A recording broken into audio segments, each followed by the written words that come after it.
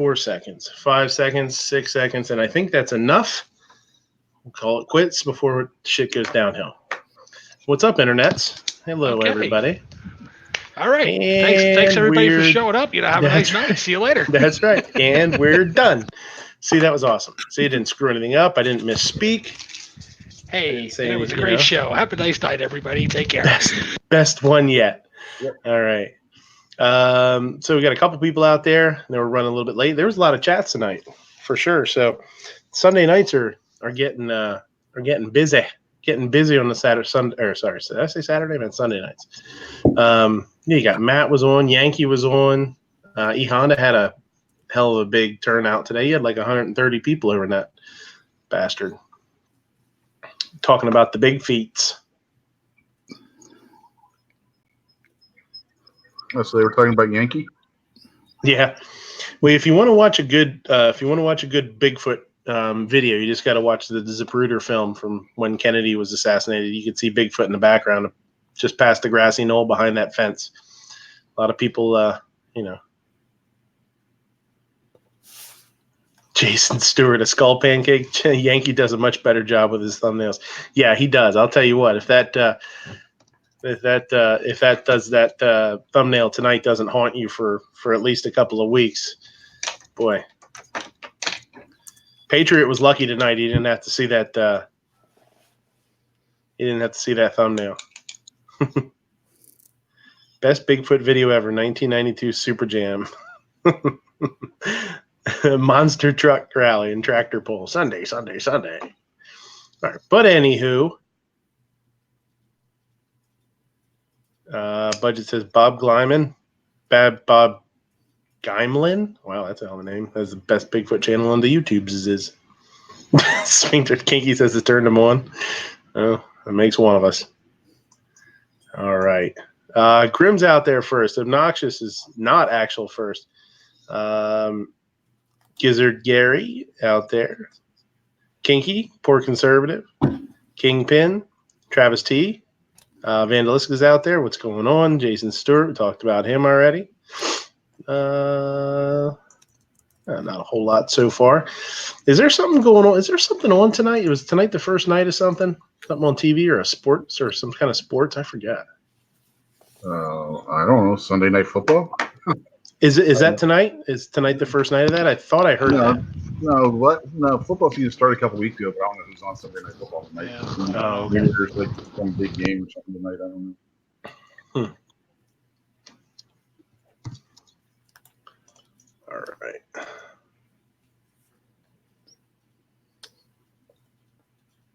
Hey, what's up, Kingpin? How's it going? Oh, what, did he take off again?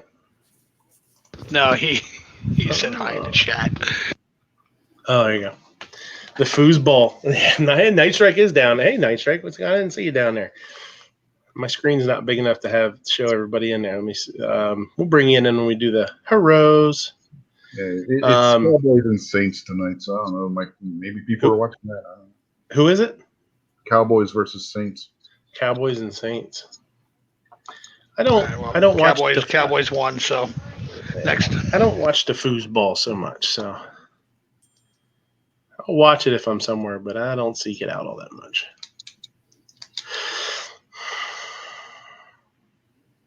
Kingman, you're down in Maryland. You should be a Ravens fan, right? No, he doesn't watch football. He did bring it up tonight, though, on my show. Once upon a time, I was a Ravens fan, but you can keep the NFL for sure. Yeah. I don't want to ruin it for anybody else. That's why I don't really talk about it too much. Were you a Ravens fan before they started murdering people? That's kind of why you like him, because you don't want to end up in an alley. You know? Yeah, right. Yeah. No. He was a Ravens fan before they got their asses kicked by the Browns today. Uh-oh. So, Gunsnob, what's going on? Just chilling. That's all I do. Chilling like a villain? Chilling. Yep. The Poor Conservative says the Chefs beat his Lions. Yeah, the Chiefs won at the last minute. Gizzard, what's going on? No show today, huh? Had to work. That sucks. Yep. But, hey, my Chiefs won, so not a bad day. Yeah. Nothing wrong with that. Had to work. It sucked. Gary could get up at 5 and do his show from 5 to 9. Since he didn't go to work. That's true. That's true.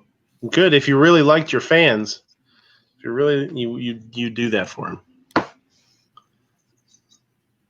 Uh-huh. Yeah, somebody on this Says, panel, if somebody on this panel, if he was like really wanting to be nice, instead of like piggybacking on his wife's invitation, could actually use his own and actually join the panel once in a while. Somebody pinch hit for me while I'm out of the lineup and stuff. I'm busy on Sundays, folks. I got a lot of shilling to do. I was shooting videos and doing voices and all that kind of stuff. Mowing my yard. Shilling for Macmillan. That's who you should be doing. Macmillan. You should be shilling for Macmillan. Get some of those cool guns from them. That'd be awesome. Rich, what's up? How'd the show go? I didn't get a chance to listen. I listened to about 3 minutes of it. Yeah, you listened long enough for me to explain to you how to use gun tube chamber. That's it.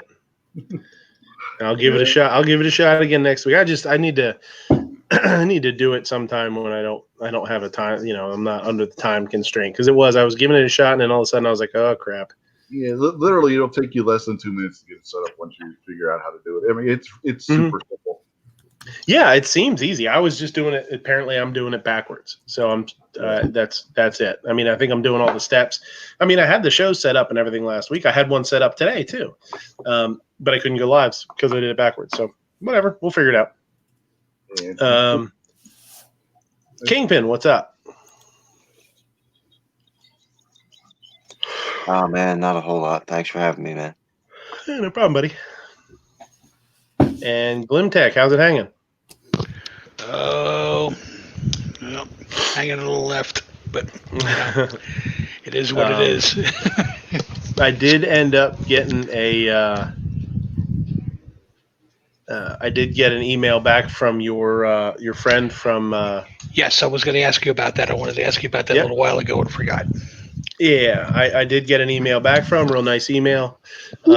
He wasn't able to attend. He was actually at some other event that day. I was afraid of that. Beginning of the week. Mm-hmm. Yeah, but I mean, it is what it is. I got a contact email, and I'll just start throwing him emails when we find out stuff's going on. I mean, seems like a good dude. Yeah. He's, like I said, he's a legislative chairman out there for that outfit. So he gets around. He's spent a lot of time in Harrisburg. A lot of time. Oh yeah, okay, good. So he's up there all the time.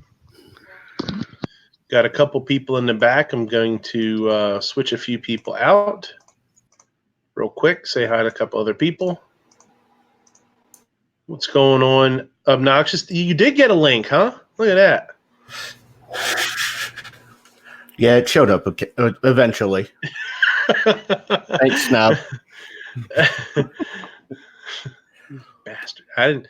I something must have happened. I mean, there was some sort of snafu in the Matrix, I guess. I see how it is. How it is. If you were ever off work where you could join my show, I'd reciprocate. You can bet. Yep. What's going on? Anything? Not much. Not much. The wife got home about 8:30 because she's been doing inventory. So she's working your kind of hours. Her first week at the new job. Yeah. That sucks. Well, what does she do again? She's a number cruncher, right? Yeah. She's the plant controller at the new place. So when I worked at a country club, the last place I worked, we had a woman that was titled the controller. Yeah, she was real peach, I'll tell you. Boy, I'll tell you what. Well, this is the first time she's been in production before, and at a place where they did production, but it was at Hormel, so there wasn't really any inventory. So this is the first time she's been to a manufacturing place where they have inventory that she has to go in for. So yeah, you know how that is. If you've ever been in that, you go in on the weekend and you've got a section that needs to be done, and you don't leave until it's done. Yeah. Boy, when I left, it's really unfortunate. The place I used to work at really went downhill. My wife is saying Sue. No, it's not Sue. She was, what the hell was her name? She worked downstairs in the offices up there. Karen. Yeah, that's it. Karen. Yeah. Kimber's for Karen. Yeah, it's always Karen. But yeah, it was a real shame. It was a really nice place that was just mismanaged to death, and went through a ton of staff. But I was there for 5.5 years. I think I was there, and I was through like 6 executive chefs, like 7 general managers. It was just crazy. Jesus. Yeah, it was nuts. Just countless managers all over the place. It was really, really a shame because it was a beautiful resort. They just let it fall apart. It was a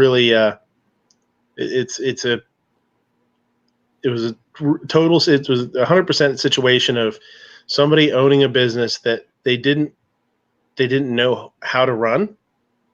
A new business venture for them.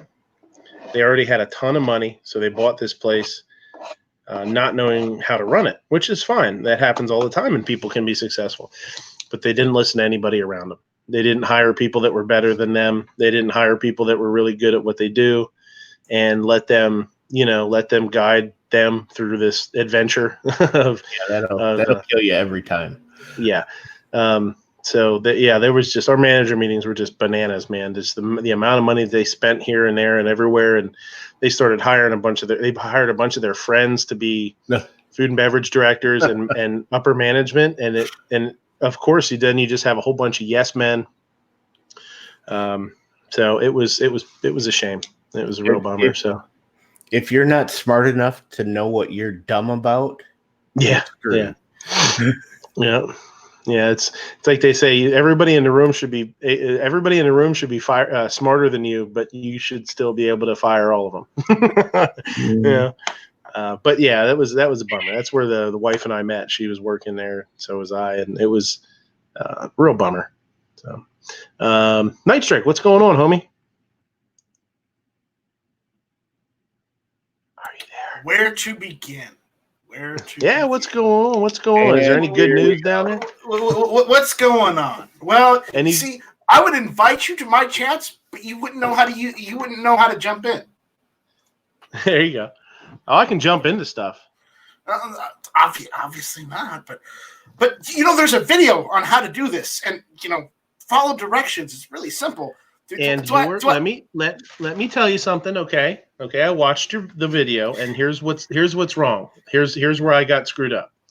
Is the very first thing to do is to go to YouTube and do a whole bunch of stuff. And then I didn't know that you had to go to GunTube first.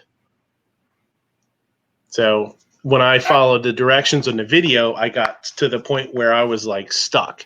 And I was like, why the hell is it telling me I need a separate encoder? I've never needed that on the laptop. I had to do it on the phone when I was doing weird stuff. But you can go to YouTube first and set it up and get the stream key. Then load up GunTube and then click those dots. And then where it says start live stream, click that and add the stream key in there. It's really easy. It's really simple. I mean, if Kingpin can do it, if Rich can do it, I'm not saying it's not easy, but I could also take you into the kitchen and tell you how to do a bunch of shit and be like, it's just really easy to just cook it. Just cook it, bro. So I got screwed up somewhere. I could cook it. It just wouldn't be up to your level of perfection. Okay. There you go. Yeah. The wife says, I had to walk through the room when I applied. Little did I know I was walking through a room of the owners and his friends to see if I was pretty enough. Oh, and she worked up. Yeah. I had to do the same thing. They thought I was pretty, so it was good. G-Webs, what's happening, buddy? It must have been on blind. They were wasted, so wasted. I feel objectified because you only picked 6 of us. We have to perform in order to even keep a seat. Yeah, dance monkey. Where's Ape at? We need another dancing monkey. He ain't even here. That's what I mean. It's survival of the fittest, right? It's natural selection.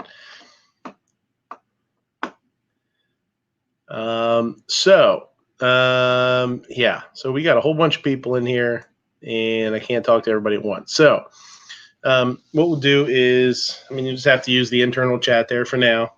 Kingpin's got a little dancing monkeys out there. There you go. Perfect. Chat battle. Yeah, chat battle for sure. And just let me know, just shove me backstage. I'm working on stuff, Oh, okay. here at the desk. So just let Snob in so he can, argue with Obnoxious. Okay. Yeah, just let me know if you want back in, okay? So yeah, if anybody wants in, just let me know in the little side chat there, and I'll switch you out, and we'll just play a little Chinese fire drill if we have to. So, lot of gun talk lately, right? A lot of talk with red flags, a lot of talk with ARs and AKs and quote unquote assault rifles. So I wanted to play a little, not so much devil's advocate, but something that I've brought up a couple times on shows, and I think it's really good to talk about, is how do you convince somebody that, or even if, bring them back to like more of the neutral side, if they're unsure about ARs, or any other kind of assault rifle or whatever. And there's a couple things that, we always say, or you always hear, you always, but a lot of them sort of fall on deaf ears. And I thought, it'd be a good sort of open conversation to talk about a little bit. And maybe some, there'd be some, good answer that pops up, or, something that we haven't really thought about, or, just to get to it. So, one of the reasons we say, you need a rifle like an AR is for defense against the government, or a tyrannical government, or keep your government in check. Another one, it's my right. We say that it's my Second Amendment right to be able to own this firearm. I own it because I can. I own it because I'm allowed to, and that shouldn't be taken away. The other thing that we say with ARs, why they shouldn't be banned, is they're not really used in that many crimes. And that's true. Handguns are used far more in crimes. But when you say, they're not used in that many crimes, an anti-gun person or somebody that doesn't understand why we would want to have an AR, they don't care about that. They just, that goes right over their head. They're like, so what? It doesn't matter if they're not used in many crimes. We just get rid of them. One of the things that was said the other day by, and I can't remember her name, somebody tell me her name, in that speech she made in Congress. The former police. Diane Mueller? Yes, Diane Mueller. One of the things that she brought up, and I think it was her, unless I'm getting my signals crossed, was her mom, right? Which she's the one that talked about her mom shooting an AR. Yep. Yeah, which is, it's perfectly logical. If you want somebody to defend themselves, they should be able to defend themselves with something that they're capable with, that they can shoot reliably, and that they're comfortable with, and they're accurate with. She said that her mom picked up an AR as a novice and was able to shoot accurately, and would be able to defend herself with them. An anti-gunner is going to say you shouldn't have these guns because a novice, an amateur, somebody that's not trained can pick up a gun like this and use it to kill a bunch of people. So, it's, all these kind of things, we use them all because They're good points, but to somebody that doesn't want to hear that, they're good points, they're going to blow them off. So what else is there? What other things can we use as pro Second Amendment people that believe we should own these weapons? What else is there? Real quick, Glen Tech went back in, so you can flip me out because I gotta go help my wife with something. I don't know how long I'm going to be. Yeah, brown chicken, brown cow. All right, see you later. She's having problems with her laptop. I bet she's having problems with her laptop. So, I'm not trying to, obviously I'm not trying to say that I'm not in any way saying that we shouldn't have them or that they're not useful or that we shouldn't be allowed to or anything. But I think it's a good talking point because you get a lot of people that are, against the ownership of, and, maybe we can talk about some good talking points here. So what do you guys think? Best damn coyote rifle I ever owned. Yeah, I was gonna say I'll hit 2. Mm-hmm. One the hunting end of it, right? Just for hogs and so on and so forth, right? That's like the most versatile thing you can use for that. And the other thing too is what we do a lot around here, and I do in my classes. You get the kids to a point that 22 is just too easy for them, and they need the next step up. And the next step up is the AR. You can run it. It's not too much, but it's more than what they got.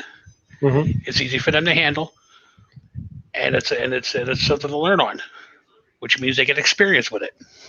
Right. And it works very well. Those are pretty much the 2 big ones I hit on. Yeah, I think the hunting one is far more useful than, and that's one I didn't put down. And I think the hunting one is far more useful than people think. Yeah. But and the other thing too, like I said, around here, I'm sure G might be able to chime in on this one too. So, but in Arizona, you have a lot of farms, a lot of ranches around here, and I don't think there's a single one of them, at least up in my area here, that doesn't have at least one AR, just for that. Yeah. Just because. Yeah, I'm sure. Mm-hmm. Yeah, and it's the, an AR or a rifle like that is going to be the best tool for a lot of jobs. Whether it be hunting or personal defense, it's going to be the most effective thing. What else? You guys have anything else to add? Yeah. Any other reasons? I don't hunt, and I do it basically just paper target shooting. But one of the things that I think, at least coming from my perspective, is getting into the AR specifically, the way it's easy to take apart. And you can find out what's in the middle. You can take all of it apart and find out all the little pieces about it. And it helps with the hobby of, gun ownership, because you can understand what a bolt is. You can understand what a firing pin and all the different components of it.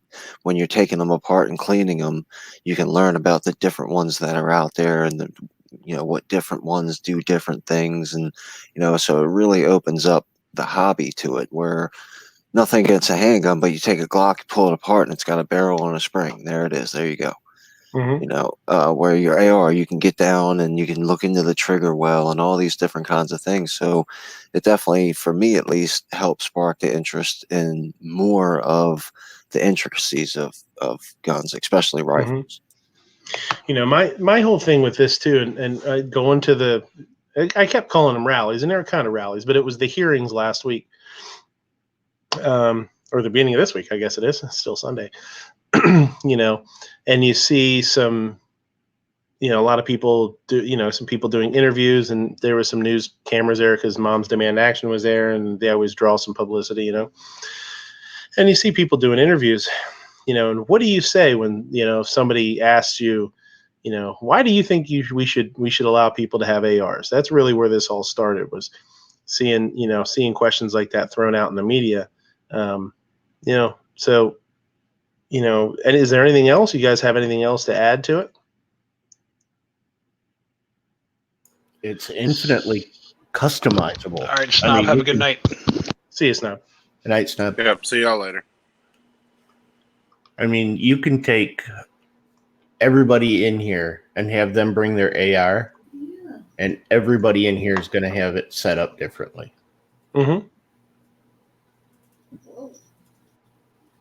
But why does that? Why should we have one because of that? Why do we need one? There's no. Why did Rosa Parks need to sit in the front of the bus? True. True.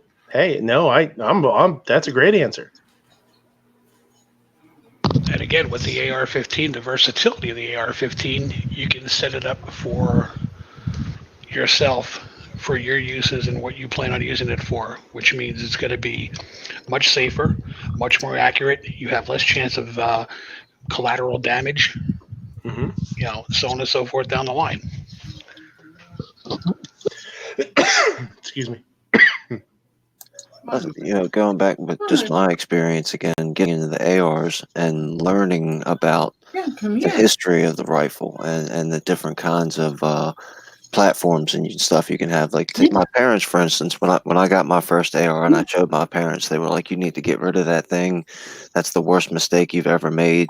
I can't believe you went out and did that." And then when I showed them my fourth and fifth one, they love them. They think they're cool as can be. Mm-hmm. Yeah, Jason Stewart says it's never just the AR. They want to ban almost everything. Yeah, I totally agree. I'm not disagreeing with that at all. And then you can also run into the aspect like myself. We who shoot competition. So I have 3 ARs, and one of them is for a home defense, and the other 2 are competition guns, and they're both set up a little different. It depends on what's going on with it, and whether we're doing short range or whether we're doing long range. Bloke saying it's the most used rifle for marksmanship competitions. There's a whole lot of cool shit about ARs. They're cool as hell, man. They're really neat. They're fun. I appreciate them as really cool machines. And I think there's a lot of valid reasons to own them. I try and see it from the side of somebody that thinks they're too easily used for bad stuff, which they're not. But what do you say to those people? Marksmanship, is that like a cruise ship where you can bring your ARs on the boat? Yeah, there might be some. I've seen guys go out and shoot like trap or skeet or whatever, shoot clay pigeons off of boats. I don't know that the EPA would like that. I don't know. I might give you a hard time about that one.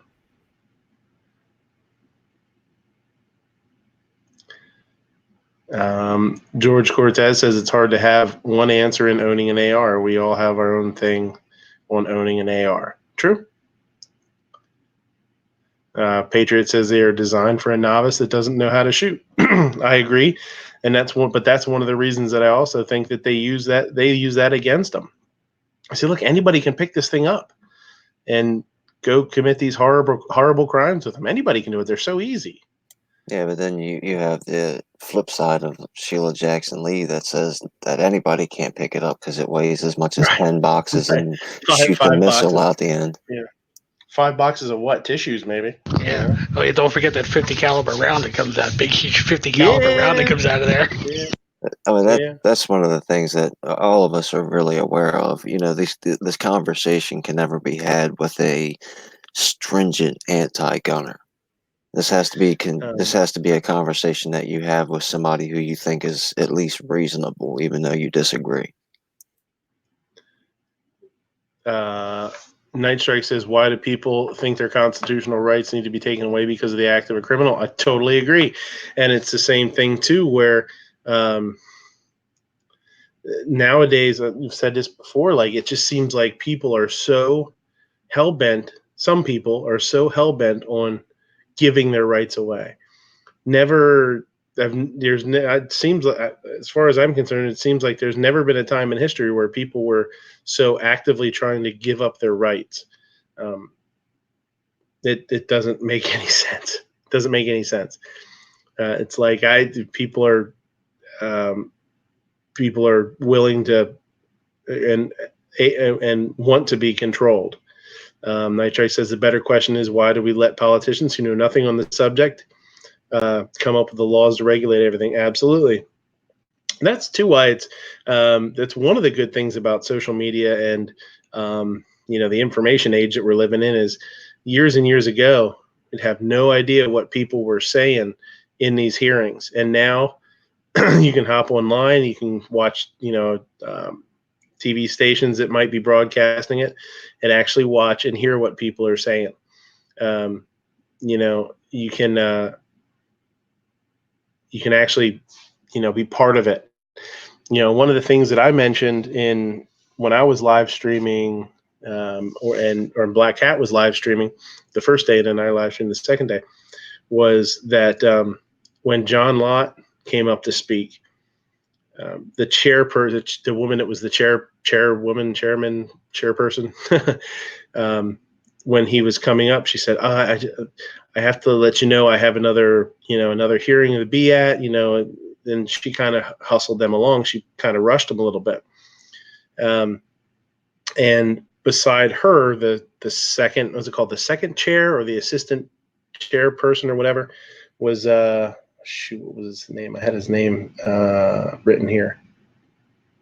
Larry Farnese in the Senate, the PA Senate, was super, super just not paying attention to a lot.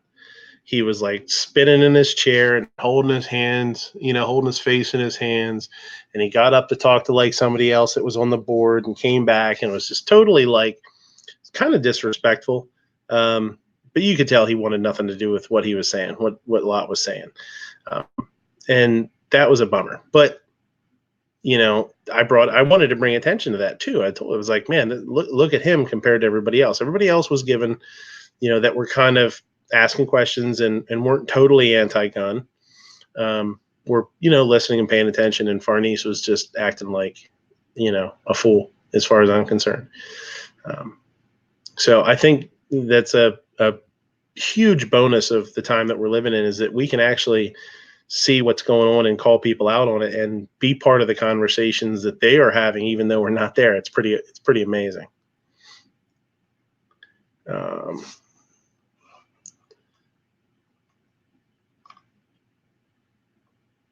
Anybody else have anything to add? Kinky also streamed from his Texas hearing the other day a little bit. It's much more interesting than I thought it was going to be. I'm really glad I went. And if you get a chance to go to something like that, it's not boring at all. I mean, it seems like it's something that would drag on and, be like, not want to really be there, but I found it very interesting. I'm glad I went. One of the other things you notice is people that are anti-gun show up for a little bit and then take off. They came, they got some pictures taken. The moms got some pictures taken. They made a big ruckus. Did you film it? I was not there in time to see them. That's a thing, and that's the kind of thing where we can capitalize on that with just having the right people in the right places and then combining their videos, but having a couple of people at a vantage point where they can watch literally the people, like you say, show up. They do their little photo ops where they'll stand in certain ways, like they did at NRA that one year. On the steps. So that they look like there's more than there are. They did it at NRA not too long ago, the NRA headquarters, again, where they kind of all stood that way and somebody had the forethought to take a picture from the side. So, that's the kind of stuff that you got to kind of be ready for them, too, because they're just going to pop up for 10 minutes, right? I was there from open to close the first day. I was there, and the first day in the hearing room, I was not in the overflow room. I was actually, Black Hat and I were in the main room listening. And at one point towards the end in the early afternoon, around noontime or so. Like before he started yelling really loud. That was the same day. Yeah, that was the guy beside us. Yeah. But that was he was yelling because of the way that they did John Lott. That's why he was pissed off, was that he saw what we saw, was them rushing him and then not really giving him the respect that he deserved as a speaker, you know? Yeah. Well, Fernice was doing what Fernice always does. For those that don't know Fernice, he is District 1 in Pennsylvania, who, guess what, is Philadelphia. Yeah. Yeah. So why he is what he is. Yeah. At one point, about 10 or 11 people stood up right at pretty much at the same time and took off out of the room. We're like, what the hell was that? And it was Ceasefire PA, Ceasefire Pennsylvania or Ceasefire PA, like an anti-gun group that all left to go outside to do some photo op and never came back in. And, you know, and then the next day, I didn't think I was going to be able to, I wasn't planning to be able to go, or I wasn't planning to go. Wife and kid were both sick. I didn't want to be disrespectful and leave the house. I wanted to stay and help help with the little guy. And a live stream came on Instagram from holdmyguns.org, and it was of the outside of the courtroom, and it was a mess. Apparently, sorry, I got stuck in the chat.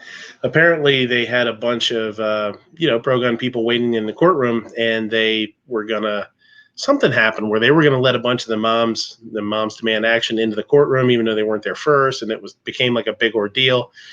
They almost arrested Joshua Prince, who's a lawyer for that was actually speaking that day. They did take somebody else away. I can't remember who it was. Just for being pro-gun, they arrested him. I don't know what he was. I don't know what happened. I know he was just there was a bunch of yelling, and the guys, the cops at the courthouse, just they had it. So I'm not exactly sure what started it or how it got, but I saw that was happening, and I was like, you know what, I should go down. So the wife, was like, no, you should go ahead, go down. You should go down. And so you saw a bunch of people getting arrested and taken away on TV, and your wife's like, yeah, you should get down there. Right now. Yeah. Just like, you should probably get down there and see if you can get locked up.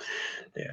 But, yeah. So, I mean, thank her for being cool enough to say, you should go down, as it gave me a chance to be in. I did get into the overflow room and was able to live stream a bunch of cool content. Walter Gibson was there when I was live streaming. He was awesome, from Black Lives Matter out in Pittsburgh. He was amazing. He was a really good speaker. I want to look him up a little bit more. I haven't had a chance, but so yeah, I lost my train of thought there a little bit, but trying to. Kingpin says, "Bring back milk when they let you out of jail. When they let you out of jail, when they let you out, bring back milk and eggs, right?" No. If you haven't had a chance to go anything like that, I suggest you go. But yeah, the talking about them leaving, yeah, that was something that I noticed. That was noticed on the second day too. Like Moms Demand Action came. They did their photo op out on the steps apparently. And by the time I got there, I saw 0 red shirts. They all, they wore the red shirts. I did not see one.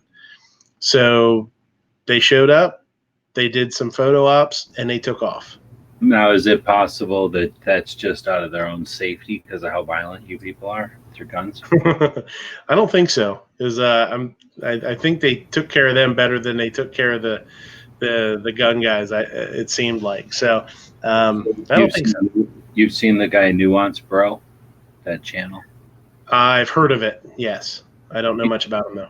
Yeah, I watch the guy. You've seen him? Yeah, I watch his show. He's pretty good. Yeah, he's this rich kid, and he's like just in a t-shirt with his like microphone, like a Mr. Microphone looking thing, and then there must be somebody else there holding the camera, right? And the two of them walk into a crowd And I think they've done it I don't watch every one of his videos. I've only watched the gun ones really, but I think he does it on different political things or different things. And he just goes up and interviews people. So that's what I was wondering is if, again, like that's an opportunity, I guess, to try to interview some of those people, perhaps try to get ones that look like they'd talk to you. Mm-hmm. Could you tell were they like, like a bunch of tourists, like, like looking for the guide to tell them where to go. And then as soon as they could tell it was their time was over, they were looking for the person waving them to which door, and they were just being shuttled out? Or was it a bunch of people that were just disinterested and were only there for the one topic?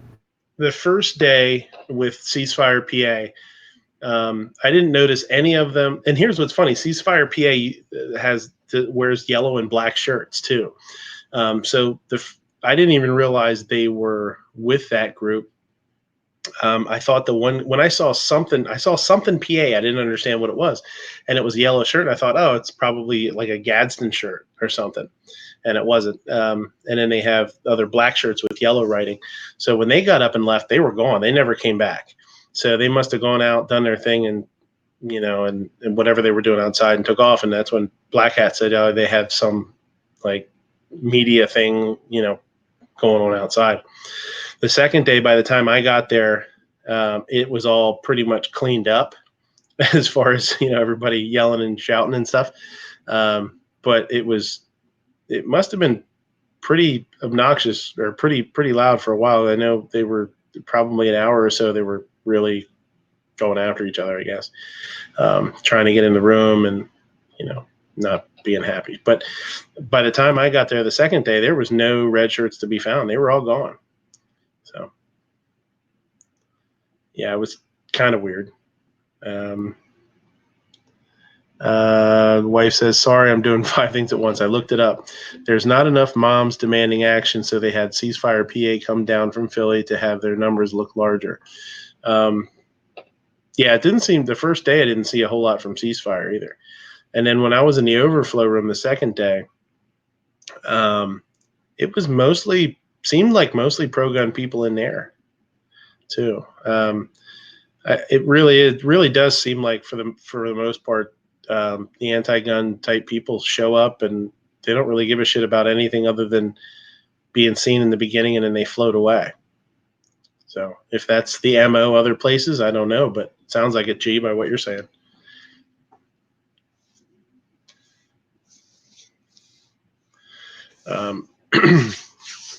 One of the other things, so what's really cool though is it sounds like, and Coda Boy did a video of it today and seemed like he could confirm it, that the ERPO or red flag laws in PA have been halted. I'd heard that the House said that they wouldn't pass them if it got to them. So it seems like for right now, hopefully, and forever, they'll be dead in the water. If there was some things that were said that I thought were pretty interesting. Just a couple of topics. They had a representative he was a lieutenant. Oh, geez, was it a lieutenant colonel from the state police, PA State Police? Penobscot. Donald Penobscot. Donald J. Penobscot. Is that who it was from MASH? Donald J. Penobscot. He was talking a lot about the PIC system and, how inefficient it has, its inefficiencies and, things that they need to fix about it. I didn't know that PA still has the ability. It's not 100% electronic. PA still has the ability to send stuff into PICs. If you have a charge against you and it has to be, your firearms rights are supposed to be revoked, they still have the ability to send it in by mail. And it can, so they can get up to 10 days or whatever till it actually gets to PICs, and then it has to be processed or whatnot. So, that's an issue that they're dealing with, that, don't want to get people that aren't supposed to have guns. You don't want them to have guns. I mean, that's a no-brainer.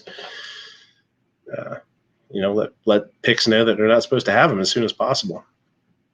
One of the things that was said the second day was by a woman that came as a speaker from Everytown. And I can't remember. I didn't get a chance to. Should have went back and she quoted precedent from a court case about what due process actually can mean. Due process apparently in some court cases there's precedent to say that due process does not have to do what we think it does. Which is you go through a court case and then they make their judgment. There's apparently been precedent set that due process, you would be able to take firearms and then go through some sort of court system or court case. That was surprised to me. I didn't realize that was anything that I'd never heard that. So that was kind of scary. They start pulling stuff like that up. Well, remember they lie all the time. Yeah, I was going to say, because there's no such thing under due process that they can do that without having a hearing first. Otherwise, you lose your due process. The only time you can do that would be a 302 commitment in Pennsylvania, mental health commitment. That they can do on a temporary hold without due process, but they have to have the hearing within 5 days. Red flag law. You're talking about red flag laws, right? Basically, just anything with due process, not necessarily red flag laws, but just the term due process. Well, I know like the red flag laws have due process built into them and pretty deep too. Most of all your red flag bills are going to start with all kinds of wording on the due process. But where they snake people at is the comma that they put in at the end of it and say, except for when there's an emergency situation. And then just every situation will be an emergency situation. So that's where they get it. That's where they get away around due process. They flower it all up, make it seem like, hey, we put all this effort into making sure there's all kinds of safeguards, except for whenever we just want to bypass them. Mm-hmm. Yes, sir. But see, the problem with the red flag laws is you have to have a hearing, and it has to be presented by your peers. You can't just have an arbitrary somebody just go into a judge that you have no idea who it is, and then they come and take your guns, and then 90 days, 180 days later is when you finally get your hearing. That's not due process.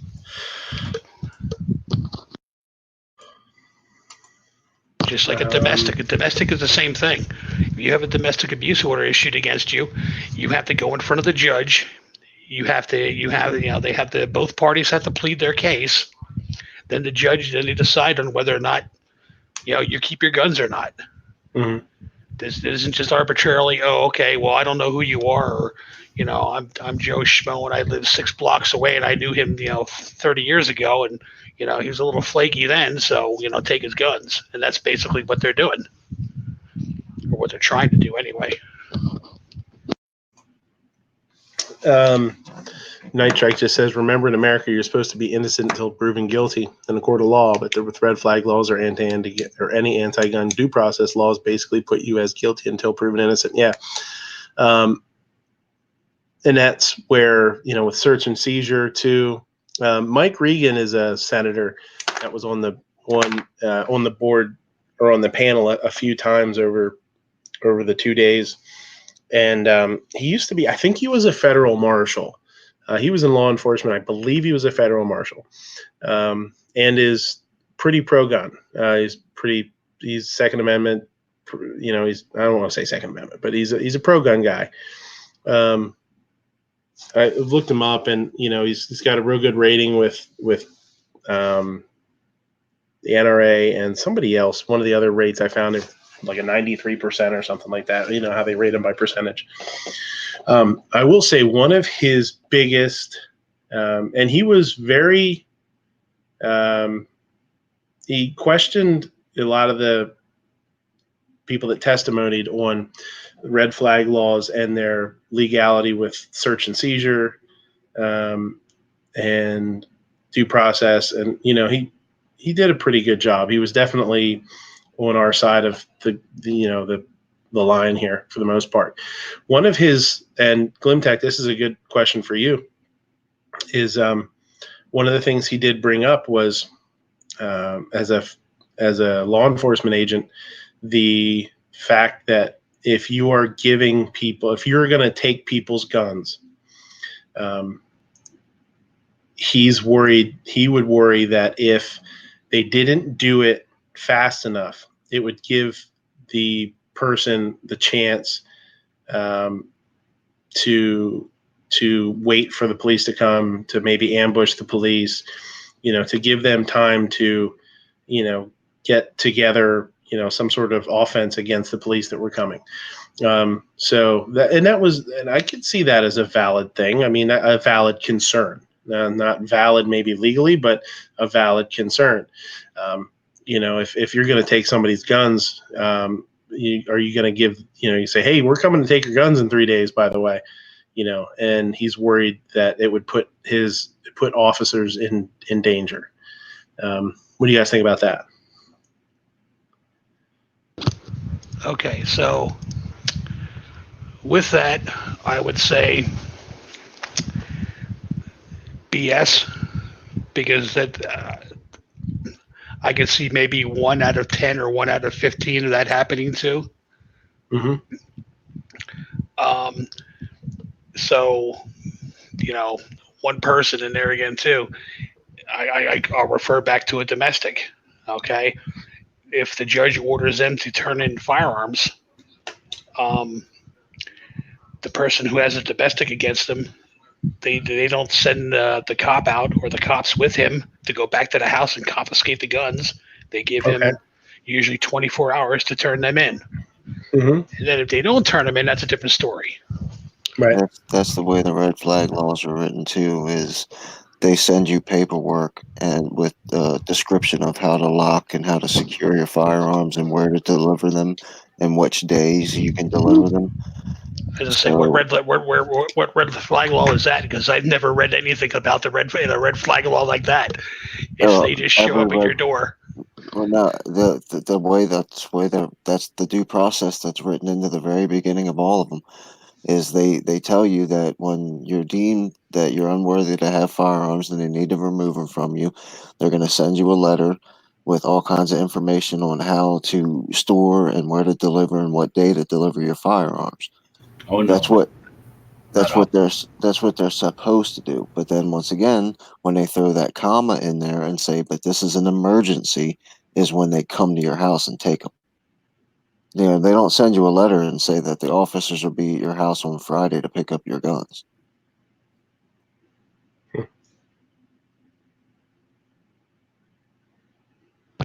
And G, you were saying something there? No, he addressed what I was my concern was that part. Mm-hmm. But you gizzarded me earlier. Oh, I did? Yeah. Go ahead. Yeah. You can ungizzard yourself here. Yes, everybody else their answers, and then you just went on into this other stuff. But I think it's the same thing. So before you were asking, I don't know, I guess you wonder why anyone would want to own an AR-15. You don't feel the need for it or whatever. So I think that first off, you need to be offended first off, because, well, what's going on there? What's the name? Is there a name for that question? Like, when are you going to stop beating your wife? The question that has no answer, because you look like a leading question. Leading question. Or so manipulative. Oh no, they're not as benign as hypothetical. That's like, I'm just asking a hypothetical question and you can't answer it. That's like asking a question that is leading or sorry, what'd you just call it? No, Night Strike said rhetorical. Like you're not really rhetorical is innocent also, whatever Obnoxious just said. What did you just call it? Leading question. Leading. Yeah, so trying to lead. These are engineered questions with intent. They're designed so that you can't answer them. So, that's like the kid now, that crazy kid whose parents are both drama like coaches or something, or actors or whatever. And she's up there on stage doing that acting. It's like, why like Hitler do you have to bring children onto the stage? Like, why have you lost your argument? Like, at what point do you refer to children instead of experts? So, why are you asking such a question to me? The Rosa Parks, I think, is the quickest way to address it.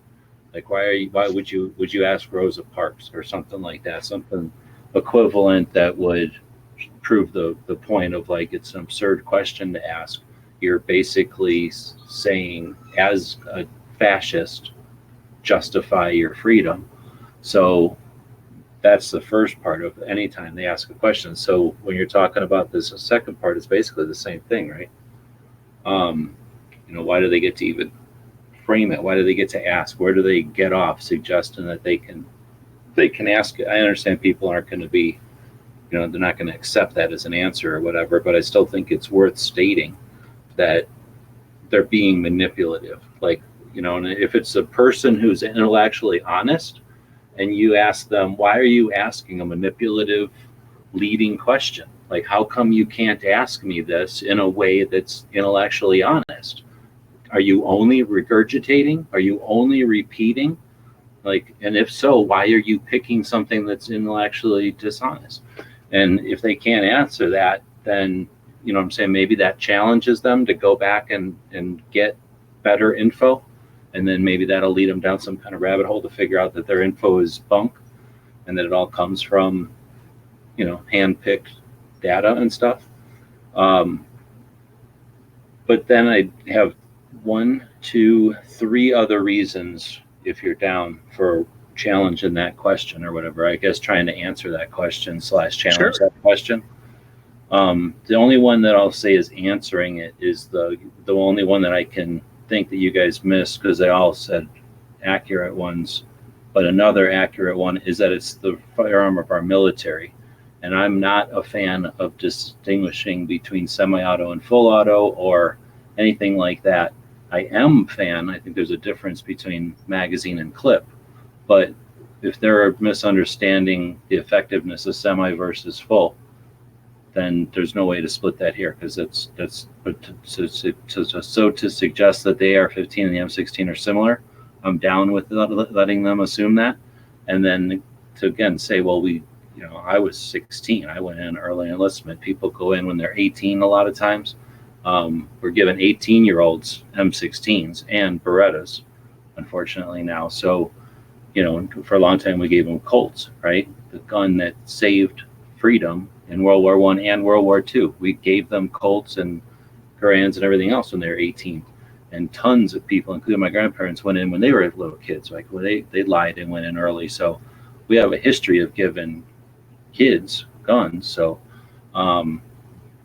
being all the things you guys said, but I would just add that it's the gun that we literally, draft. Well, we don't draft anymore, but for a while in Vietnam, we drafted people and gave them that gun because it was easy to use for all the reasons they said. And then now when you get out of the military, the people that get out after 4 years are still in their 20s, early 20s sometimes. And that's the gun they're familiar with. We just literally gave them a lot of time on the clock familiarizing themselves with it. So why would we then tell them they're no longer capable or fit, right? So that's the only one I would suggest, like, actually addresses the question that they might be satisfied with as an answer.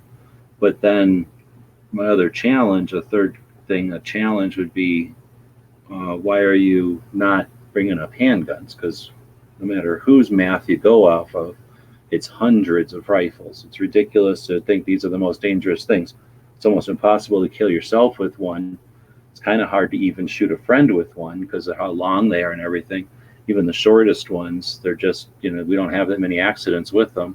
So why aren't you going after handguns? If you're seriously worried, handguns are what kids find in closets. And, even though there's less than a couple of dozen accidents per year that are fatal with guns, they're all handguns. So why not go after handguns? And the answer is, they don't want to go down that road. So that's one I would challenge them. Why do you need an AR-15? Like, why do you have to go after the AR-15? Why aren't you worried about my handguns? I might have a handgun in my pocket right now. So my 6 people in here, if there's as many guns as there are cars, and we each drove here question how many of us have guns in our pocket. Like, why are you worried about rifles, which you can see when we all have guns in our pockets? Just to get them off the topic and to throw them, because I think it's worth challenging them. If they're going to give us a leading question, right? Shouldn't we have tools in our arsenal to throw them off balance right back at them? Depending on the person, right? That might be worth it. Mm-hmm. And then last one is, again, why are you going after M16s versus AK-47s? Because you've already gone after AK-47s. Imported guns are already banned for the most part. It's very difficult to get them here. And then, there's just fewer of them because of restrictions. So are you saying those aren't so maybe there's some angle there, force them to, again, not get the answer they're expecting, because they're just expecting shall not be infringed, right, from my cold dead hands, and then they win, right? So again, why are you going after AR-15s? You've already gone after AK-47s. You've taken them from, I think somebody in the chat said earlier, from an all-time high in the 80s when they claimed that AK-47s were so bad and they put all the import restrictions on them. You've already gotten rid of those. Why are you going after AR-15s now? Because the only thing you got left to go after. You tell us you don't want all the guns, yet you're going after the 300 deaths. Come on, seriously, it's 6 per state or something?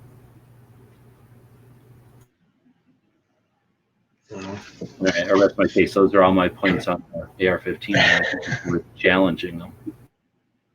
Yeah. Anybody else have anything to add?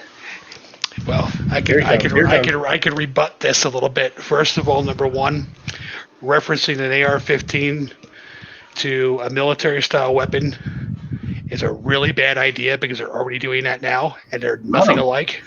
Yeah, they are. They're exactly the same. No, they are. They look alike. The bullet's the same. They hold the same amount of ammo. What do we expect? There's one little tiny difference. It's the same. I think one thing too that people try and use as it's a catch-22 also. Catch-22, that's funny. But is people say sorry, let me get my thoughts here. That it's not an assault rifle because it's not select fire. So it's not that, so it's just a semi-auto rifle, which I agree with. But then on the other side, assault rifle is non-existent anyway. It's a made-up right, term. I get that. They don't give a shit about that. It's irrelevant to anybody that doesn't like guns. They don't give a shit. That's semantics. But then we as gun owners are always, push not dissolve, but refute the fact that select fire is not as effective as semi-auto fire anyway. Full auto fire is, it's inaccurate, it's wasteful, and you're actually better off using semi-auto. So then we're kind of, not that we're intentionally doing it, but you're kind of talking out of both sides of your mouth a little bit when you're saying, well, it's just semi-auto in an AR-15. But if you had an M4 with select fire, you'd be better off using semi-auto and more accurate anyway with an M4. So it doesn't really matter. That's one that I think is problematic when you're when you're discussing pro-gun versus anti-gun or assault rifle. Yeah. Now the only thing is with the M4s is they're actually changing those. They're taking away the fully automatic aspect of it because, like you were saying, it's very inaccurate. Certain groups are still going to have that, but the majority of them now are going either semi-auto or 3-round burst. They aren't going. Yeah. They don't have the fully auto.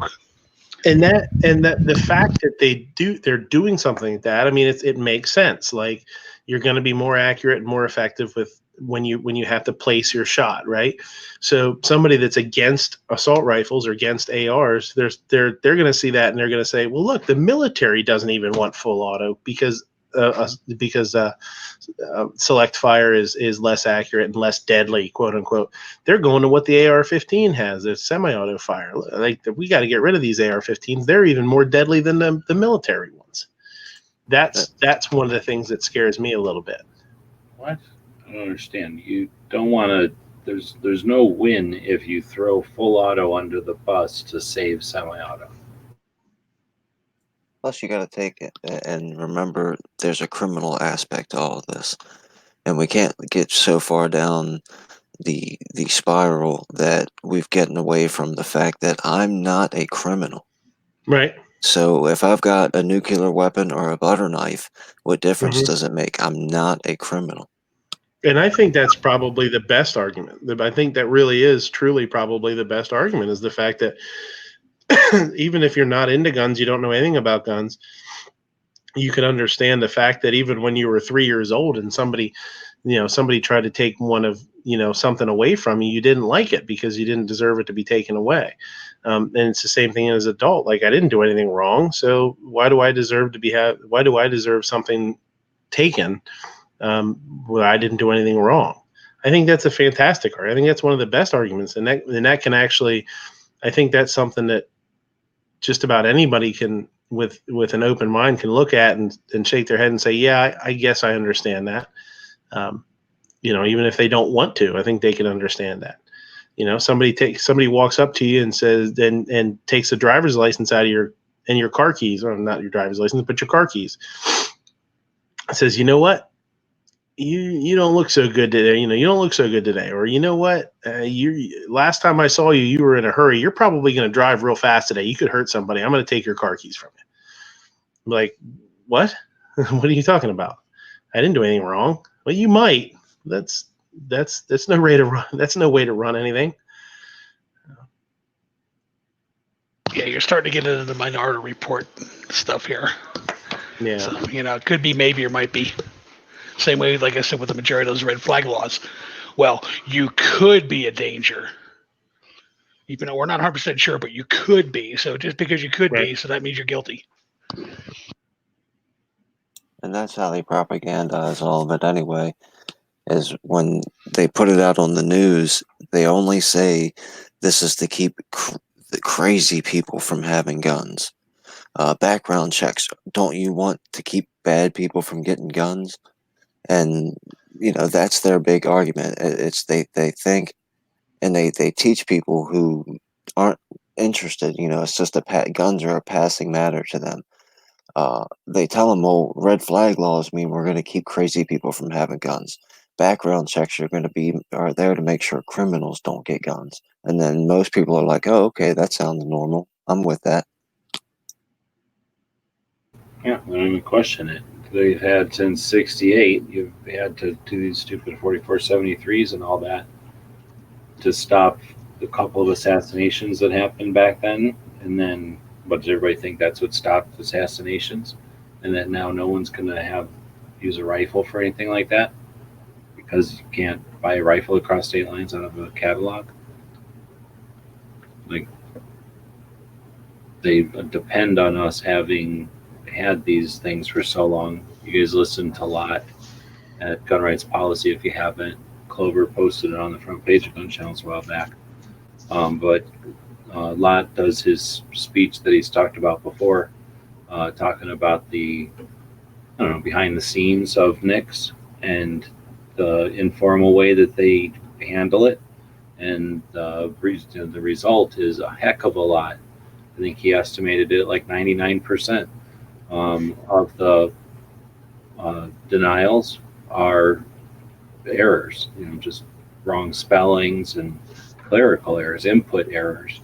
Like, very rarely does that system ever kick out a problem.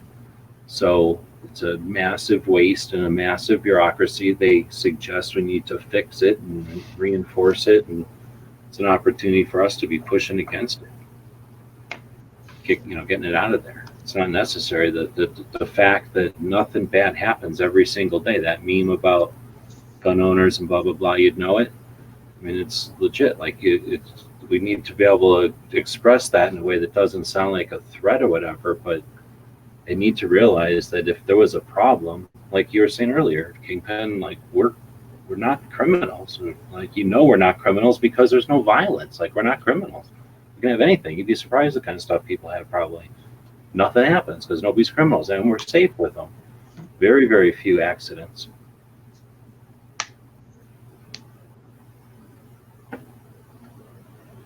Night Strike has down in the chat there, if they really wanted to keep criminals from having guns, they'd prosecute criminals to the full extent of the law.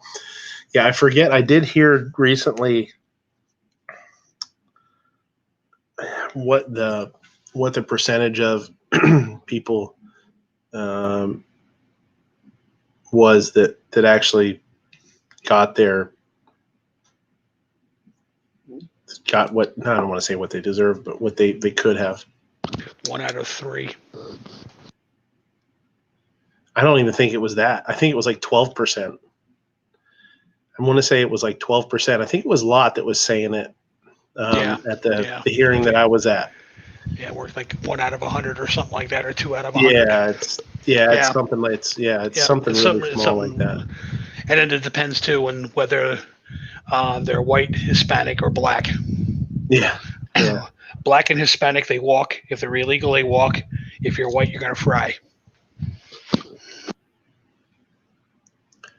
Maj Toure has been throwing up on his Instagram clips of his testimony from last week. Oh, I thought you were going to say he went to your restaurant because you said he was throwing up.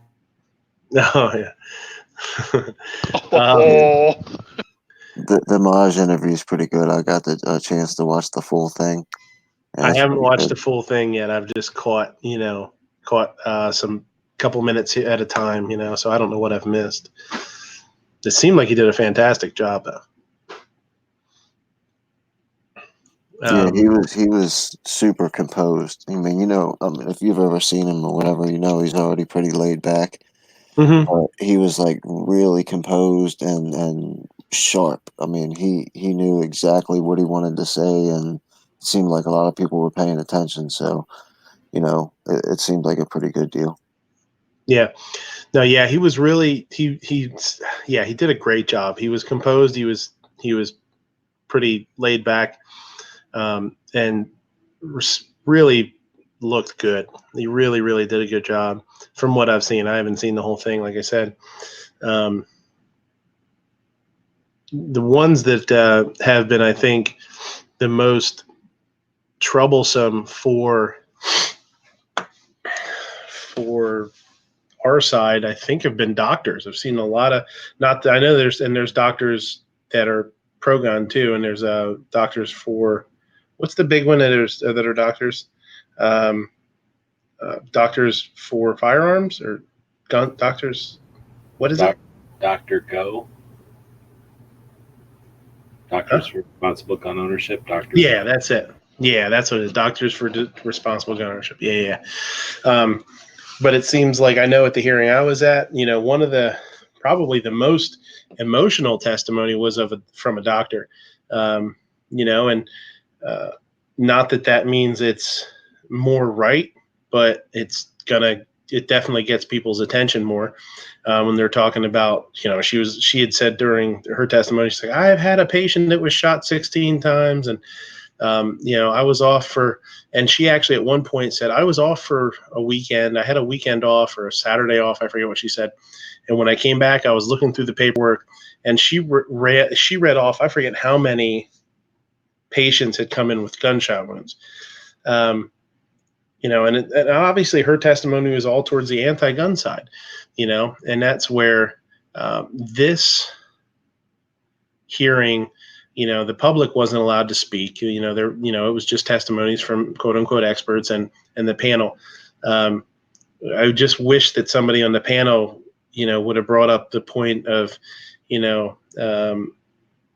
how many people do you think you did not see as a doctor because of the fact that they were a firearms owner, and then throw out there like how many 500,000 people or something a year protect themselves with a firearm. So you saw on a weekend these people that were shot, and she also didn't say, there was no mention of whether those people that were shot, quote unquote, deserved it or not either. So, I mean, she, for all intents and purposes, some of those people might have been shot as they were assaulting somebody too. That's a number that obviously she's not going to want to look into. And then my next question what area in the world does she work in? Are 90% of those gang related? Because they're drive-by shootings, which they don't take into account at all for whatever reason. It doesn't have to be that. It can be that she's a surgeon or some sort of specialist, and they helicopter everybody to her, so she only sees the worst of the worst, which would also be skeptical. Like, come on, you're the one person. So you're either way, she's doing testimonies because she sees a lot of them. And then you got to look at it like, okay, come on, what about every other doctor in the state? You're the one, So the thing is, doctors are looking at it as doctors, so everything they see is from the end of the bleeding, right? Now, so whatever their testimony, it's just going to be in the, again, like reporting the after effects, I guess.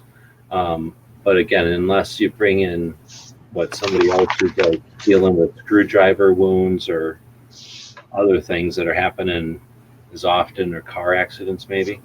But anyway, how does a doctor know what education or what safety would have done as far as preventing? So you're talking about how many crimes might have been prevented, and those are the residual accidents. I'm saying, how does a doctor know if the fact that they keep firearms education out of schools, how does that affect what these people are doing after, and their decision to use firearms or something? So all I'm saying is doctors are only looking at it from the end where it's bleeding and not looking at all the potential preventative things that could have influenced it. And that would not be like depending on more crime, because I don't like the idea of like, oh, guns are necessary because they prevent so many crimes. Number one, that's just hypothetical from a bunch of people and what they suspect. So super thin ice, if you want to use that as a number. It is not good science. It is total projection, and it's old. So we've been using that way too long, and it's just one number. Plus, it implies that we live in this dangerous, horrible country where there's all these crimes happening and people are brandishing and saving themselves from imminent death. Somebody's walking down the trail and you're walking the other way, and they misunderstand you swinging your hands, listening to the music, and they think that it was a holdup, and they brandish. You didn't even recognize that they were there, and they walked on. Your recollection of it is, what person? I didn't even recognize I walked past somebody. And their recollection is, I almost got mugged and I brandished and that saved my life. You know what I mean? Like, I don't believe any of those numbers. So all I'm saying is, I'd rather go with strategies that don't require us to suggest that we live in a super dangerous place and we all need guns because they save us. I want to still own guns when we live in a safe world of Star Trek where there's no crime, because I was watching a thing about China. There's cities in China where they don't have cash anymore, and they don't have petty crime. Like, there's just not as much petty crime because there's nothing you can do with cash. Like, unless you're going to steal somebody's phone or something, that's about the only thing to steal. I don't know if that's true. That's crap. But if we get to the future where there's not petty crime anymore because of cameras and there's nowhere to run, there's facial recognition, 3 people that you rob, 2 of them are going to have a camera, that kind of thing. Like, I still want guns. I don't want to have our only justification to own them is that it's dangerous. Well, plus also, like G-Webs was saying, when you're talking about a trauma doctor or trauma nurse or somebody that's at the end of the bleeding, like G-Webs was saying, everything is dangerous. Remember trampolines. Trampolines were the most dangerous thing this country had ever seen. And then Little League football, drink and driving accidents. Every time prom comes around, you see out in front of your local high school a crashed car, because this is what happens when you drink on prom night. So those doctors have it from a skewed perspective because they're at the end putting people back together after whether it was a legal good decision or an illegal bad decision. So of course she's going to think it's traumatic. How often does somebody get shot 16 times? I totally agree, and that's a great way to put it. And I remember having those days at school where they brought in the trash car, and they're like, "This is what happens when you drink and drive," and that's a good point. That as a doctor, you see the person come in, and it doesn't matter why they're there or how they got there, just that they're there, and you think that that bullet hole was the thing that caused it is the issue, is the problem, when in fact somebody comes into the ER and they were in a car accident, that doctor the next day doesn't go out and try and ban a Jeep Wrangler because that's what they were in when they got in the accident. Or like no one should drive because it's dangerous. Right. Like you can drive if you have to go to work, but like recreational driving, that's not really necessary. That just wastes gas. You really need to have a reason to drive, really. There you go. If you're going somewhere, that's fine. But like if you just want to take a drive, come on, the environment, come on, safety, come on, school zones. That's the original school zone.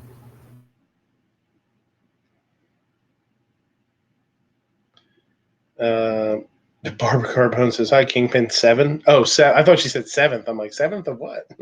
That's a 7th thumb up. That's a bummer. Maybe it was thumbs down. I didn't even think of that. You kidding? Look at that ratio. 31 thumbs up. That's what. Is it? I can't see it. Oh, he doesn't even appreciate it. You have 31 thumbs up ratio. Here, we'll see. We'll pull it up here. 31, only one down. Yeah, there we go. I must be doing. I'm not doing my job. Oh, here, hang on a second. Here, let me change mine real quick. Make that 31, 32 down. Somebody just put that thumbs down in there too. It just got there. What's really funny is last week, I didn't even mention this. I didn't realize it until afterwards. But when I was trying to do the gun tube thing last week, and I had like three chats at once, not live, but 3 set up. And then a 4th. I had no thumb. I had some thumbs up on just because people, saw it up and they thumbed it up. But I had thumbs down on 2 of them and 2 thumbs down on one of the other ones before they even went live. They never ended up going live. But I was like, oh man, they must think the show's going to be awesome. 2 thumbs down already. Those are the good ones. It's like I want to hate, but I don't want to like show up on Sunday to hate, so I'll just hate more. Yeah. I got to get to bed, so I'm just going to hate this shit now. I love this, so but I got to get to bed now anyway. So thanks for having me, man. I appreciate it. Absolutely. Thanks for the input, man. I sort of had a idea of how I wanted the show to go, but it's like herding cats. This is a tough one, you know what I mean, to get everybody. I don't know. For me, I'm not the best, at this. So, but I appreciate your input, man. You did a great job. Thanks for having me. Have a good night, everybody. All right, have a good one, bud. See you, man. Yeah, I got to run to midnight. I'm pretty sure Gary never even had a chance to answer that first question. Oh, about why I need an AR? I don't know. I don't have one, so that's the biggest one. That's the biggest one. I'd love somebody at a rally to stick the camera in Gizzard's face and say, "Why do you think you need an AR?" And he just goes, "Because I don't have one yet." Yeah, I need to buy one. You know where I can get one cheap? And just stomp off. I'm heading to the gun show and just stomp off. Yeah, I'm about to fall asleep here, so I better go. I have a question for Gary. I have a question for Gary before he jumps off. Okay. Are you near Pittsburgh, Kansas? It's about an hour and a half away from me. I know where it's at. Okay. They had some kind of an event there this weekend, it sounds like. Cool. I'd never heard you talk about it, so I just figured I'd ask. Yeah, I don't get down. That's clear down in the southeast corner of the state, so I don't get down there too often. Oh, it could have been sort of near Snob then. Yeah, it's down that way. Snob doesn't like guns, though. He didn't go. He's closer to Pittsburgh than I am. Oh, snap. All right. Yeah, Snob's a snob. I mean, it's right in his name. All right. Well, thanks for the invite. And if you want to just, shut off the mic and leave the room open or leave the seat open there like an old Yankee used to do, feel free. Yeah, I'll be nice. All right. Thanks, everybody. We'll see you later. See you, buddy. Thanks. Take it easy. Later, Gary. As a matter of fact, G, I had Yankee on my show last week for about 3 seconds. It was epic. Yes, he did. Yes, he did. He popped in, but nobody could hear him. My views went through the roof. No idea what Yankee was trying to tell us. Couldn't hear a word he was saying. Yeah, I didn't realize what it was at first. From the hotel? Yeah. He probably thought he was ordering pancakes through room service and misunderstood the length. That's probably what it was. That's probably what it was when he realized, wait a minute, who the hell are all these guys? All these. Well, yeah, no, he tried to get on Midnight Show to have pancakes delivered for him in the morning. That was the problem. Yeah. He was trying to call room service. Is this Grubhub? That would be the best room service, right? Where they knock on your door with food. Yeah. Do they do that? I never even thought about that. And what's nice is if you order pancakes or something like that, you don't even have to put pants on. You just tell them to slide it right under the door, and you're good to go. It's a win-win. People in hotels are like doctors. They don't count. Like if you can are naked or whatever, they'll just open the door and bring it in.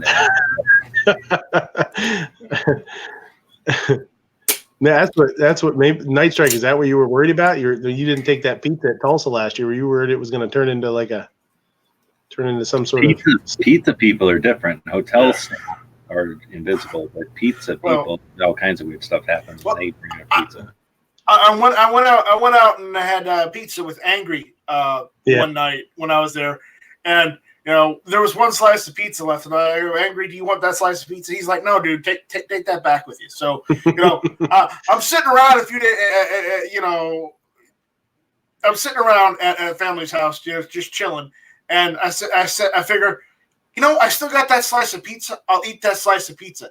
Then the box is empty, and I'm like, what would be good if I posted this on Instagram? There you go. Saying that I finally got that last slice of pizza. Yeah. And I was talking to Alan B-Pro earlier this evening, and we talked about that, and he thought that was freaking hilarious that I went and did that. Yeah, because he's the one who started the whole thing. Yeah, but you just admitted you were Gizzard Garried again. Yeah, right. But somebody brought in some donuts to the restaurant on Saturday for we opened for brunch, and somebody brought in a box of donuts, and I went. It was later on in the early. It was like noontime. I walked past them. I was like, still donuts are still here. I'm gonna grab one of these bastards, right? And I opened the box, and the only thing that was still in them was one of those weird ones that looks like a tractor tire. It's got like the cooler. Yeah, cooler. Yeah, and they're good. They're like just taste like a glazed donut. They're pretty cool though. So I grabbed my Sharpie real quick. I took the donut and I wrote it in the box. I was like, haha, I took the last one, suckers, and I closed the box back up, put it. so I waited for about 20 minutes later. I heard, oh, what the fuck, man? It's like I looked around the corner. It's like, oh, and they're standing there with the empty box. I was like, I kind of forgot I even did that. Except you go to write that on there, and you go back to put it on the shelf, and you notice that somebody had written a note that said, "Don't eat the last one that's on the floor." Yeah. I licked one of the donuts. Was it yours? Oh boy. So John's life is out there. John's life is new. It's the first time he's been in. I remember talking to him in somebody else's chat this week or last week. Do we apologize now, or do you apologize for the? We don't apologize for nothing. I mean, I was talking to him in a live chat the one night, and I was like, you can go find way better stuff than me. So he's obviously he must be drinking. He must be drinking if he's watching you. Got a hold of some bad seafood or something. He's hallucinating. Thunderball. But he says red flag laws just allow someone to disarm you or get you killed over simply not liking your opinion. Yeah. Yep. More or less. Figure a lot of your views are when a hospital has the camera or the television on for somebody bedridden. Oh yeah, and then the remote doesn't work, or they pull it out of the wall by accident. They can't turn it off. Yeah. Sometimes, like the guy's squatting in a hotel, so the hotel manager will put your show on in both rooms really loud. Either side. It's like what do they call it when trying to get rid of water? Something warfare, not audio warfare. What is it when they use the psychological? Sound? Yeah, it's like psychological warfare when they're like blasting weird music and stuff. I can't take it anymore. I got to get out of here. They go running through the door, and it's got it's like a cartoon where it just sees the outline, the outline of the person running through the door. The apartment or the manager's out there banging. You got till Sunday night, and then we got a full fire way of getting you out of here. you got till Sunday at 10:30, and then, buddy, we're gonna kick this up a notch. We'll get your ass out of here. Yeah, it's like when a hurricane hits or something. You go lay in the bathtub and try and cover your head so you can't hear it. Or they put one of the big circus tents over a house, and then they'll put the show on in there. Toss a big can of bug spray in there. Neighbors don't have to hear it because of the big tent.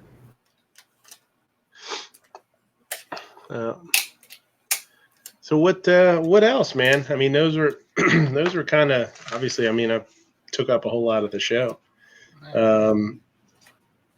We talked about I'm trying to think what else we talked about last week. If there was anything I missed. Cancel culture, and people are getting busted. AOC's getting sued. Did you guys see that for banning people off of Twitter? Yeah, I was going to say, did you see that the judges demanded that she shows up for court? Yeah, like, you have to show up. You cannot do what you're doing. You have to show up in my courtroom. Yeah. What did she said something on Twitter about something, and they took her? No, she took it. She made a huge deal out of Trump banning people on Twitter, his official Twitter, and it went to court. And the judge said, because you're a public figure or a public official, you're not allowed to ban people from your official Twitter feed, not your personal one, but your official one, because it's a freedom of speech that people should be able to talk to you or send you these, legally. So she made a big deal of that, and the judge said, that you can't ban people from your official public, or official public Twitter. So she's been doing that. So now so somebody sued her. I can't remember who it was. Salad, was it Joey Salads or whatever? Was that him? No, it's what is it? Columbia Knights. Yeah. Yeah. I can't remember exactly. So that's they brought So they brought a lawsuit against her, and she said that she's not going to justify it or whatever by coming in. And the judge was like, "Oh yeah, you got to come in, because if there's precedent now that you're not allowed to do what you're doing." So it's just ridiculous. I mean, Trump tweets, but he tweets from his personal account. Okay, and that's different than tweeting from the presidential Twitter account, because there is a presidential Twitter account. Yeah, but Trump was banning people on his personal account. He was told he couldn't do that because he's a public official. It's not just exactly.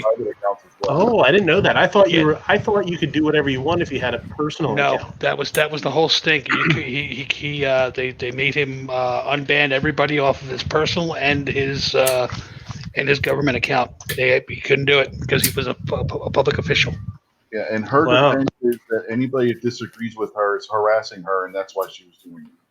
Right. Yeah, I don't think that works. Stand up. That doesn't work for Trump. It doesn't work for AOC. Yeah, she really shot herself in the foot on that one for sure. Well, she shot herself in the foot on many things, so you should just part of the course. Pink says, "I see the poo emoji got over 200. Congrats, obnoxious." Yes. Is it over 200 now? It was yeah, it is right there. All right. That poo emoji was floating right around 200. It was bobbing around right at like 202. Yeah. Yes, take that, Tech Daddy, you douchebag. You're so anti-tech. What did Tech Daddy do to you? He's a douchebag.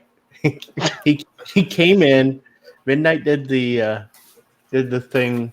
I think it was on your one with Yankee pronouncing your name wrong. Is that the one he came in and hijacked? I don't know. Yeah, it might have been. Which I will say before you go, you got my name right today, so it's all over. I mean, you know, I must have made a big enough splash. I'm gonna call you by your other name. Yeah. Other Travis. Other Travis. Yeah. But he came in and hijacked that with, gun channels is a cult. Prove me wrong or some shit. Yeah, I didn't really understand if I didn't know. I didn't see it until after you guys were already going back and forth on it for like I don't know how long, and then I picked up on it because I was at work and I was like, "What the fuck is going on here?" And I looked back and I was like, "Is he being a smartass or is he joking?" Or I couldn't figure it out, so I was just like, "Yeah, I'll let you guys have fun." He was being a d-bag. Snobs had a run in with him. Sarge just had a run in with him before having a run in with him on your post. And we just went back and looked, and for a guy who's supposed to be Mr. Media, and he's got like 13,000 subs on YouTube, and he's got I think 3,200 or so on Instagram, and he gets like 10 likes on Instagram for a post, and like 10 views on a YouTube video. So I have friends who are bad influences at 2 a.m, namely Gizzard, Gary, Sarge, and Gun Snob, and we I decided to throw up a poop emoji and see if that could get more likes on it than one of Tech Daddy's posts, and by God, it did. Yeah. So what's everybody's feelings on shaving our heads and hanging out in front of shooting ranges begging for ammo? There's an idea. I don't know. I'll think about that and call you in the morning. As I say, my head's already shaved, so that's okay. I can just stand there and start to, put little signs out there. Maybe I'll do that at Walmart. I'll stand out at Walmart with a sign, need ammo. Yeah. You can stand. We'll work for ammo. Stand out there with your bell and ring it like the Salvation Army does, except you can't encroach on. You don't want to take money away from them. If you're shaving your head, you have to have a tambourine. A tambourine? You still need a little rat tail in the back there, right? Isn't that how it is? I think you gotta have it like halfway up the back, don't you? Like. Speaking of up the back, I saw. You know what? A gun you'd have to carry if you shaved your head, had a little tail out the back, had a red robe and a tambourine, and begged for ammo at the range. 9mm. If you were in that cult, what gun you'd have to carry? What model? What make of gun? I guess. I don't know. That could be your tactical quiz. Tactical quiz, yeah. If you were an ammo begging Hare Krishna, what would you be carrying? Yep. What brand of gun would you be carrying? I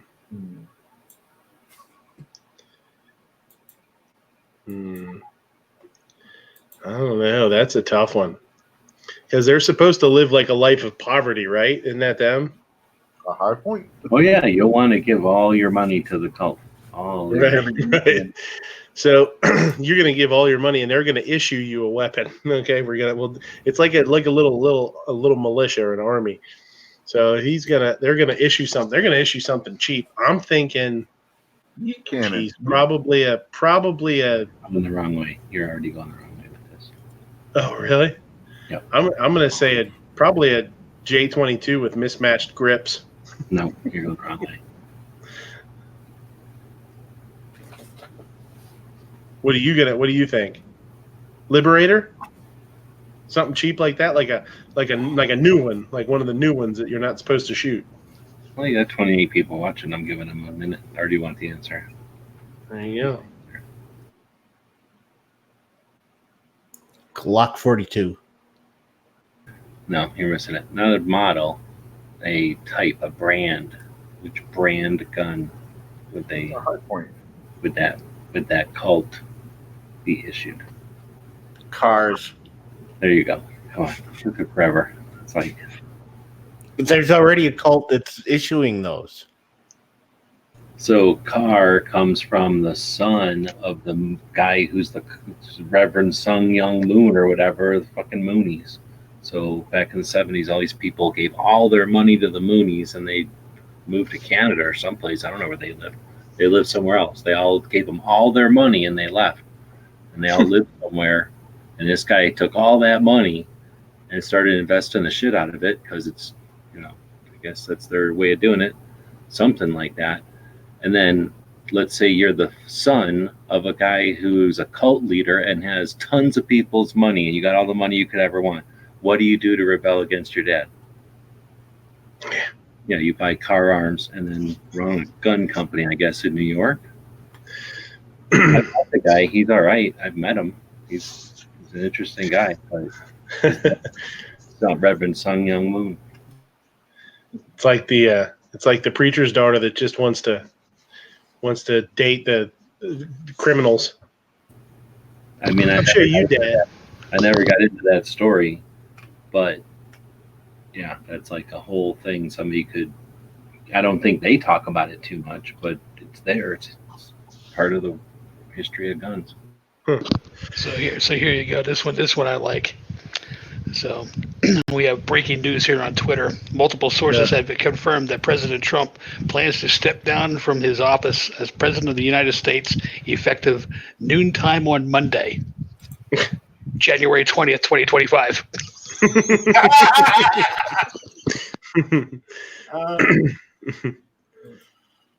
That's funny. That's the way it's going, isn't it? Well, they're throwing Biden's in all sorts of trouble now too with this Ukrainian thing. Biden wasn't going to be the nominee anyway. It's going to be Pocahontas. Well, I'm not Pocahontas or the last of the Mohicans. Well, they just put on here that Hunter Biden admitted to taking a diamond bribe from a shady Chinese businessman last year. Fuck, he's screwed, man. And then Kamala Harris, well, she's done after this one. Apparently, she was at a rally on Saturday, and her quote was, "And once he's gone, and we have regained our rightful place in the White House, look out if you supported him and endorse his actions, because we will be coming for you next.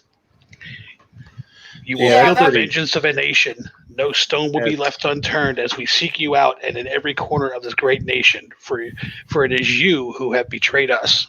What? Seriously? Yep. For a party that says that we're nothing like Nazis, they're acting a lot like Nazis. Holy shit! That's some crazy shit.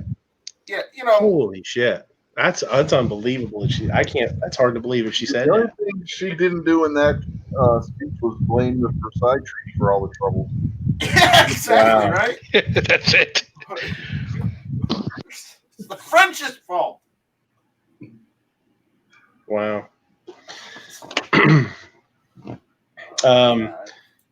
Carrie, did you guys see Carrie Sloan? It's Sloan, right? Carrie Sloan. It's on. What did she do now?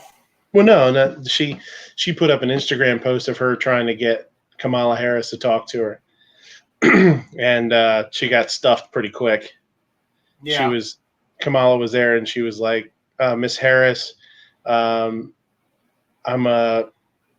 did she say? I'm a survivor of domestic abuse, and I think she said, I'd like to talk to you about gun rights," or she said, or maybe she just said, "I'd like to talk to you." I don't know. And she just looked at her and like kind of looked away and gave her the cold shoulder. She didn't want anything to do with her.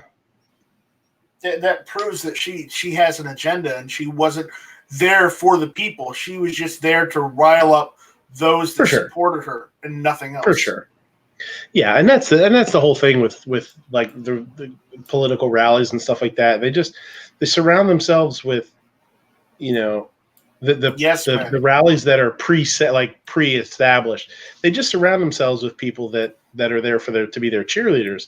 But when you get these politicians and stuff out in the real world, and you know, with everybody having a phone and their camera and stuff now, you catch them in these spots where they really show their ass, you know what I mean? And they show how little they understand what really is affecting people or what people are really care about. It's, you know.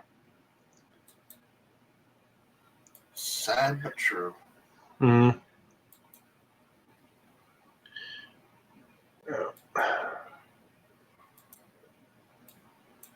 Now, what else? What else is going on out there? There's a lot of political stuff. It's hard to keep track of. I'm not a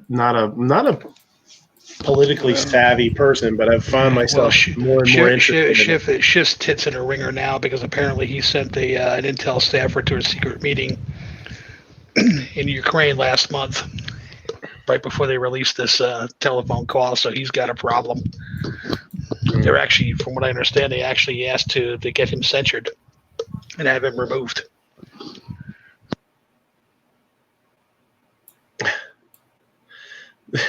Obnoxious says TAC has 13,000 subs, and Travis T said, "How many are Hunan Muhammad?" I'm guessing a good portion of them.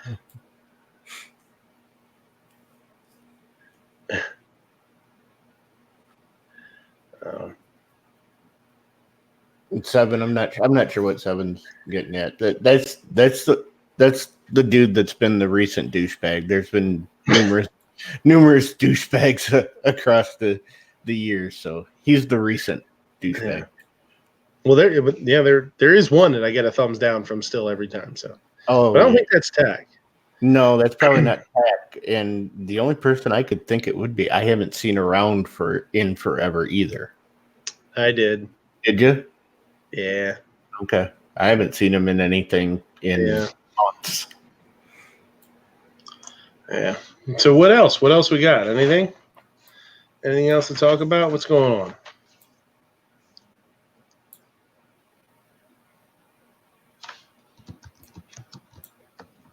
Anything out there in the chat? What do you got out there in the live chat? What do you guys want to talk about? Pink says the Democratic mayor of Minneapolis forbid the police from being in a pick with Trump while in uniform. Yeah, I saw that. Yeah, that's always fun. That's funny because, you know, how many times did Obama have nothing but police uniforms lined up behind him and for speeches? Yeah, especially when he was putting them down and telling them that they're the problem and not the solution. Mm-hmm. George says Greta the world savior. I don't have much of a comment on that.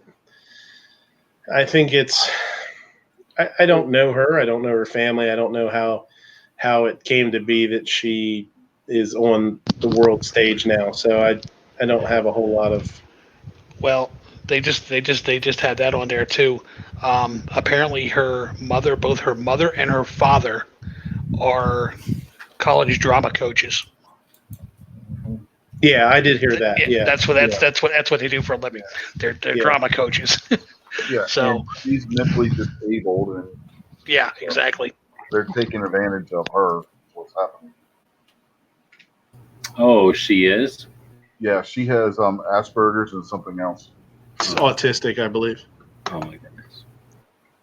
Yeah. And that's where a lot of people that's where people originally really got in trouble with her was about her was they were saying how she's being used and she's special needs and they shouldn't be using her like this. And a lot of, people started getting banned from like Twitter and Instagram and stuff for saying stuff about it.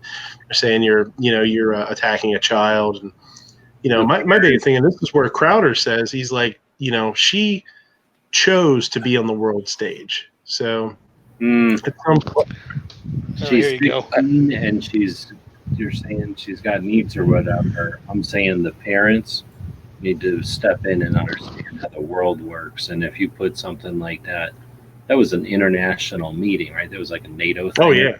That was not like, let's just do this in our backyard and it caught viral. That's okay. That's acceptable. You couldn't say that was a happening or something. This was engineered, and they definitely led that little girl into that.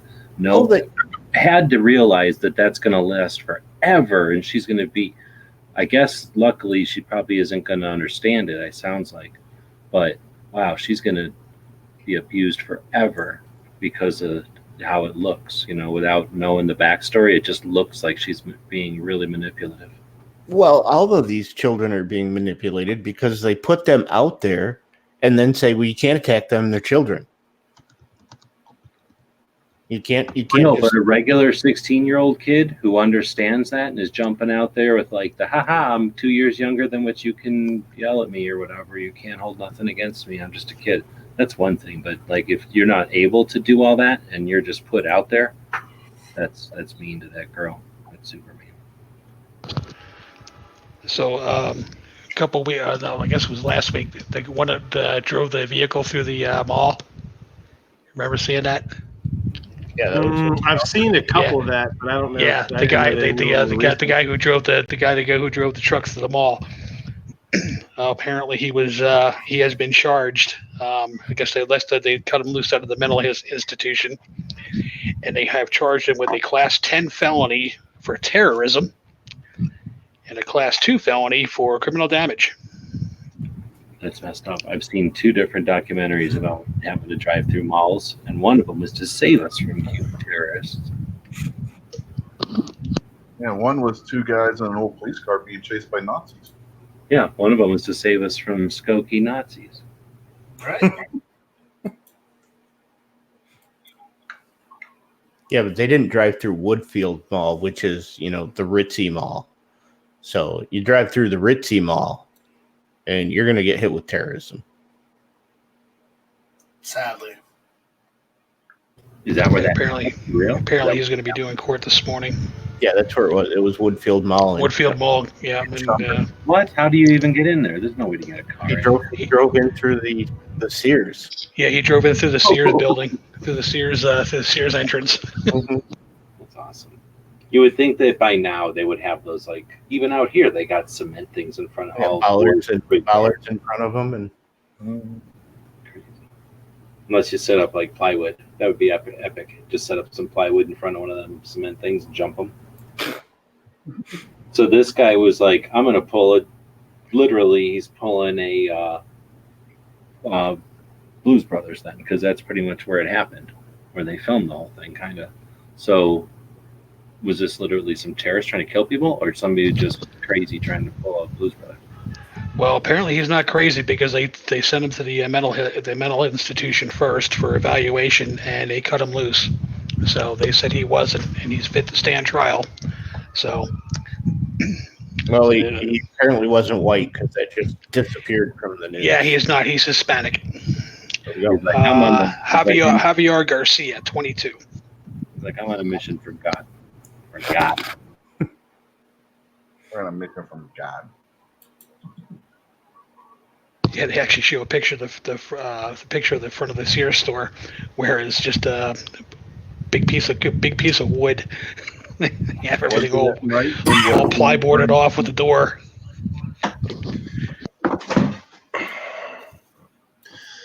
The Searses are all closed down here. We don't even have Sears anymore in Tucson. Yeah, I think ours is closed, or it's close to it. Yeah, we don't have anything here. I just noticed that I was just down in Phoenix the other day, because I was actually thinking I got to stop at Sears, and nothing.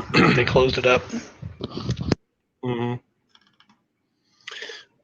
Now, John's Life put a question up there. He said, how bad is a Marlin 80 DL rifle for $20? Now, what's funny is, as soon as you said Marlin DL 80, I looked it up real quick, and because it rang a bell. And I have a J.C. Higgins 43 DL. It's the first rifle that I ever learned to shoot. My grandpa learned, rifle from my grandpa when I was a kid. He learned me, taught me to shoot on that rifle, and I have it in the safe. And I'm 99.9% sure that now is yours a tube fed bolt action? Because they also made bolt action magazine fed 22s. Throw out there in the chat if it's if it's the tube fed bolt action 22 short, 22 or 22 long rifle. It would shoot all three of them. Because I think that's the same as the one I have. It's a Sears variant that's thoroughly beat the hell except mechanically and no box. Oh, so it is a box mag. Yeah, so it's actually a little bit different. Mine's a tube fed, but it's the same rifle. Marlin made them.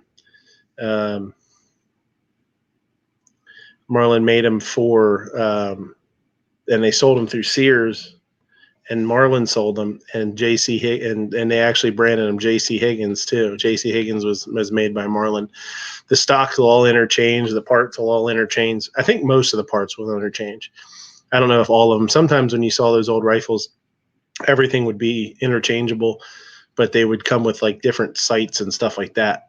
Sometimes the rear sight would be like a target sight or a peep sight versus a blade sight, and mine has the blade sight on the back. But he's saying it's beat the hell except mechanically. I will say this. He says his friend has a tube fed, so that's basically the same as mine. If it's mechanically, if it's in good shape, it shoots well, you can find stocks for those on eBay for not very much money. And they're cool little guns, man. They shoot great. Mine's not in great shape. The stock's cracked, and boy, it's got about a 50-pound trigger on it.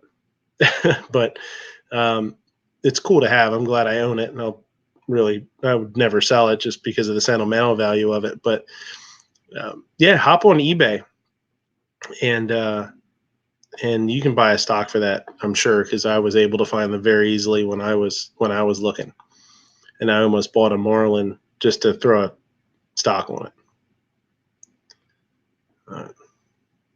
There you go. But for $20, hell yeah, I'd buy it. If it's mechanically sound, it's not all rusted out. For $20, I'd buy it for 20. I'd buy it for 20. If I was at a gun show and saw one, I'd buy it for $20 just to buy the damn thing for $20. Is Rokal drunk or behind, or both? Says she's a loon. He's a loser too. He must be a little behind. Just to have another gun. That's desperation and addiction. Yeah. Finish is gone. Okay, good. And where you want to go is go to Numerix. But what you want to do too, if you're looking for trigger guards and stuff, especially, find out what else. Oh, he already got it. Cool.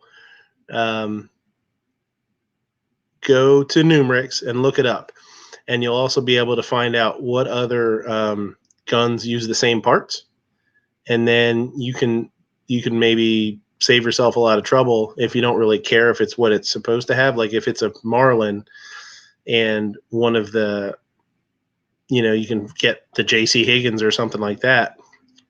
If you can find one cheap or something, buy that one because it'll fit, hopefully. I mean, you have to do some research, But he said the finish is gone, stock's solid, but needs oiling. Sand it down and true oil it. Needs a floor plate and a trigger guard. No big deal. That's easy. And I would say this too. I've had some really, really good luck with that's a copper. I was gonna say I've used copper remover, but you wouldn't worry about copper remover in the barrel with lead. But yeah, if you put some of the lead remover, like they make some. Well, who makes the foam that's really good? There's one that foams up really nice, where you plug the barrel, you spray it down, and it foams up. Is that Borshine? Borshine makes one that's really good, I think. But get that into the barrel and let it eat some of that, because, man, 22s after a million years, this thing's probably, Jesus, mine was made in, forget when mine was made, but a couple hundred, 10,000 22s go down, lead 22 rounds. It's going to need a little bit of TLC in the barrel. I have to get the recipe from couple of guys I shoot with on Sundays in the afternoon. They both work for Dylan, and they made their own bore cleaner. It's turpentine, some acid, transmission fluid. It's a pretty decent mix, but I'll tell you what, man, that stuff cleans some barrels. I mean, it cleans them. Yeah. George is saying gun scrubber. Yeah, there's another one too that's really good. Butch's Borshine. Butch's has a lead remover too. Butch, if you ever seen Butch's the products, he's a competition shooter back in the day. I didn't know this until I started getting into reloading, and they had a thing on him in the reloading book from Lyman that he's from a little bit north of where I grew up. It's pretty cool. Said he brushed it good.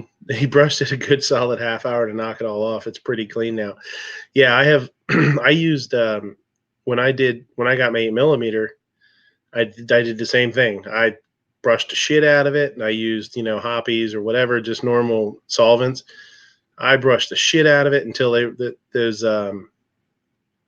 patches were coming out totally clean, and then I decided I went out and I bought some copper cleaner, copper dissolvent, put a little bit of that through it, put a wet patch of that through it, and then like 15 minutes later I ran another brush and some patches through, and those things came out like blue from the copper. When it dissolves the copper, it turns it blue. So don't you might want to get something a little more powerful too to really get it cleaned out, because I'd never used anything like that, and I just kind of was like, what the hell. But when I used it the first time, I was really surprised at how much stuff is left in there after you use a regular solvent and a brush that you don't get out. There's a lot more left in there than you think.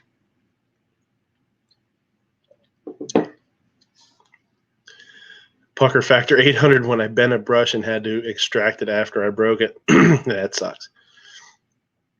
I don't know. Barrels are pretty rough though. I mean, if you just get if you get a brass brush with, they have aluminum and brass brush or something, you just tap them out.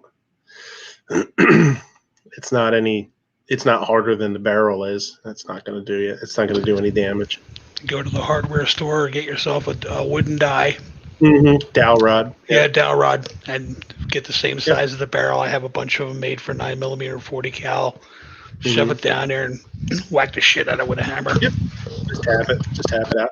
Yeah, I had a squib once in my 8mm, and I was at the range, so I didn't have a dowel rod, and I tapped it out with a cleaning rod and messed up my cleaning rod. I got it out, but I messed up it was a crappy cleaning rod anyway, no big deal. But yeah, you can tap them out pretty easily. Even a bullet. That was they're a lot tighter than that brass brush would be. But yeah, dowel rods for sure. I definitely do that next time. Just get one that just barely fits down and just tap it out. When you ever have like a round like that with 9mm, you can just use a pipe cleaner, tap it out with that. I get usually if you no, come on now, you just you get one of those cans of compressed air and just and it'll pop it right out. Oh, that's a good point. Yeah. Take the bolt out of the rifle, pry the broken rod out with the pliers and a rag. Yeah. Well, worst case scenario is you can do like one of our deputies did. Lock the slide back on your 40 cal and shove a screwdriver down there and start pounding on it. Oh, Jesus Christ. Hey, the bullet came out. And they say cops aren't always gun guys. See, prove you're wrong. Yeah, the bullet came out. Did he have a squib or what? How did he get it stuck in it? Because he was shooting his own hand loads, which he wasn't supposed to be doing to begin with. Yeah. So the bullet came out. I had to fix it. Luckily, he didn't get fired because I had the parts. But he did get a 5-day vacation. Yeah, unpaid. Now, was it because he was shooting his own hand loads, or because he was banging on it with a screwdriver like an asshole? That he got banging on it with a screwdriver. Yeah, he could have got away with the hand load bit, but banging on it, destroying the gun, that was not a good thing. That's a good way to chew your barrel out of shit, huh? Yeah, the sheriff wasn't real happy with that. That's funny. Said, grab the stock with my feet and pry up towards me. Yeah. Yeah, I just, yeah, it happens. It happens. It's, if you shoot enough, all sorts of weird shit happens. Extra rifling. Yeah, I just scratched a couple of my own extra rifles in there. I didn't feel like it was rifled well enough. Yeah, he thought it had to have the same rifling as the Revolution. Well, that's like some of them have five riflings and some of them have 6. He just wanted to add another one. Glocks have 6. He was given it straight rifling, like the Reformation. Yeah. I'm not gonna. I have never and will never talk shit about the Reformation. It was it was a company putting money into pushing the envelope a little bit. Or pushing back. I shouldn't say pushing the envelope. Pushing back on the ATF. I don't know how many they sold. Probably not a ton of them.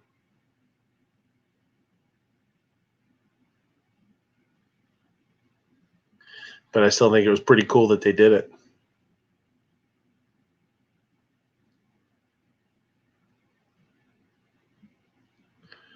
So, what else? Anything else? If not, we'll call it a shoe. That's what you're supposed to do when you're supposed to shuffle your papers, right? When you're a newscaster. Oh, hey, here you go. Running for Congress, short on cash or donations? No need to worry. You can now finance your entire campaign through the Ukrainian arms dealer. True story, too. Senate, I'm just pulling up the gun feed. Senate report. This is the big one. You know, they have one right in front there. It says Senate report. NRA was foreign asset to Russia ahead of 2016. Yeah, here you go. Well, this is Igor Pasternak's. Yes, tell me another one. Here you go. Look, Biden. Joe Biden quotes, an AR-15 can't protect you from the government. You better buy yourself a fighter jet or a bazooka rocket launcher. Yeah, because that hasn't been illegal since forever. Yeah. What can I get one of them bazooka rocket launchers? Hook me up with one of them, Joe. I got a A-10 parked in my backyard, you know. It's like... Kamala Harris says if you sell more than 4 guns a year, then you will be deemed a gun dealer. There you go. Prove it. Yeah, right. Yeah, really. Well, that's why they want the universal background check.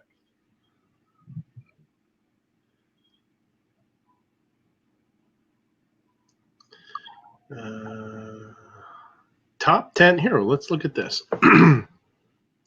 Top 10 takeaways from yesterday's House hearing on assault weapons. Let's see if this is easy to read. Democrats don't want to reduce crime. Democrats wanted to reduce crime, particularly in mass shootings. The hearings would have covered mental illness, psychotropic drugs, children without fathers in their homes, and the list goes on and on. Number 2, only Republicans discuss. If you guys want to say anything about these two, just jump right in. Only Republicans discuss guns and magazines for defensive purposes. One of the Republican witnesses, former Tulsa police officer Diana Mueller, explained why pistol versions of AR-15s are, for some people, easier to fire accurately than traditional handguns. I didn't realize she was talking about pistol ARs in that instance either. Democrats want to ban all semi-automatic rifles. Rep. James Sensenbrenner, Republican Wisconsin, asked the witnesses, do you think that hunting rifles ought to be banned if they are semi-automatic? Despite being asked several times, Dayton, Ohio's Democrat Mayor Nan Whaley refused to answer. Yeah, they're not going to answer that. Nobody's Nobody's out there as Beto was to say what he actually thought. Actually, well, Democrats. Beto's a snowball's chance in hell. And most of these other ones are all up for re-election.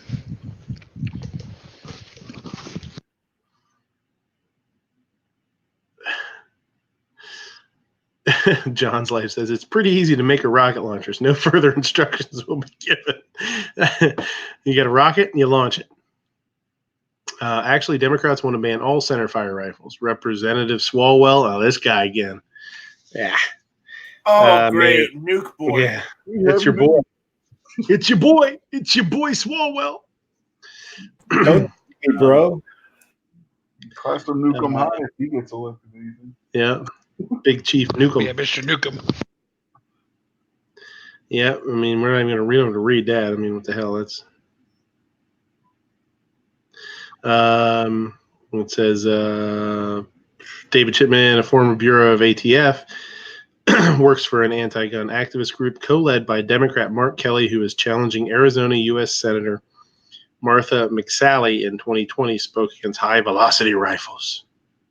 Of course, all center fire rifles fire a bullet at a higher velocity than handguns, and many fire a bullet faster than the AR-15. Faster than the AR-15, they say. Unbelievable. It's like somebody wants to shoot a groundhog from 500 yards.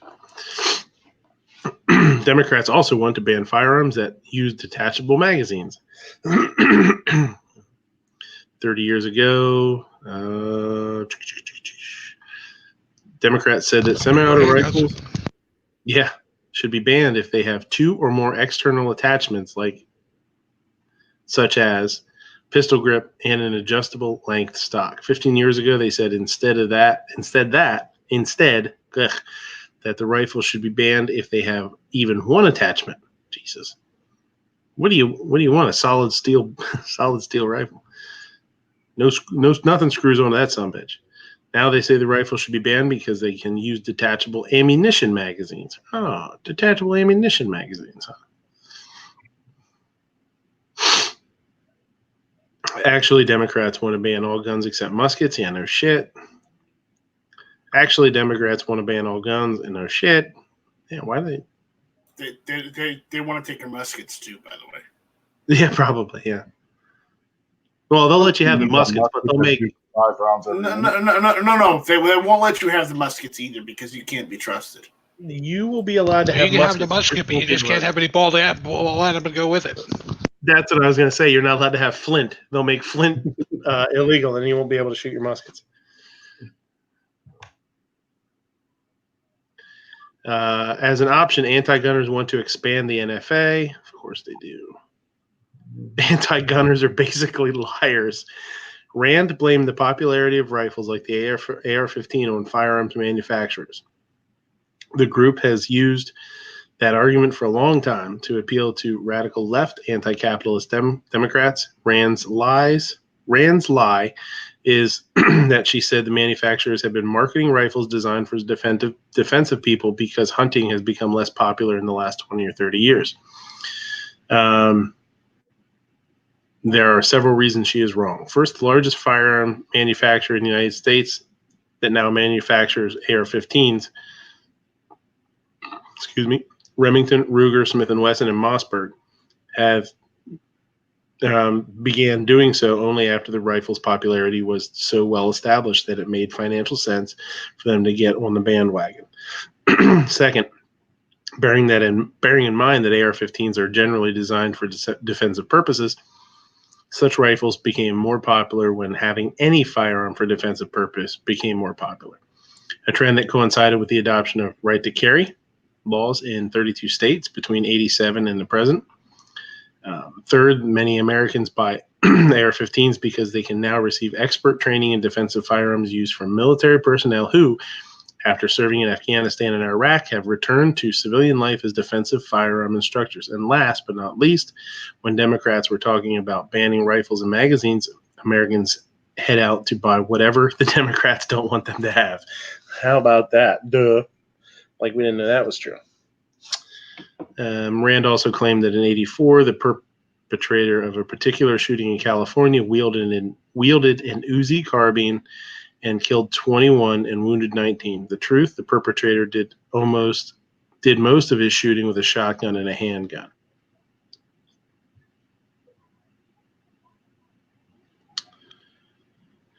And they're going to talk about background checks.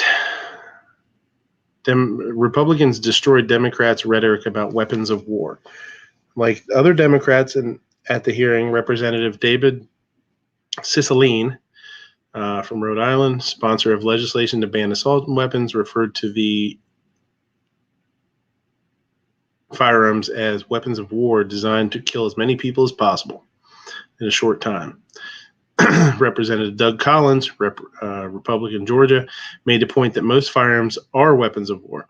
He didn't go into detail, but he could have mentioned the bolt-action rifles that were designed for military purpose and that are now owned by millions of Americans, such as the Mauser 98, the Lee Enfield, Springfield 1903, and the Mosin. He could have mentioned the made-for-military pistols, such as the 1911, Browning High Power, Luger, P38, the Beretta M9, Glock, Sig 3020, and also owned by millions of Americans. Might have caused the Democrats' brains to blow a fuse, but Collins could have also pointed out that in some instances, our armed forces have adopted firearms that were first in wide use by civilians. Well, that's the AR-15 was designed for civilians, including the Winchester 70, Remington 700, Remington 870, and the 1187 and Mossberg 500s. As noted above, the Army's new Sig 320, which is called the M17. And to now really blow the Democrats' minds, Collins could have pointed out that Senator Dianne Feinstein's legislation to ban weapons of war expressly exempts the M1 semi-automatic carbine and the M1 semi-automatic rifle, which Georgia's patent called the greatest battle implement ever devised. He could have made the point that, according to the Supreme Court's decision in U.S. versus Miller, citing the Tennessee Supreme Court's decision in Amet versus State, weapons of war designed to kill evildoers as quickly as possible are precisely the type of arms the Second Amendment most protects, the right to keep and bear. But that will probably have to wait until a hearing is held after Republicans take back the House.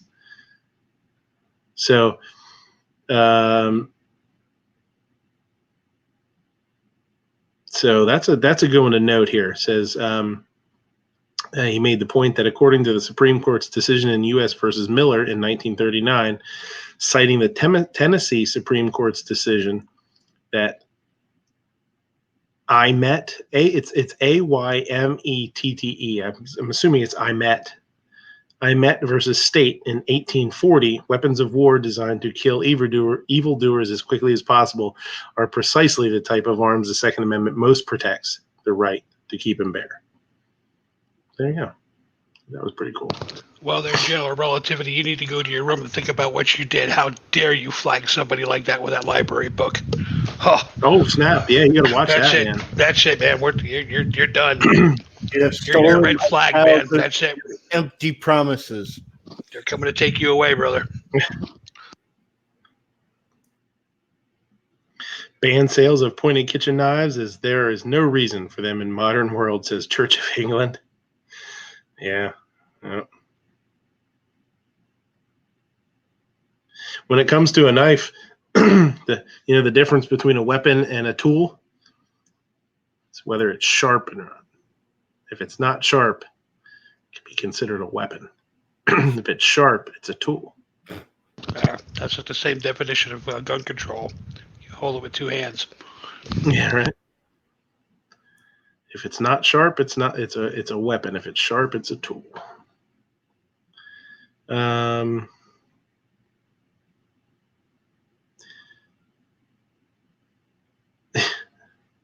They're talking about the ATF admitting that about the bump stock thing, which that's kind of fallen off to the wayside. I'm really interested to see what if anything happens with that.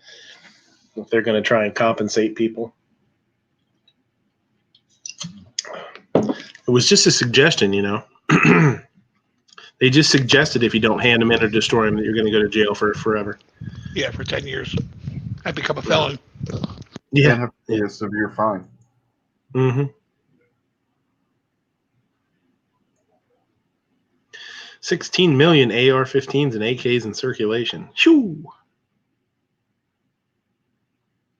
That they know of, or that they think they know of. True. Yeah, True. That sounds low.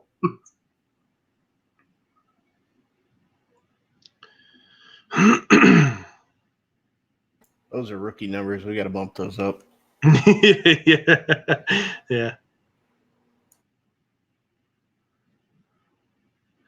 I just lost 10 in the boating accident this morning. I hate couching. I hate when it happens. Yeah.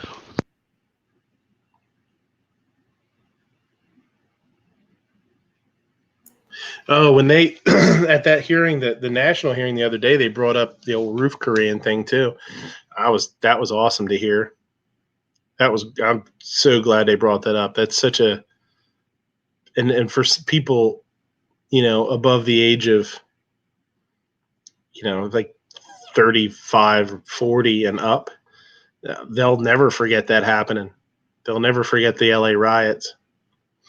And for them to bring that up was very, very good, very smart. Show like, hey, we're not talking about what if, you know, people defend themselves. Here you go. Here, check this out. This is what happens when they had to. You know, here's where they had to. Yeah, them Koreans, they weren't playing games, man. I can't remember the guy's name. Yeah, especially when they show the rooftop pictures, and every single one of them is sitting up there with an AR. Yeah, ARs, shotguns. Yep. Yeah.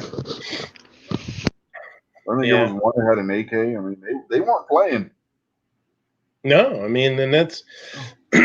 I've also been watching quite a bit of. I've watched a bunch of videos on. Would it be offensive to wear something that said rooftop Korean? It would be offensive to somebody, but whoever would be offended by that, I don't know that you would care if they were offended by it, if that makes sense. They know places do patches and they do T-shirts and stuff like that. That would be a great one to have. I'll tell you what, that would be pretty powerful, like a pretty cool shirt for it to say rooftop Korean, and then have like the date or whatever, like the dates of the riots, and then still have like, you know, an American flag or something on it, because, you know, they were Americans defending themselves. Make people think a little bit, you know, not just the regular old kind of stuff that you see, you know. Yeah, it's hard to say what's going to offend somebody now in this day. Doesn't matter. I had somebody get offended because the shirt I'm wearing now has Green Lantern, Superman, Batman, and the Flash. If you don't know the significance of that, that's for the first 5 members of the Justice League, right? It doesn't have Wonder Woman, so they said the shirt was sexist. I survived the LA riots thanks to the rooftop Koreans. There you go, something like that.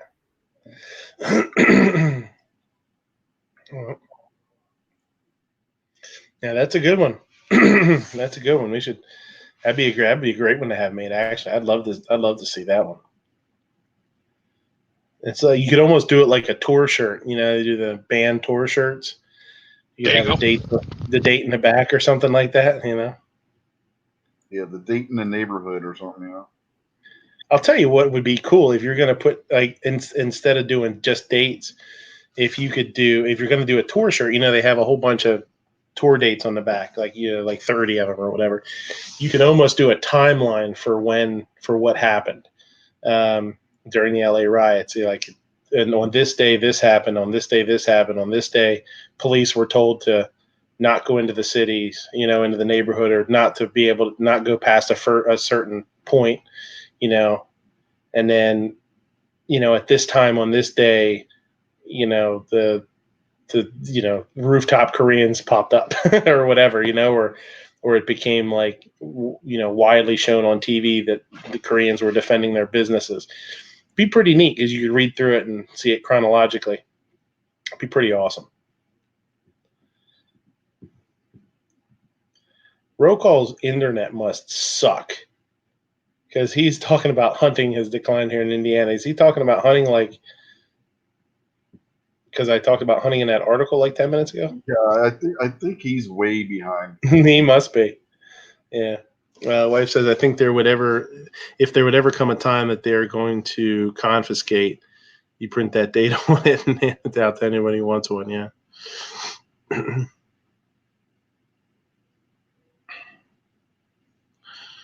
Yeah. Well, that's just like the bump stock thing. They gave you a date, man. They're like, on this day, hand it in, destroy it, or you're a felon. That's a hell of a hard decision to make for some people.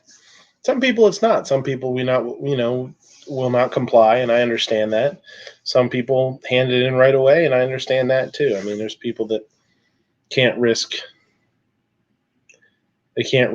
whatever trouble they might get into, Unfortunately, it sucks.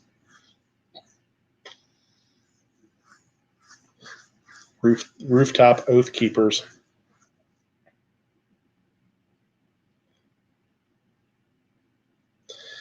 Yeah. Oh boy. What else? Anything?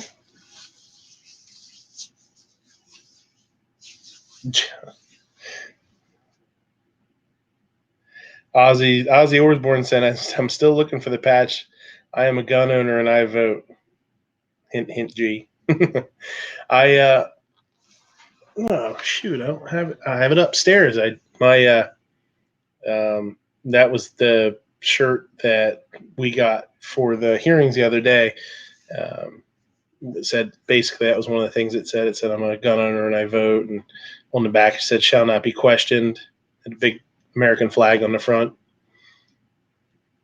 Son really liked that shirt. He saw me wearing it out of the house, and he's like, "Wow, that shirt's so cool." He said, "You got a new shirt?" And I was like, "Yeah, it's just got it." And he's like, "Ah, oh, that's nice. I want one." He dug it. He liked the flag. Has like a tattered flag on the front, And for those that don't know the significance, "shall not be questioned" is how it's worded in the Pennsylvania State Constitution when it comes to firearms.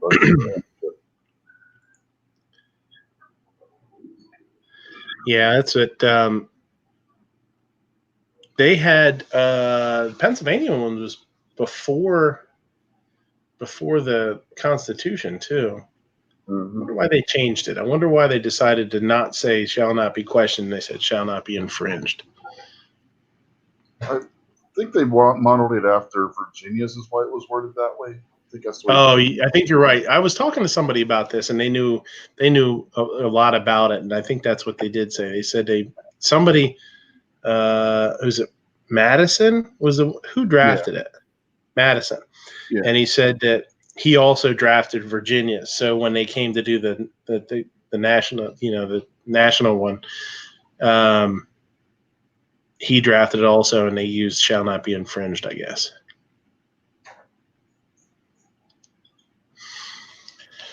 So I think we've done a lot here tonight. Anything out there and anybody out there in the chat? We still got 34 people watching. Must have been a good show. Still got 34 people out there. Usually we don't keep those kind of numbers. By now, usually it's down into the 18 or 20-ish. Some people that head off to bed. Must have had a good one here tonight. Like Night Strike. Yeah. Oh, yeah. He better hit the wrong button. No, he said he's jumping out. I just saw that. No. Yeah. I got a spot open and nobody to fill it.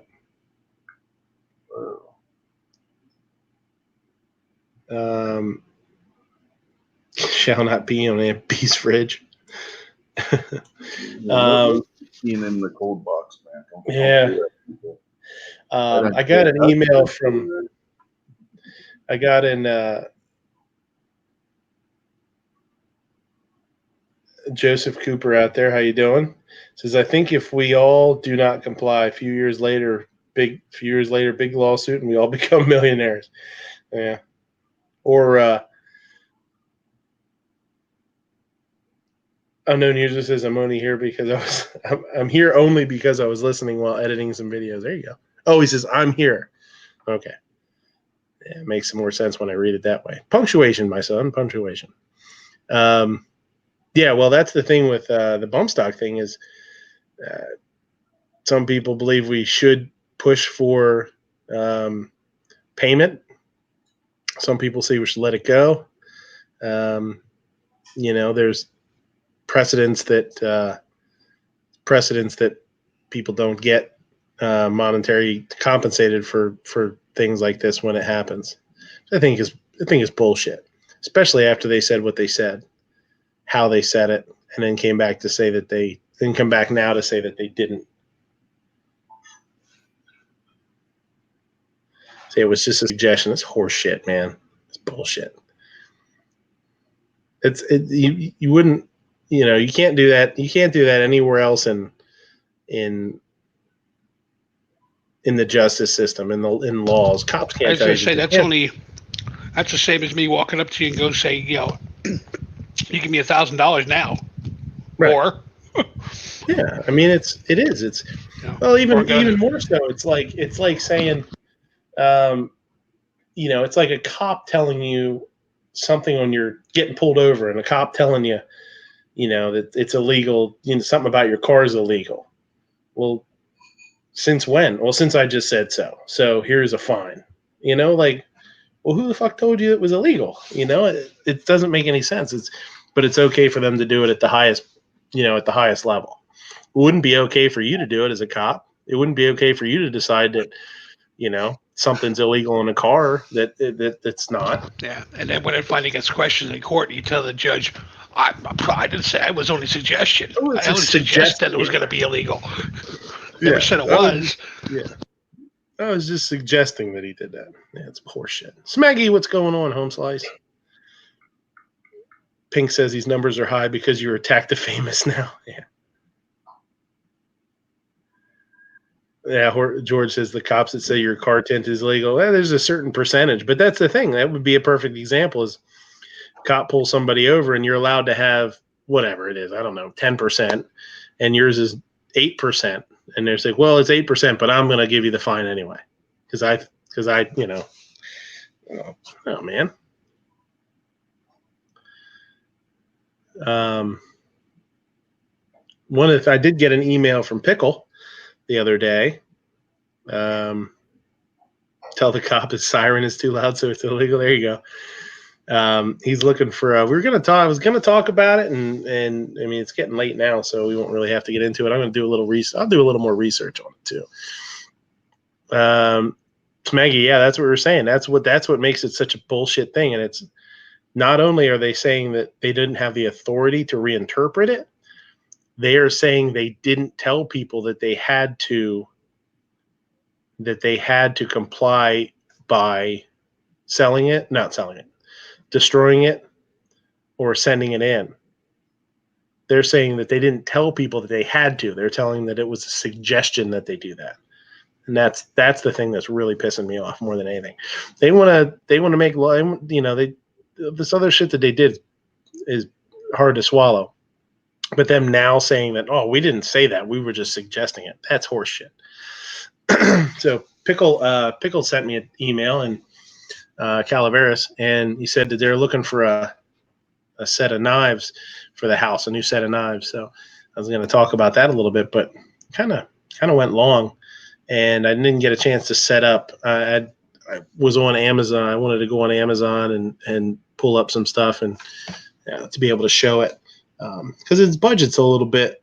It's not huge. It's like $150 for like a set of knives. And he wanted to get some steak knives and stuff too. And there's some stuff out there for sure. But I'm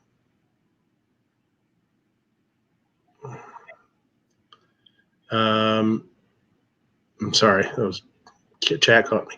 But we'll talk about that next week. It's nice. I do have a lot of people that ask me about knives and what they should get and style and stuff like that. And it's really hard to tell people what to get. I can just tell them some of the pitfalls that I've seen in the past and some things that I didn't like. So, and then working with a budget makes it a little bit. I mean, $150 sounds like a lot, but it's not a whole lot. You really have to be careful what you buy at that price point because, there's some stuff out there that's really, really cheap. You think you're doing yourself a favor, but if you want to have it for a while, you definitely have to know what you have to know what you're looking for. Unknown user says, the wife alluded to some dirty doings at your rally. Can you give me the cliff notes? There was a couple of things. I'm not sure exactly what you caught her saying. I mean, if she's still out there. One of the main things that I noticed about the whole thing was the anti-gunners really, really, really working their optics and showing up early. Not so much showing up even early, to tell you the truth, just showing up at the beginning of the event, the hearings, and then letting people see them doing their little cameos or whatever, and then taking off. Whereas the pro gun people were there open to close. And really, you could tell putting the time into listening to both sides, whereas the anti-gunners really don't do that. That's a shame. Smeggy says Henkel knives rock. Yeah, I have. That was actually one of the. It's funny because one of the sets that I found for him was a set of Henkels. Still 34 watching. By state law, you have to keep it going if there are 20 or more. Okay, we'll see what happens here. And it's hard to find. I looked. Wusthof was above his price range. There was a set or two of Henkel, the Henkel Classics, and I've had those. Those are good knives. It's funny because you can spend twice as much as your budget and not get anything more useful, if that makes sense. When you're buying knife sets, usually you see sets of knives for like 8. You get like 8 steak knives in the block. Sometimes those blocks, they charge you a shitload of money for the blocks too. And whether it comes with usually they come with a steel. Sometimes they'll come with a pair of shears. Sometimes they don't. Sometimes they'll come with 2 chef's knives, like a traditional chef's style knife, and then like a Santoku style knife. So depending on what you really want, you don't need 2 chef's knives. You don't need 2 serrated knives. You don't need, sometimes you'll get like a 3-inch paring knife blade and you get one with a 5-inch or the 5-inch blade. So, and he says, I didn't get a set, just a few that I use the most. Yeah, for sure. And that's where you got to take a look around, because honestly, and I've said this before, like if you have a decent chef's knife, a decent serrated knife, and then, depending on what you're doing, if you need a boning knife, you get a boning knife, or even one of the larger utility knives. Like paring knives tend to be like a 3-inch blade. If you get something with like a 5-inch blade, you could use it for a lot of the things that you would normally use a paring knife for, or to debone things. And, you're good with that. And you can save yourself a lot of money by doing that. But if some people, budget isn't an issue and they just get a bunch of stuff and they never use 75% of it. They just use a chef's knife and a bread knife, and that's it, and that's what, like you're saying, is pretty smart for a lot of people, especially if you don't need the block and you just want to, you keep it in a drawer or something, keep a sheath on it, and so it's protected. But I will say this, talking about knives, my wife thinks she's gonna get a hold of this thing, and I'm gonna stash it away. Ooh, cool. Got to do a little unboxing and talk about that guy. Cold Steel Recon Tonto. Sweet.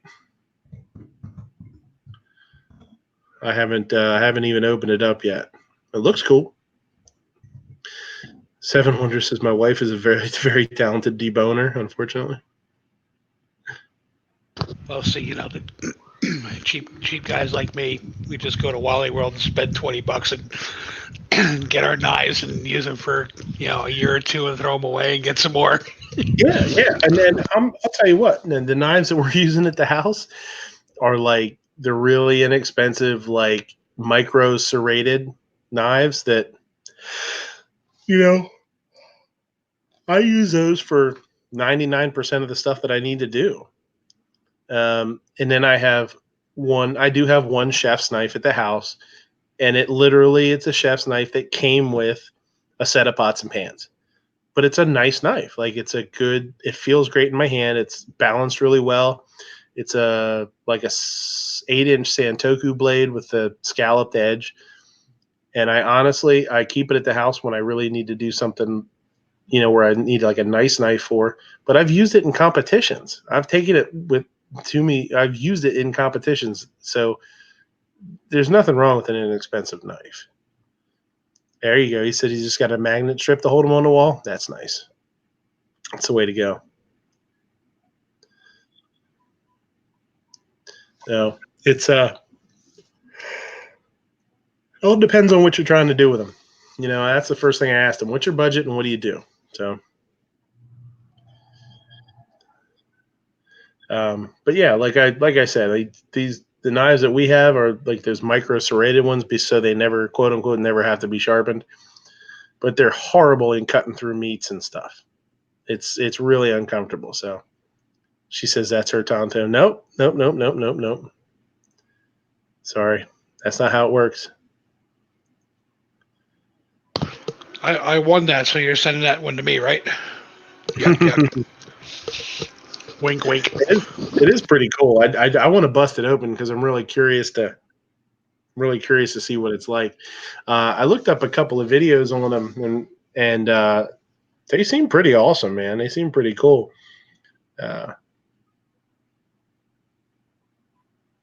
Oh yeah, go back to hearing talk.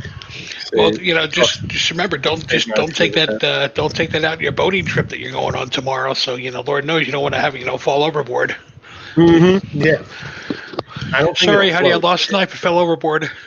Yeah. Would a blender or food processor be considered a full auto knife? Hell yeah. That's worse than having one of the. Oh, I guess if you have the.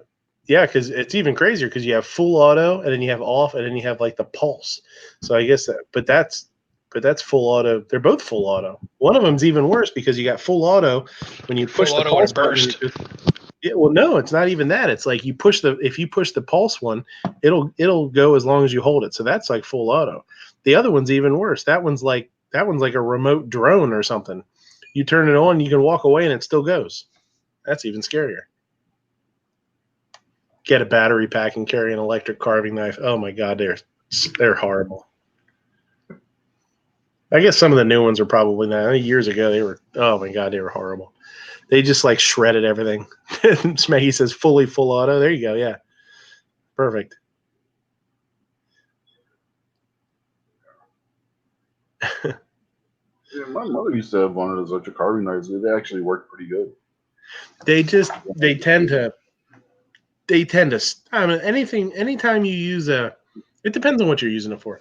Anytime you use a knife with serrations on it, on meat, it always leaves cut lines on it. So, and it's the older ones. I don't know how the newer ones are, like I said, but the older ones tended to shred a little bit and they weren't very good. Yeah, hers didn't have that problem. I don't know. Maybe she had a more expensive one or something. But maybe you use it for roasts and turkeys and stuff, and it just sliced it really nice. Mm-hmm. Yeah.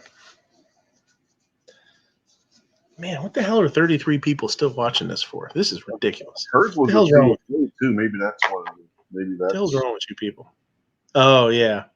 Yeah, that's true. I remember seeing the ones with 2 blades, and they would probably shred stuff up a lot worse than a single. See, nobody's actually watching this. What happened is they fell asleep.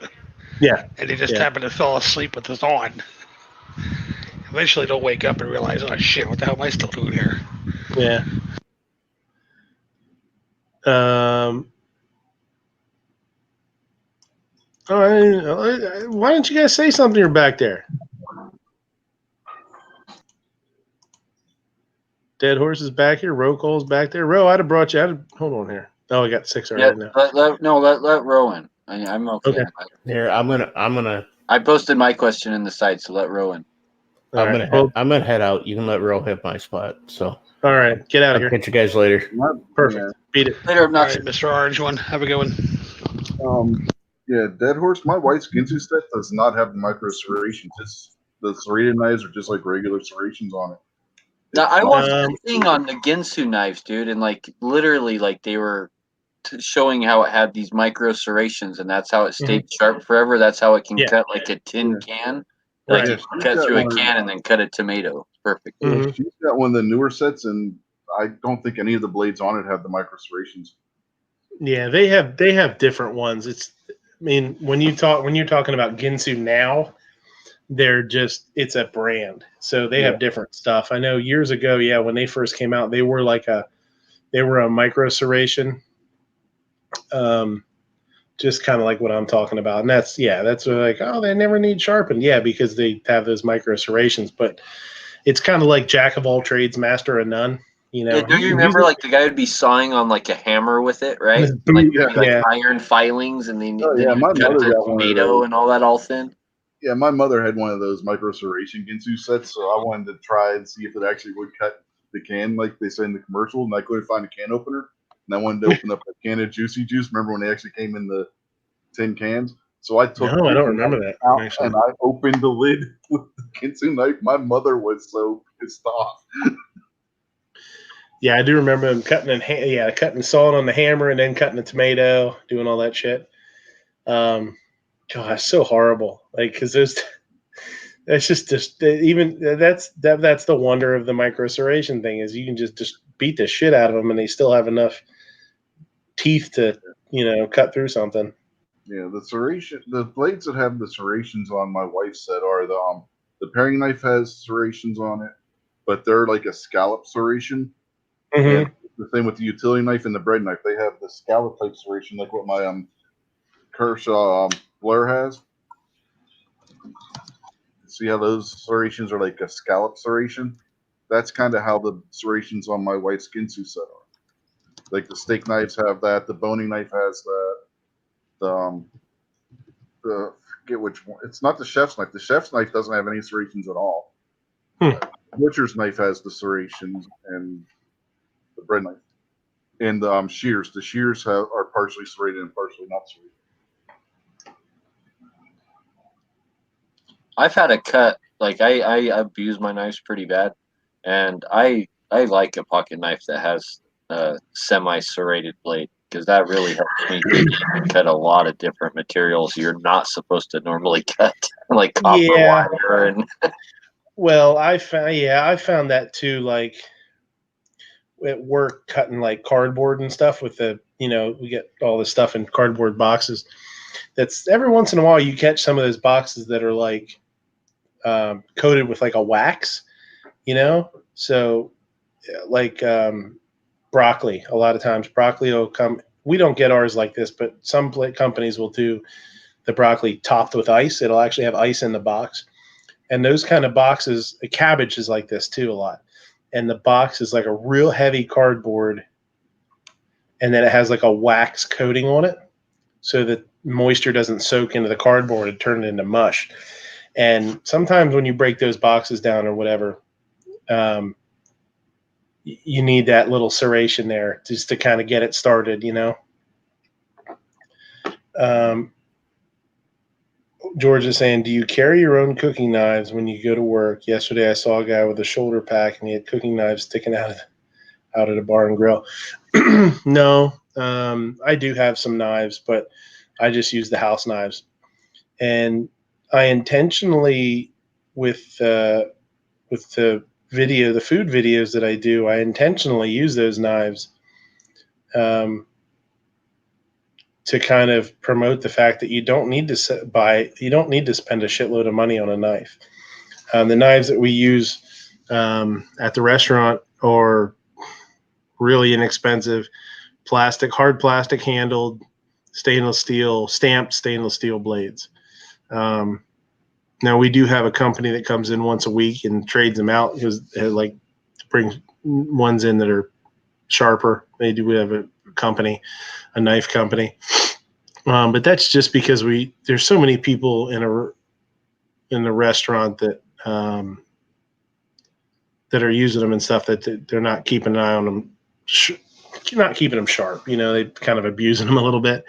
Servers are using them and prep cooks are banging shit around with them and stuff. So, we do that. But I mean, I don't use an expensive knife for sure. I mean, the knife that I use in any of the videos that you guys have seen has probably been like a, I don't know, $20 knife maybe, if that.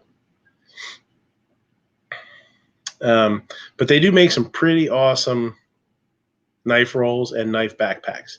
They make, just like nowadays with, is there a food eating challenge at your Waffle House? Yeah, all the waffles you can eat. $500. All the waffles you can eat. Come on down. They make ones that are like roll-ups. They unroll, and then you roll them back up. And then they do make some really nice backpacks nowadays, just like with range bags. You can get like backpacks that are range bags now. Pretty awesome. I know some of those chef knives can be like $600 for a set. Stuff. Oh, that's nothing. That's nothing. Yeah. I mean, you could spend thousands of dollars on knives if you really want to. I mean, one of my favorite knives is, I mean, it was, geez, I think when I first saw them, probably mid 200s. And that's, I mean, I don't own one. I don't have a need for an expensive knife. I'm not trying to impress anybody with my knife. The ones that we have at the restaurant, the cheap ones they're fine for what I'm doing. As much as as hardcore as I am into cooking, all these years, I've never been one, except for at the very, very beginning. I've never been one to try and have a cooler knife than somebody else or something like that. When I was really young, Global became like a huge company. Bobby Flay started using Globals on Iron Chef and stuff like that. And man, when he started doing that, they just blew up, and I can't stand Global knives. I hate them. I don't like the way the handles are. I don't like the way the angles are. It digs into your finger, digs into my finger when I use them. They're not very heavy. They don't have a whole lot of heft to them. So when you're chopping through tough items, you don't have that help of that extra mass behind you, and you have to work a little harder. Yeah, and I mean, people bought Globals like crazy. They were super expensive, and it was like a fad. And now you can still buy them, but they're, that's not a big deal. Itos were the same way, or Shuns. Shuns were very popular, but Shun Ito is what I think is probably the favorite knife I've ever used. I've had two people that I work with own them, and I've used them, and I love them, but I just don't have a need for them. Yeah. Japanese knives, man, their prices get really ridiculous, but they're handmade, traditional style steel. Oh yeah. I mean, one of my old chefs had a.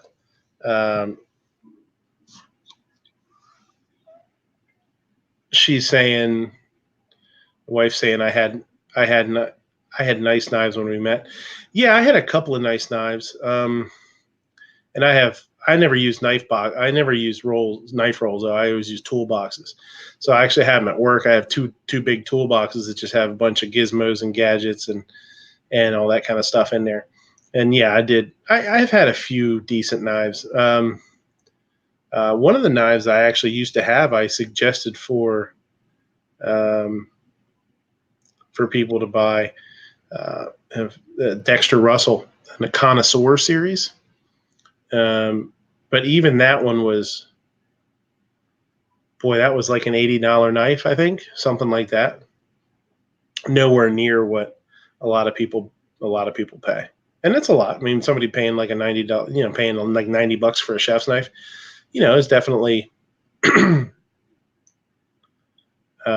it's up there. But for a professional, it's nothing. Yeah, I mean the Japanese knives, like I was talking about, those were folded steel. You could pay a couple thousand easy just. Oh yeah, I one of my executive chefs had a handmade knife, a Japanese knife that was out of looked like it looked like Damascus almost, high carbon steel. So you have to worry about it. It's not a stainless, so you have to worry about it. Take care of it, not let it rust. But it's pretty. It was pretty awesome. Now even that though, I will say go ahead. I was gonna say, like, when you're learning to become a chef, do they teach you actual knife cutting techniques? Like, with this meat you want to chop it, and this meat you saw through it, and this thing you slice it like this, and yeah, well, that's the first. When most culinary schools, the first course you take is they split it up. My school, they're all different. My school would do 15 days in one category. Like you would go to intro to baking for 15 days, and then you'd switch and you'd go to, garde manger, or you'd go to, sauces for 15 days, and you'd have 15-day, 3-week blocks. The first block that everybody does is knife skills and sanitation, because that's where you got to start, right? So you'd have for 3 weeks half of your day, and there were longer days too. A lot of, like, when you go to culinary school, it's not like you go for 2 hours or something like that. Like we were there from 7:30 in the morning till, I think there were 6-hour classes. So you were at the school for 5 or 6 hours, and every day. Not every day. I mean, weekends off or whatever. But so yeah, half your day on those during that block was half the day was sanitation in a classroom setting, and then you'd go into the kitchen and you would do knife skills, and you would just learn how to cut anything. Now, some schools, they're more expensive. They have more money. And you're learning how to do different stuff where you're breaking down like large primals of meat and stuff like that. I never got a chance to do that. My school wasn't that fancy pants. It was a little smaller, not as well known, I guess, and didn't cost as much. So, but yeah, that's your first class is just, and it's like the ambulance is there every day. The ambulance is there damn near every day. So it's funny because inevitably somebody is like, and I will say this is, and looking back on it, it's crazy, but I prefer right now. I mean, I've always preferred like a 8-9 inch chef's knife. Nothing too huge, right? Nothing too big. The knives in our knife sets when I was in culinary school, you could go to the school and you can just get their knife kit that they recommended, and it was a Dexter Russell Connoisseur series. You can look that up.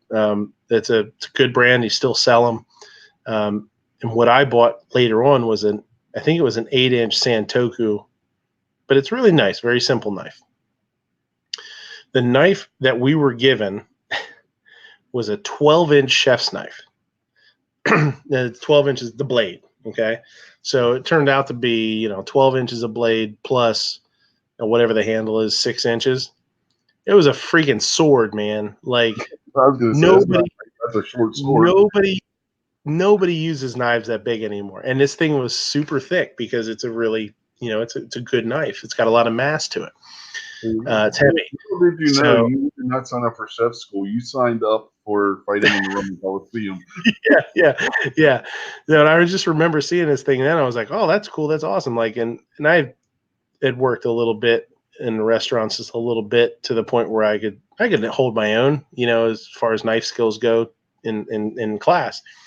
But there was kids that had never worked in a restaurant. They hardly cooked at all. They just decided that they want to go to culinary school. Those kids, they were just cutting the shit out of themselves, man. Just all over the place. I don't say damn near every day, somebody was leaving to go get stitches, or a couple of times the ambulance showed up, and I'm just like, Jesus Christ. But yeah, so that's what you do, and a lot. It starts out just as simply as learning how to cut a carrot with a knife, peel it and cut it into like a julienne or a dice, and you get graded on that. And it sounds goofy, but to be able to do all those cuts is super important. And then later on when you're doing stuff with those cuts, you get graded on it. It's like, wow, that julienne looks like shit. That dice looks like shit. It was supposed to be a small dice, and that's huge, just like any other school, just like any other trade, when you go to learn to be a welder, it's not like they throw a whole bunch of welding, they don't expect you to weld something right in the beginning. They're like, you got to learn the tools and the basics. I'm looking at those Dexter knives, and $700 for a set. Wow. Yeah. That's crazy. Yeah, they can be pretty pricey. I'll tell you what, we still got 29 people watching here. Let me we'll pull up Amazon, and I will show you guys the set that I was thinking about telling Pickle to get. Let me screen share. Screen share.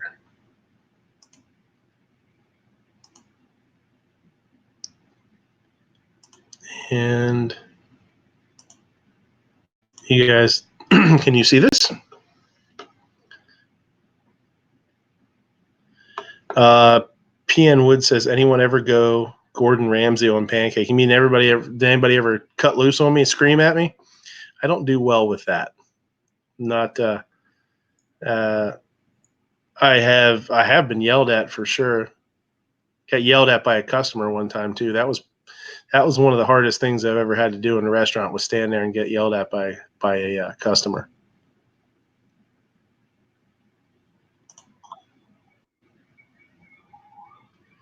Just let him chew me out because I made a mistake.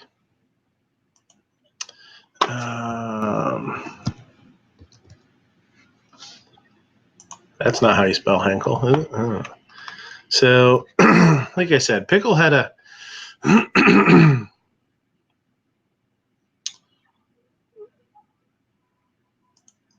Pickle had a 150 budget, right? So when you do look at some of the Henkels, like Smeggy was saying, he likes Henkel knives. Henkel knives do a good job. They've always been quality, even though some of them aren't, super over the top expensive. Can you guys see this, by the way? Yes. Yep. Okay, cool. So now, one thing that's what's tough about recommending knives to some people is you start getting into things that are knockoffs, not necessarily knockoffs, but brands that are. These are all Henkels because I looked up Henkels, but and this one here is Japanese style knife here. You can tell is high carbon steel because it's got that that dark look to it. Those handles, I can't stand them. Some people love them, and that's what I was saying. One of my executive chefs years ago had a knife that looked similar to this and loved it, and I forget what he paid for it, $350, $450, something like that. I couldn't stand to use the damn thing. So I'm just scrolling down here to see what's up. All right. These came out, the Henkel 4-stars came out when I was in culinary school. Those are decent knives. A little bit lighter handle. These. So what does a 4-star mean? Does that mean that it's appropriate for a 4-star restaurant? No, no, it's just different grades, just different levels, just different models. You know what I mean? Kind of, it's like, you're going to have different different features. Be the best then? Or? No, that's just they came out with a 4-star, then they came out with a 5-star, then they came out with a then they had one that was called something else, and they had one that was called something else. They're just different models, basically, of a brand. But these, what's nice about something like this, it's really simple, is you don't get a whole lot of fluff, right? You kind of get what you. It's really weird they don't show you a picture of what all's in there. But he wanted the steak knife, so it's got the steak knives, it's got the shears, it's got a sharpening steel. It doesn't have 2 chef's knives, I don't think. I think it has 1. So that's where you get a lot of the savings when you're looking at stuff like this. Oh, they also have a 12-piece. This was, I think, one of the ones that I saved to recommend, even though I've never used it. You can kind of see some things that are nice. I'm trying to find something that has, okay, these. Something you have to watch out with chef's knives is when they have this part where the hilt is, sort of. You see how the chef's knife there, it's real thick, right where it meets the blade. That actually makes it kind of hard to sharpen. I'm not a big fan of blades that are like that they have that widens out there and gets thicker. Because what ends up happening is if you don't steel it correctly, if you don't put the knife to the steel properly, you end up getting a little divot there, because that part of the steel blade is so much thicker than the actual blade part.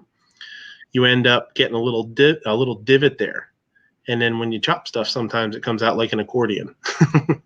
Accordion cuts, like one of my guys do. I was like, who's cutting accordion shit? Same thing with this guy. It has that. Let me find one that doesn't have that. This one. And I see how this one doesn't have that. The blade is the same thickness there. That I actually prefer. A lot of people don't, but I actually prefer that. It gives you a chance to sharpen all the way out to the point there, and it's the same thickness. The blade's the same thickness from tip to hosel there, or whatever. What are those? Are those like bloodlets in that, or like what are those? Well, it's called a scalloped edge or a Granton edge. If you cut a lot of vegetables, potatoes, or like big vegetables, if you cut potatoes, are the best example. What that does is it gives the ability to air. It cuts down in the surface area. And what it does is it keeps the potato or something like a larger vegetable like that from sticking to the blade so much. Yep, and believe me, that makes a difference. Oh, it's huge. Yeah. Yeah, that's the way my wife's ginsu is, the one we use for the vegetables. Yeah. I mean, that looks almost exactly like what her ginsu one looks like. Mm-hmm. Yeah, you'll see it called like a hollow ground or a Granton edge, or sometimes they'll even call them scalloped edges, which I think that's an old term. I don't think they use that anymore. I think they call it a hollow ground edge. And yeah, if you have the ability to get one of those, definitely do it. There's no downside to it, really, and it does really help out a whole lot.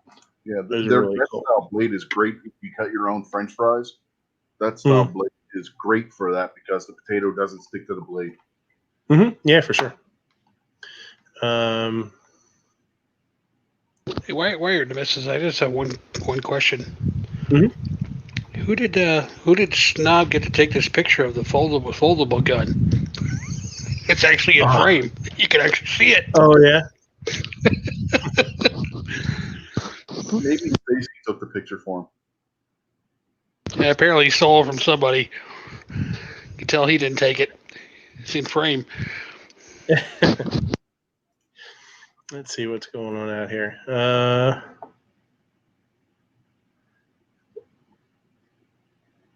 What's the most amount of times you had to remake a steak for the same customer? We had one. There was one night where I think one came back 3 times, and it just ended up to it was like an older lady, and they wanted it. She wanted it super well done, man. Super well done, like crazy. So yeah, we got burned on that one a couple times, where she wanted it she wanted it. It was one of those weird orders too, where sometimes people come in and be like, I want it medium with no pink. Well, you're full of shit because medium's going to have some pink in it. So now you're left to you're hung out to dry a little bit. Like, well, do I make it medium or do I make it well done? And it was one of those where somebody ordered it, medium with no pink or medium well with no pink, which medium well will still have a little bit of pink in it. So sent it back, cooked it to well done, sent it out, came back, and she just wanted it like she wanted it. She wanted it. Yeah, it was pretty rough. That was pretty rough when it went out. I mean, you definitely needed a glass of water to choke that one down. Boob Sweat says, shit, my mom was like, you knock off the horns and run it through the kitchen and put it on my plate. And she wasn't kidding. I mean, you put it on the grill, you flip it on one side, you make it brown, you flip it on the other side, make it brown, and put it on the plate. Yeah. If you didn't cut into it and squirt her in the eye, it was too done. Just show them the pan, right? Boob Sweat says, I'm sure we've all heard that pufferfish can be deadly if not done right. Have you ever made pufferfish? No, I've never done it, and I would not try it.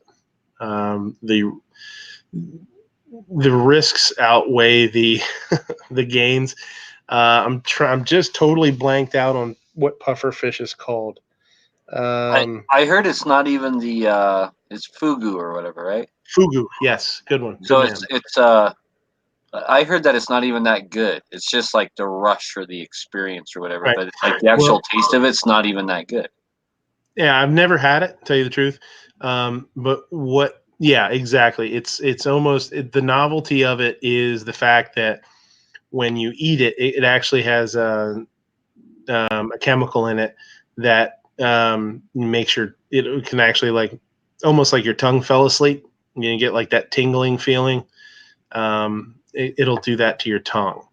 So yeah, there is that novelty to it. Other than that, I've never had it. I don't know.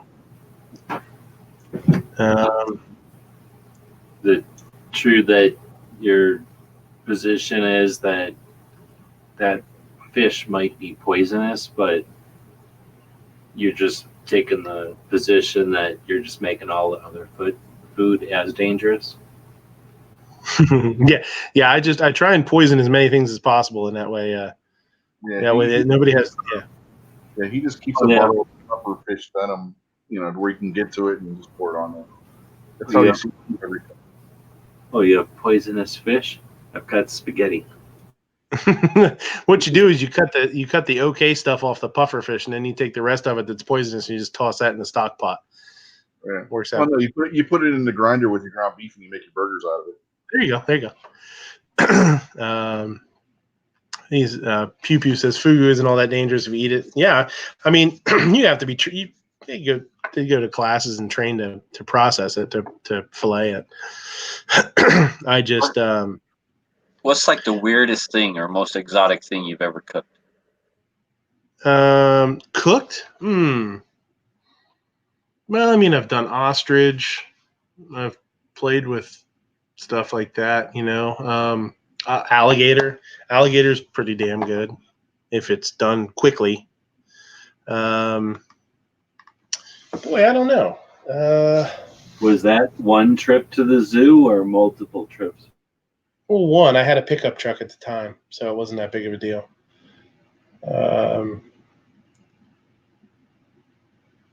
I've never cooked it, but I've had uni, which is sea urchin. I've eaten sea urchin. I would eat it again if I put with some stipulations. I think when I had it a large portion of it, and I didn't. I loved the flavor.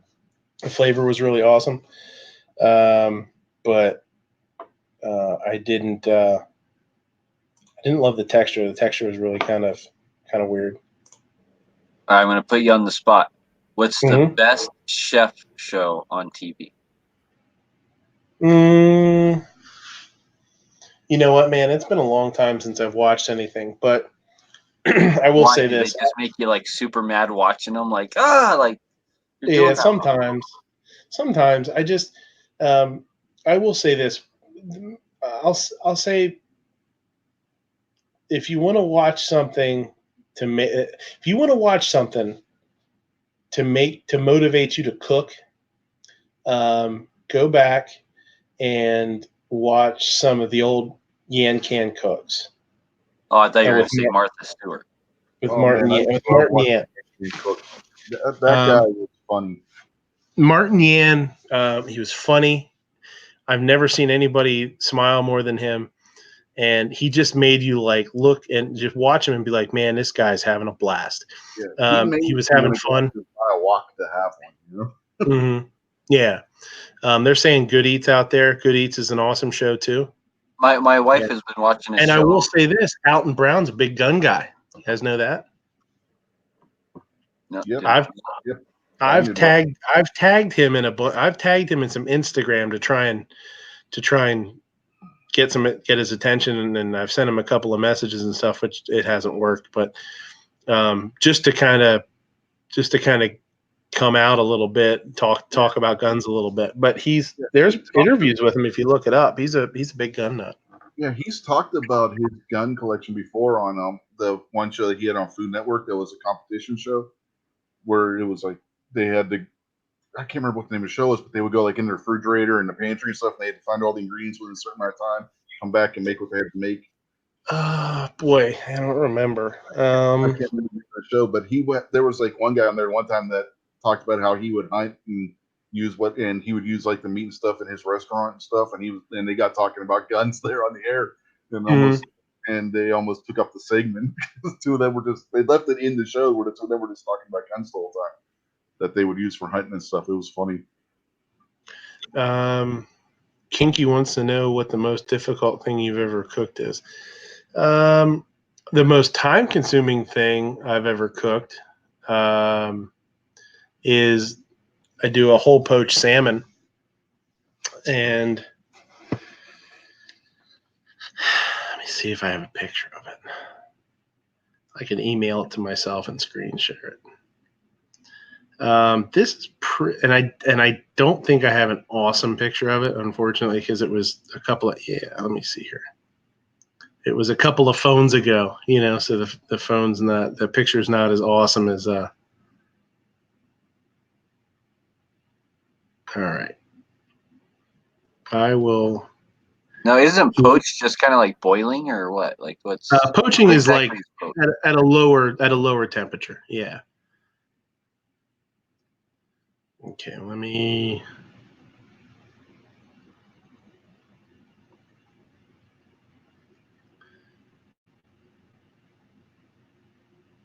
Okay, let me see if that comes through here, because this is pretty. I don't know how great this is going to look on camera, but I will say this is probably the coolest thing I do.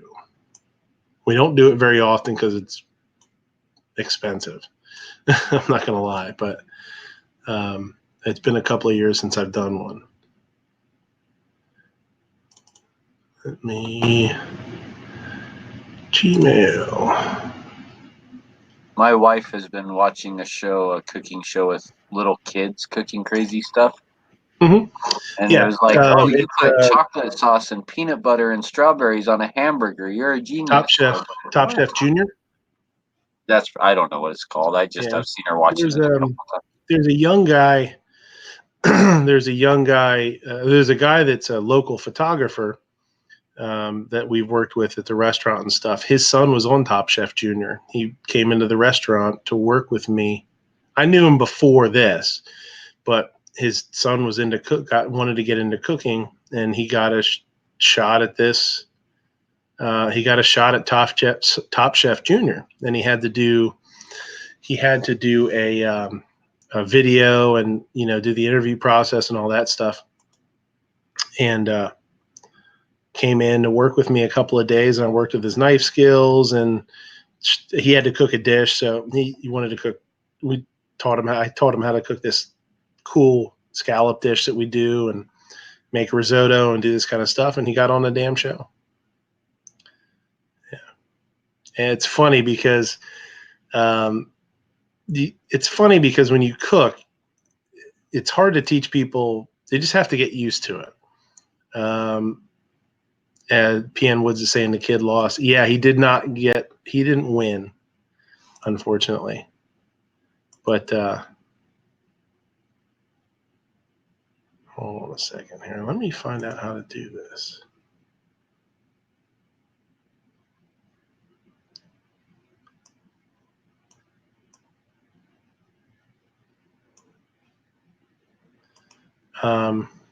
But it's funny to teach people not to be afraid of the knife. And, it's like, hey, things are going to happen. You got to, worry about your technique, hold the knife correctly. All right, guess not. Well, I'll try and find it for next week, I guess. And anyway, I'll post it on Instagram tonight.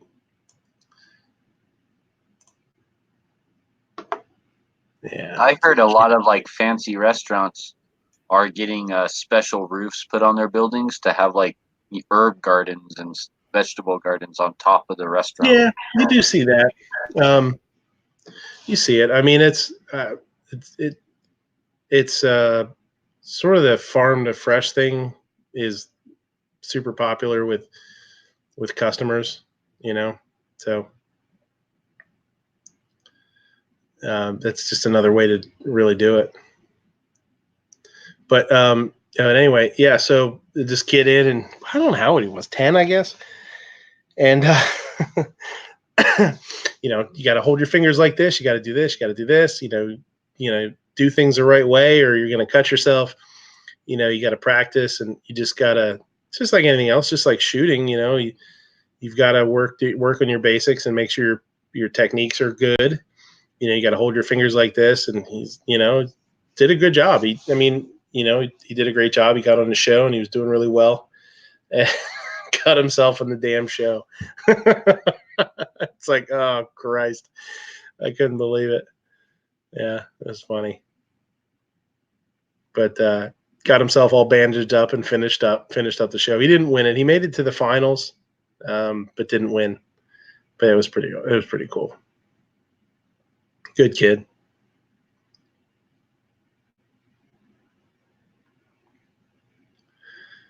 But I don't know, what were we talking about before that?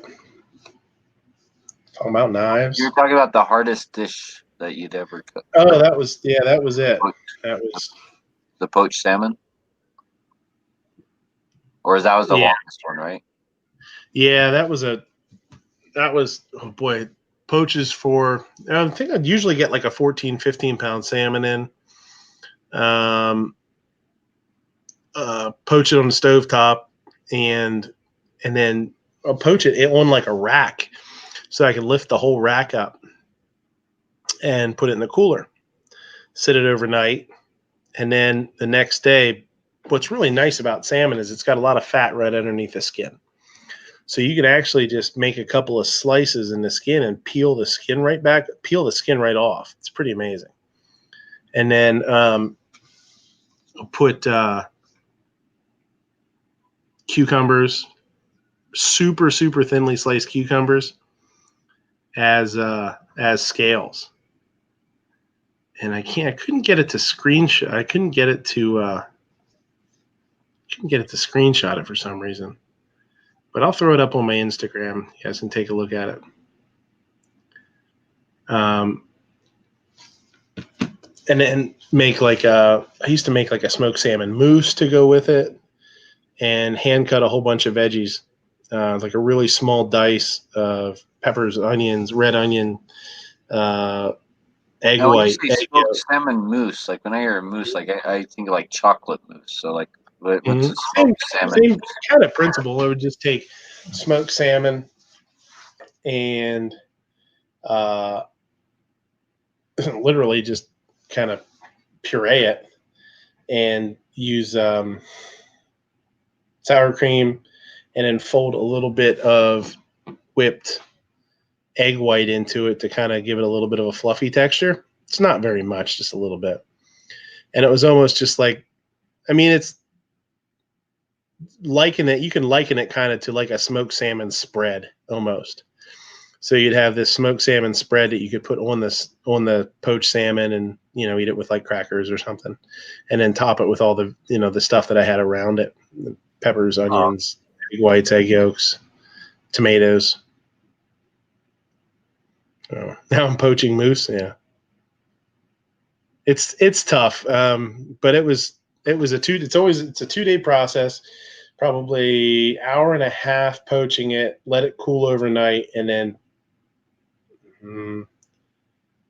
probably a 3-hour process to get it trayed up and cut all the veggies and stuff. It's pretty brutal. Oh. At least he's not poaching helpless eggs every brunch. I used to, when Caliber Corner was on Saturday mornings, every once in a while I'd jump on there while I was doing brunch prep.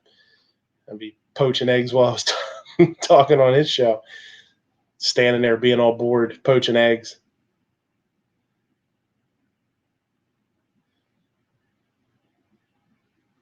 Is it hard for you to enjoy eating at restaurants? Do you find yourself criticizing every bite? Not at all. Total opposite. You're just happy someone else is doing the cooking? Yeah, pretty much. I'm probably, I wouldn't say, okay. I'm not demanding, and I don't even really care if you make mistakes.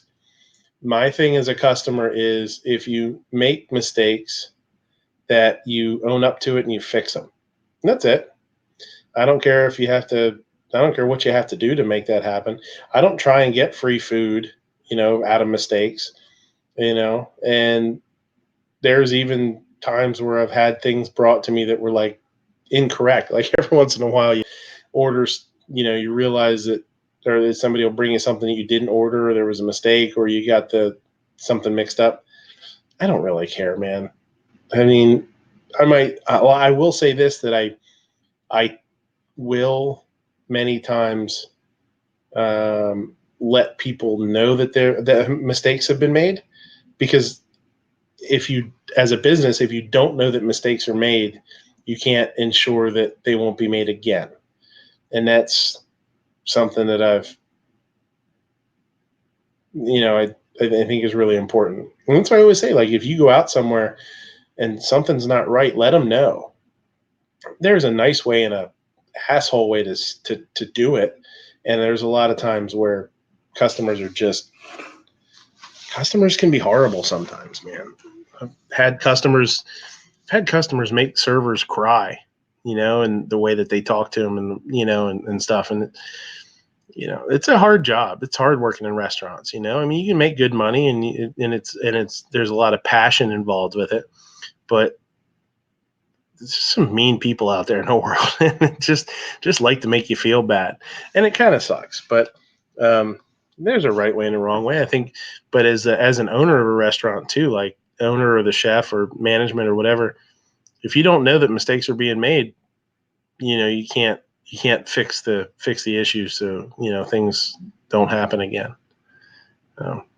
I had super good service a while back at this restaurant, and I actually called in the next day to talk to the manager and just tell him that.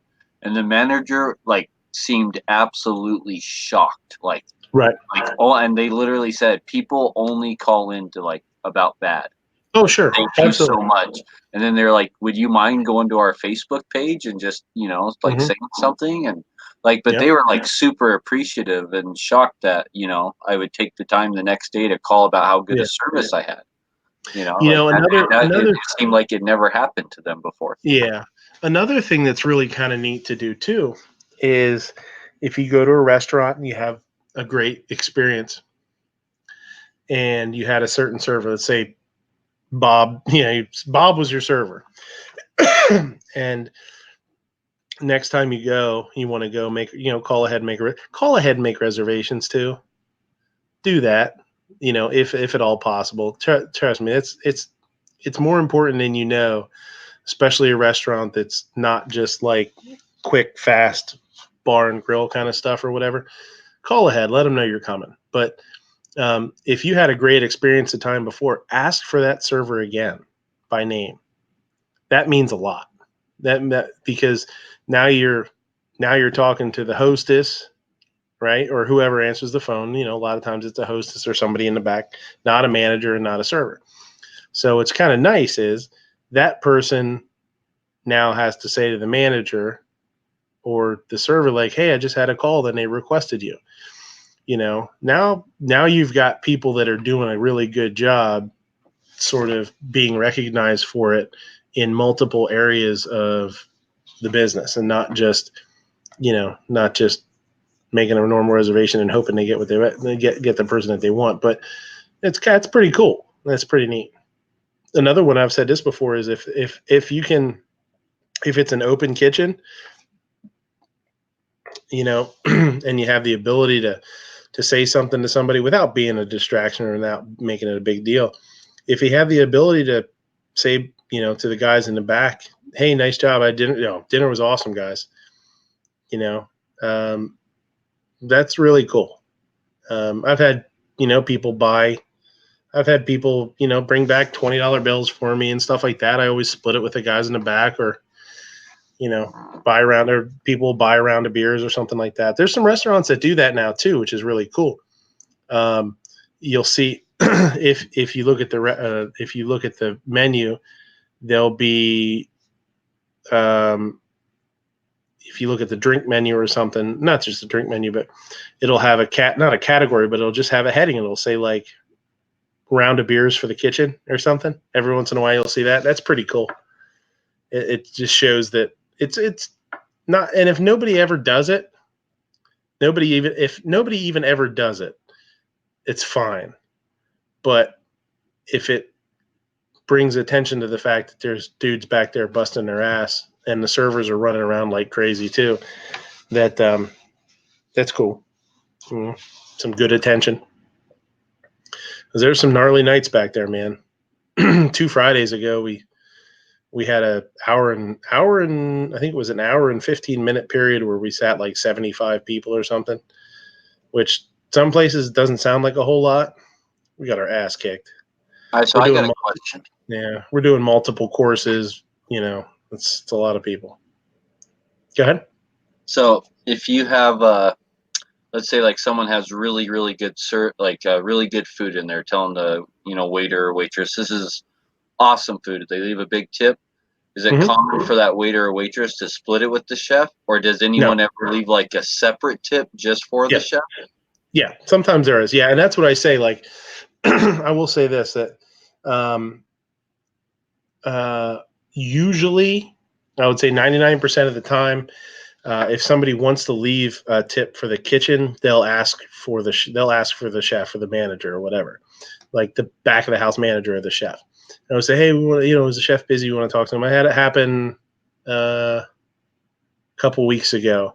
I just had a guy and his wife, a couple, they're older, they're 50s. And the server came back and they said, hey, Trav, I got a table out here that wanted to talk to you. And if you have a chance. And it was a rough night. We were pretty busy. So, I mean, it took me a little while to get out there, but they were just they hadn't gotten dessert yet. So I had a little bit of time to kill. And I went out and the guy, did the whole, and this is a cool move. Okay. And this shows, it's like an old school kind of mobster kind of feel to it, but they'll shake your hand with the $20 bill in the palm of their hand. They do that thing. That's always, I always thought that was kind of cool. And he threw me $20. He's like, man, everything was awesome. He's like, we had such a good experience, and this, that, and the other thing. And I got a chance to talk to him for a little while, but but that got split in the back. I think there was 4 of us there, so I kept 5 and gave 5 to the other 2 guys, and it was 3 of us, 3 cooks and a dishwasher. So I took 5 and gave 5 to the other guys. But if you have the ability to, I works the other way too. Like I have people because you have to go from the dining room to get to the bathrooms in a restaurant. You go past the back and you can see into the kitchen a little bit. and I'll have people that'll just stop on the way to their bathroom, like, "Hey, is a chef here?" or whatever. And sometimes I don't even leave the kitchen. I'll just kind of, say, "Hey, chef," and I'll poke my head down and you can see out. And there's, "Oh, I just want to tell you everything was awesome." That goes a long way. That's really, really cool for people to do. Take those 3 seconds, all it takes is, 10 seconds or whatever, and yell back in the kitchen so that everybody can hear you how awesome everything was. That's really great motivation for the staff, because it is true. Like, we do hear 99% of the stuff we hear is negative. This isn't fast enough. This isn't good enough. I need this. I need that. What's going on with this? Oh, you forgot this. You know what I mean? And to hear on the other side of it, to hear it from me, coming from the other direction is very motivating. Yeah, we had a couple of waitresses way back in the day that used to do that too. She used to split her tip money with the bus boys, the dishwasher, and it was a pizza restaurant. So usually the guy who was on the oven, who was cooking the pizza, and the cutters. But she'd always come back and everybody get a couple of bucks that night. Yeah, and that does happen in a lot of smaller places too. And there's a lot of places that, especially with places that don't have servers, they'll do tip splitting. Yeah, with smaller pizza places and stuff like that. There is some weird laws. I don't know how it is federally, but I know there's some weird laws in PA where certain employees aren't supposed to be tipped because they're hourly, making certain.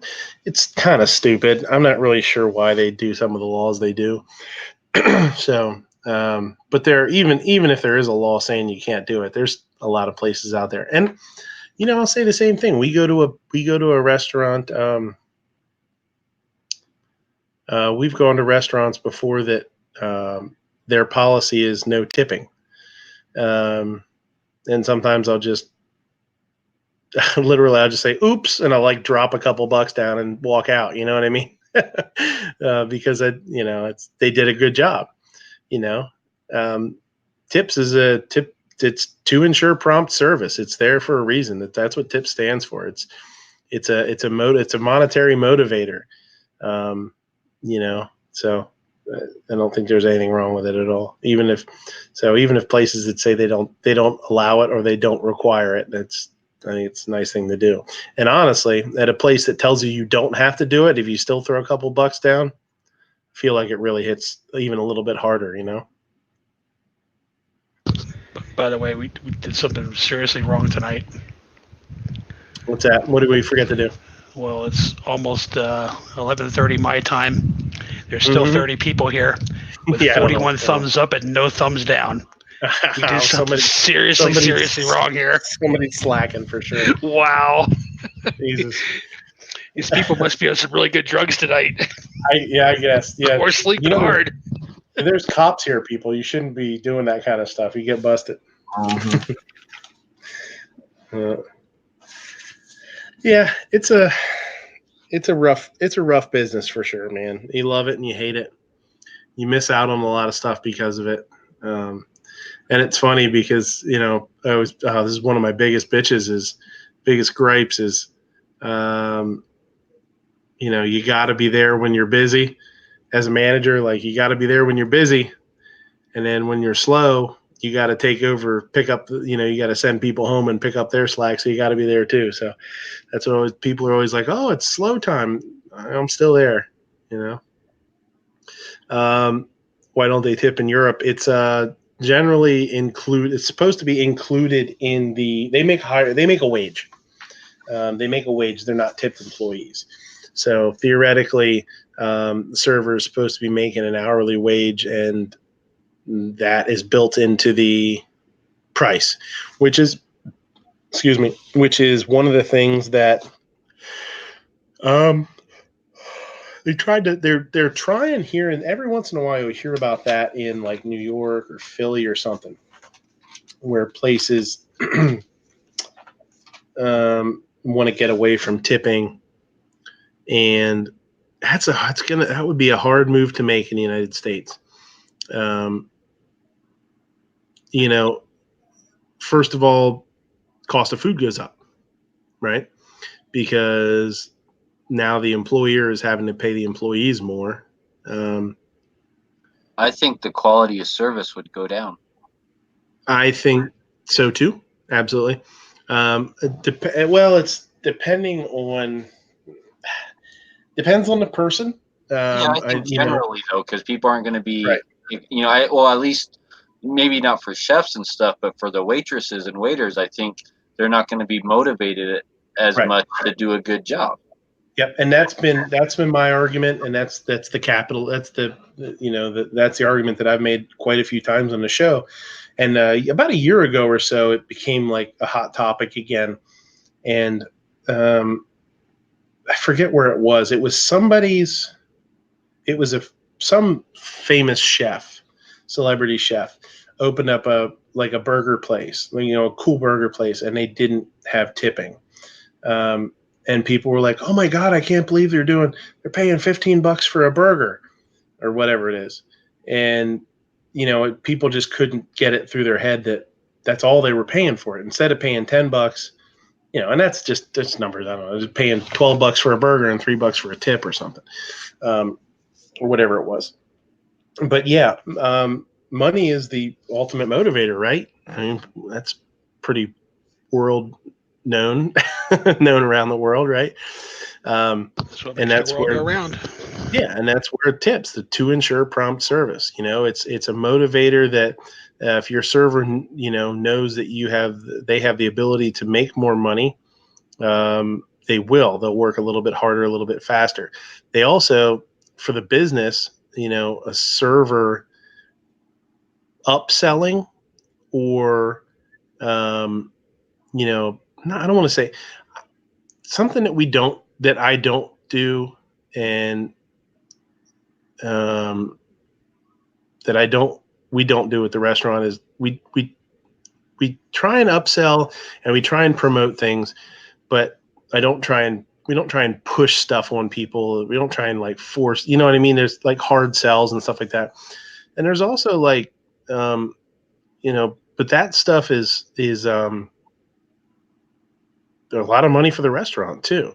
So if that server's out there really working the tables and gets an extra cocktail or an extra appetizer or an appetizer that they weren't going to get, it's more money for them and it's more money for the business. It's a win-win. And as long as that customer still feels like they got good service and the food was good and their experience was great, then they're not mad that they spent an extra $10. Kinky says, what was the chef that took the tips away from waiters at his restaurant? He was a famous one too. I don't know. And depending on where it is, like I say, I'm not sure about laws in other states. Salaried employees aren't allowed to accept tips. So I'm not 100% sure. I can't really speak on that. Mario Battelli? No, I don't know. Oh, he was the one who was ordered to pay $5.25 million for skimming tips from his restaurant. Really? Kinky says he was a ginger chef. That's a guy, maybe. No, I didn't know anything about that.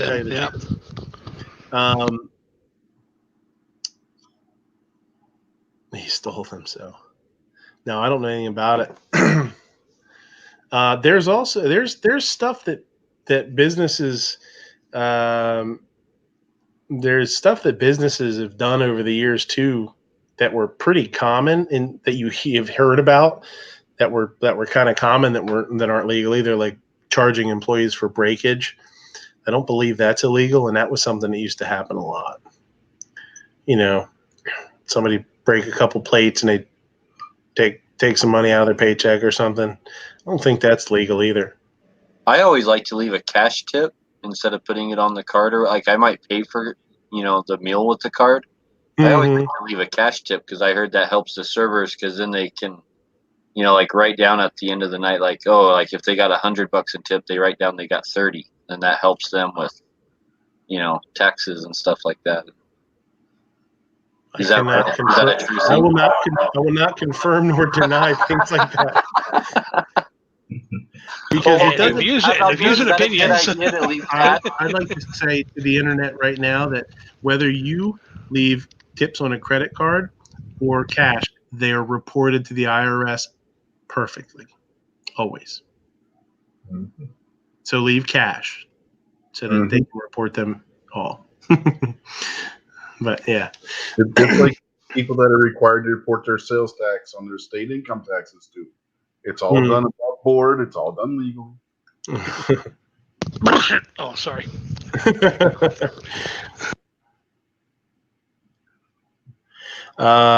Seven says, I've heard of restaurants charging the server if they have dine and dash. Yeah, I've there's stuff that there's certain things that you can and there's certain things you can't. I mean, when we've had people do that, take off in the middle of checks, and we've got cameras. We got cameras all over the place, and honestly, sometimes it's crazy because you'd think a server would notice that somebody got up and took off on them, but you're not looking for somebody to do that. So when a person gets up they eat half of whatever they're eating, they get up and they walk towards the back or something, and you think, oh, they're going to the bathroom, and they just walk out the door and take off. And it's very rarely somebody that eats all of something. It's funny. Like they know better. They're like, oh, I'll eat 2/3 of this. And when I get up to go do something, go to the bathroom or whatever, they're not going to think I'm taking off on them, and they bolt. Yeah.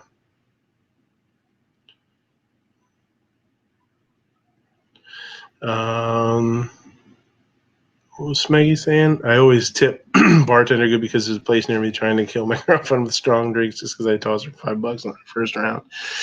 Yeah, it's funny. That's a tough thing when bartenders pour real heavy, thinking that they're doing you a favor. And I mean, there's a time in my life for sure that the heavier you poured it, the better it was. But most people grow out of that for sure.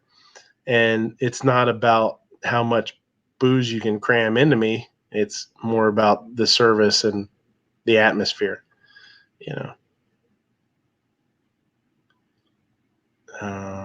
I had an ex that was a server, so I know what it's like. I always leave cash tips out.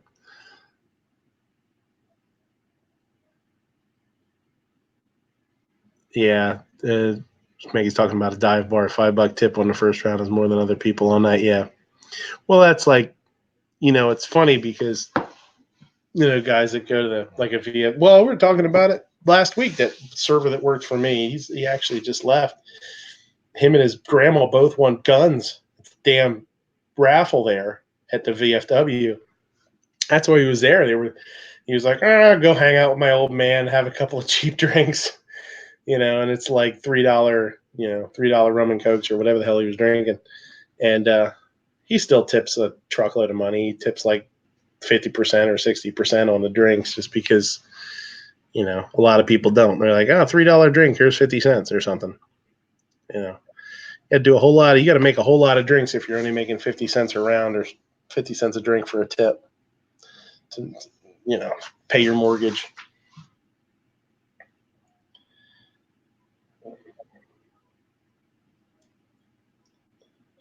Has everybody, we still got 2 days?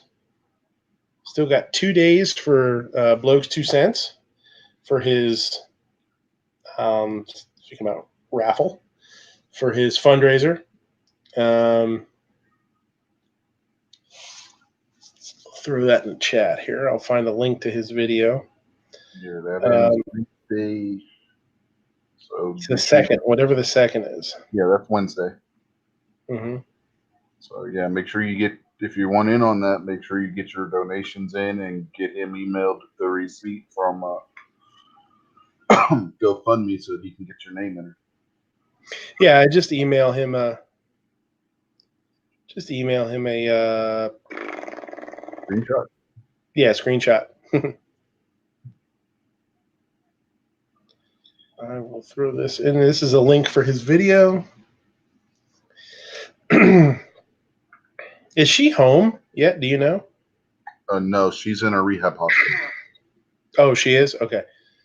I heard him say that she was in a rehab or in rehab, but I wasn't sure if she was, what do they call it, outpatient, where you're at home and then you go in, or, I wasn't 100% sure. No, she's inpatient in a local rehab hospital down there in Florida.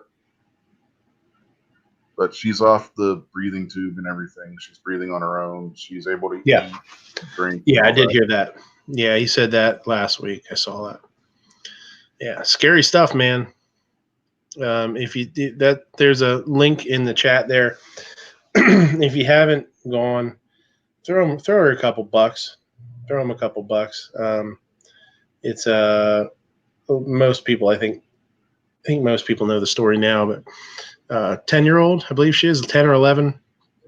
4th of July weekend, they were at the lake with some friends and family, doing some cookout and stuff. Came up to grab something to eat for lunch and couldn't use her hand.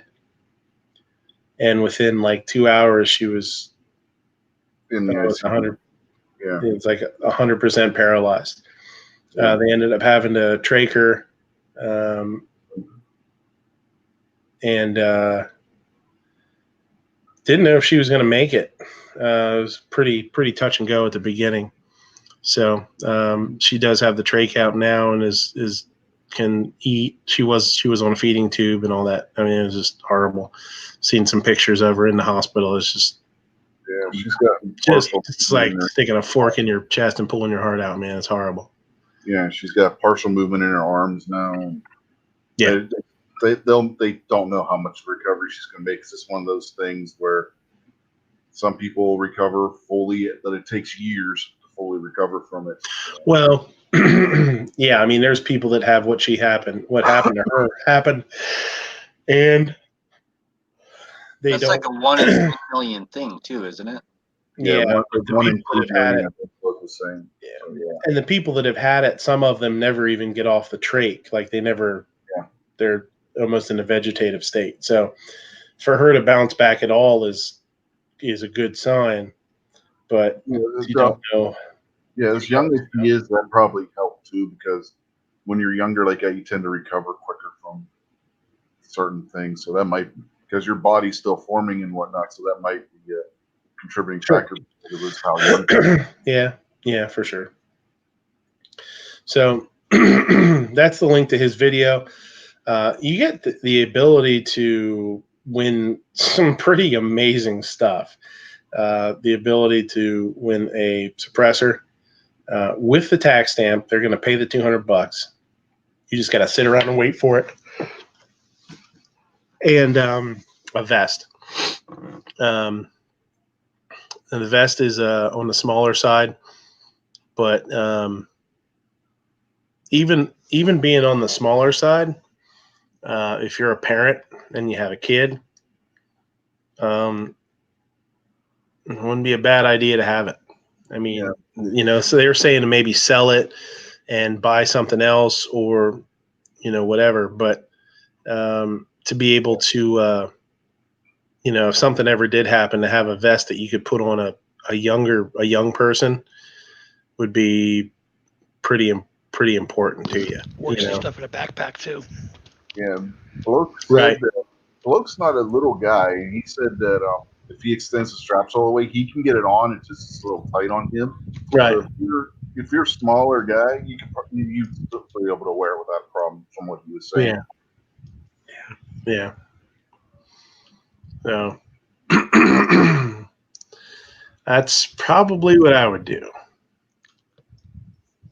Either that or, I know they have some really cool. I mean, if you could get a good offer on it to sell it, for your, something for your kid too. They make those backpacks now too that are really cool. They have the you can slip in the plate. It's right in the back of it, right in the damn backpack. It's pretty awesome.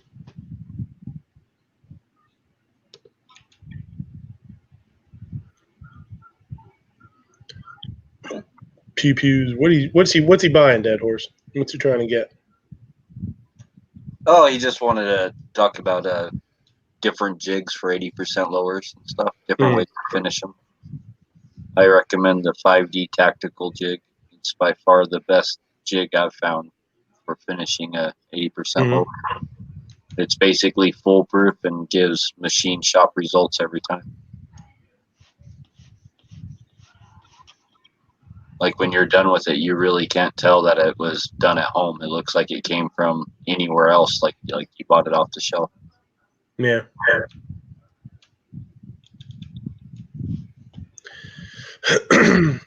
Smeggy's saying you see some states want to ban bulletproof stuff. Yeah, that's been talked about forever. For years now. Every time I go to a gun show, it seems like not a gun show. It seems like yeah, you better get it now. They're going to ban it. Yeah, and you never hardly ever see them used in crimes. Very, very, very super rarely do you see somebody wearing some kind of vest when the shit hits the fan. But I can only think of one crime that I've ever seen them wear a vest, and that was that Hollywood shootout. No, there was just one the other day. They had one the other day. Yeah, there was the not the one in Ohio.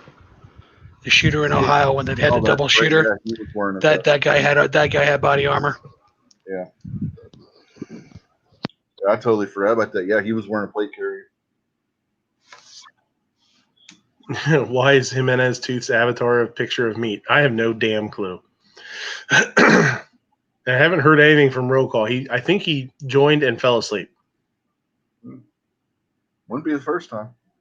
Cindy probably dropped a water ball. He's been talking this whole time. He just doesn't know he's muted. Cindy dropped a water bowl on his head. He's unconscious on the floor right now. Yeah, but do you blame her? It was funny the other night. He was on. I'll tell you what. If you haven't watched rants and raves from this week, holy smokes, that son of a bitch was wound up this week. And it's funny. At one point, you see like Cindy's hand reach into the. I was like, "What's she smacking him?" I was waiting for her to smack him in the head.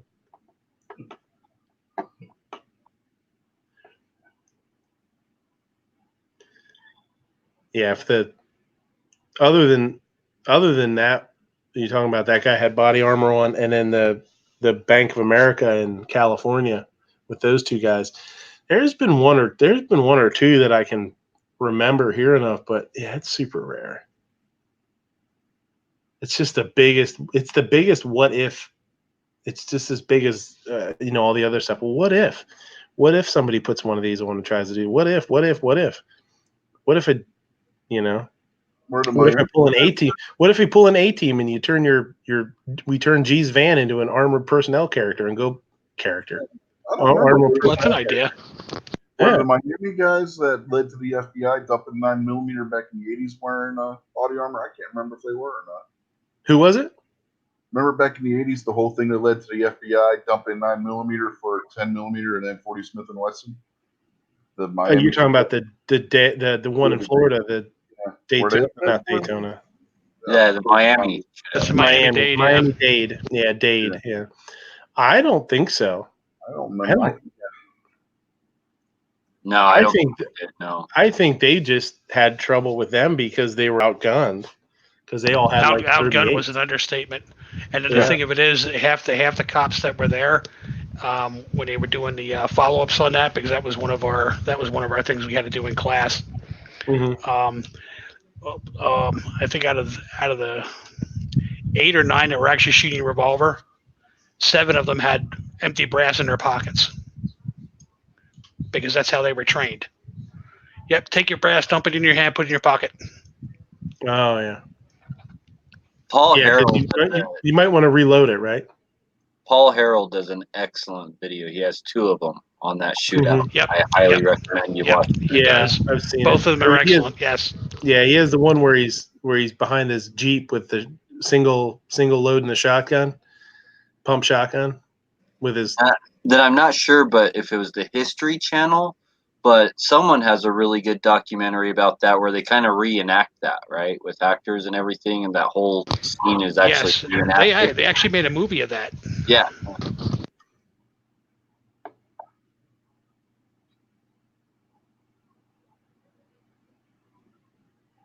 Who would be MT? What does he mean by who would be MT? I have no clue. You mean BA? BA Baracus from the A-Team? Mr. T, is that what he's saying? Yeah. Oh, Mr. T, maybe. Yeah, BA Baracus. I don't know. Who would be BA Baracus in Gun Channels if we had to throw an A-Team together? He was a tough guy, but he was scared of planes, like wouldn't get on the plane and stuff, so he was Obviously Night Strike. Nah, no. Night Strike's not the big strong guy. Who's like a bodybuilder type? Matt? I don't know. Matt afraid to fly? I don't think so. I don't know. That's a hard one. What about Angry? Is he afraid to fly? I don't think so.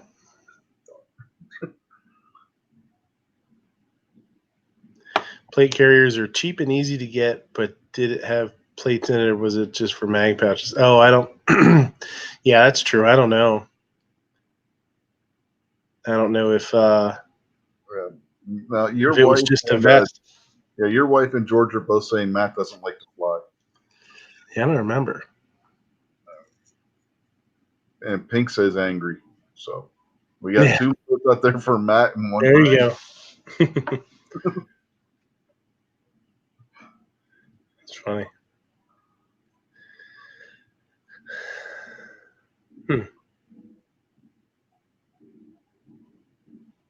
Now Matt's almost got the Mr. T haircut. He's at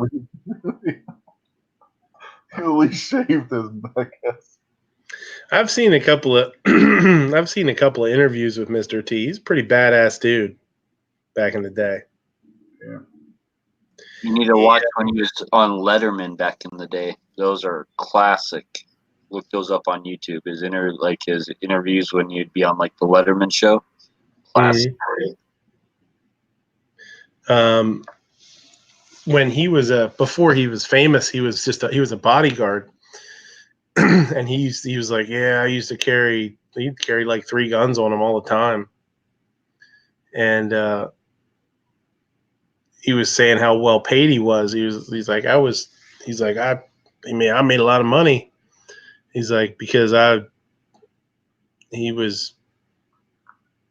like, I will die for the person that I'm protecting. He's like, that's how seriously I take this. He's like, I charge a lot of money. He's like, but when it goes down, he's like, I'll be there for you. He's like, I'm not gonna run and hide. I'm not gonna leave you hanging or whatever he said. I don't remember what he said, how he said it exactly, but he said, if I have to die for you, I will. And he was a doorman. He was a bouncer too. Yep. Mm-hmm.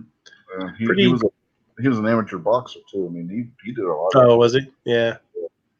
That's why he got. He wrestled Hulk Hogan at like WrestleMania. Well, he was his tag team partner now. Or yeah, tag team. That's right. He killed Mickey too. Yeah, that bastard. Son of a bitch. We used to have a bartender back. We used to have a bartender back in the day that was like super Italian, like, hey, how you doing? Kind of, you know what I mean? Like super, super Goodfellas kind of guy.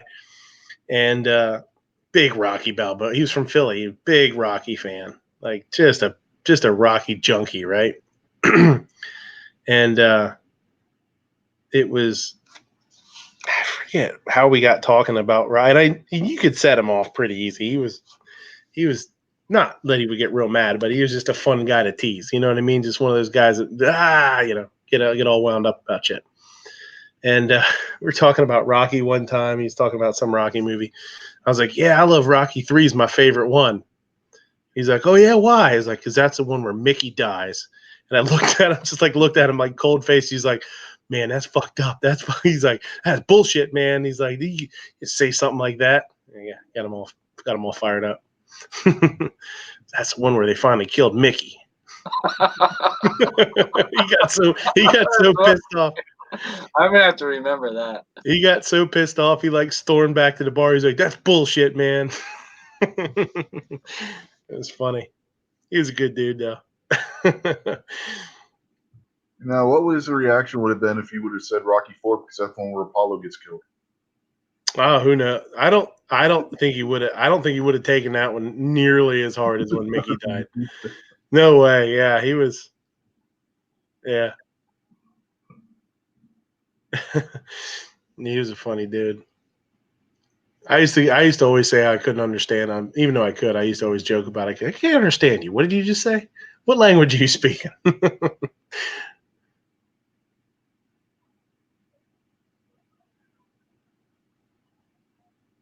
Seven Wonders says, I had a girlfriend in college who said I reminded her of Mr. T, but much more pale in complexion. What the hell? Look at the source, man. Look just look at the source. Do you remember the Mr. T cereal? That guy actually had his own cereal. Uh-huh. Oh, yeah. That either. He had action figures. There was a comic book.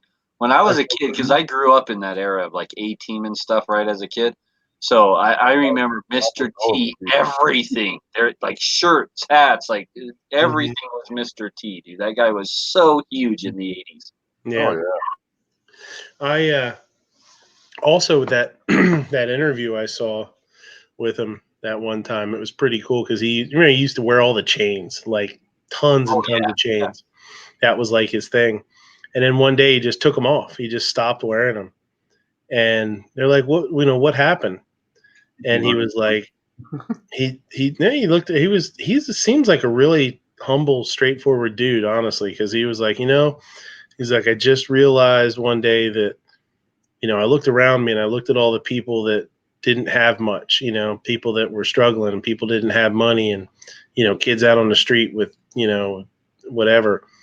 And he's like, and I looked at myself wearing $20,000 worth of gold chains or whatever he said. And he was like, I realized how wrong that was of me to be doing, and he's like, that was it. And he's like, now I wear one, he's like, and wear one chain and like his earrings or whatever he wore and like a ring or something. But he was like, I was like, wow, that's, I mean, if that's true, that's pretty awesome. He had, just like you said, dude had his own cereal. The dude was making millions, whatever he was making, like back then, who knows, tons and tons of money. He was like one of the most recognizable people in the world. And for him to look around and have the decency to look around and be like, you know what, this is not right. I don't need to be flaunting this like this. This is, let me do some good in the world, not just flaunt myself, You ever notice what the first thing he got rid of was? Mm-hmm. All that jewelry. One of the first things he had on, he had a cross on there, and then he had a little one which was the Muslim crescent and star. That was the first one he got rid of because he said he learned when he was interviewed about why he got, like you were saying, another interview where he was talking about the first thing he got rid of was the Muslim crescent and star because he found out what Islam was actually about. Originally, all those chains and that was like, that was one of the things he thought that was like an African heritage thing, is why he was wearing that. Then he found out about it, and that was one of the first thing that went from his. He took that off while they were still doing the 18. Oh yeah. I watched this documentary a little while ago about like this British guy came over from like Britain here, went around and visited all the 18 guys that were still alive, and then got them to do a reunion, kind of like to get together at this bar. But like, he interviews all of them, and they all have these crazy stories and stuff. He even got Mr. T.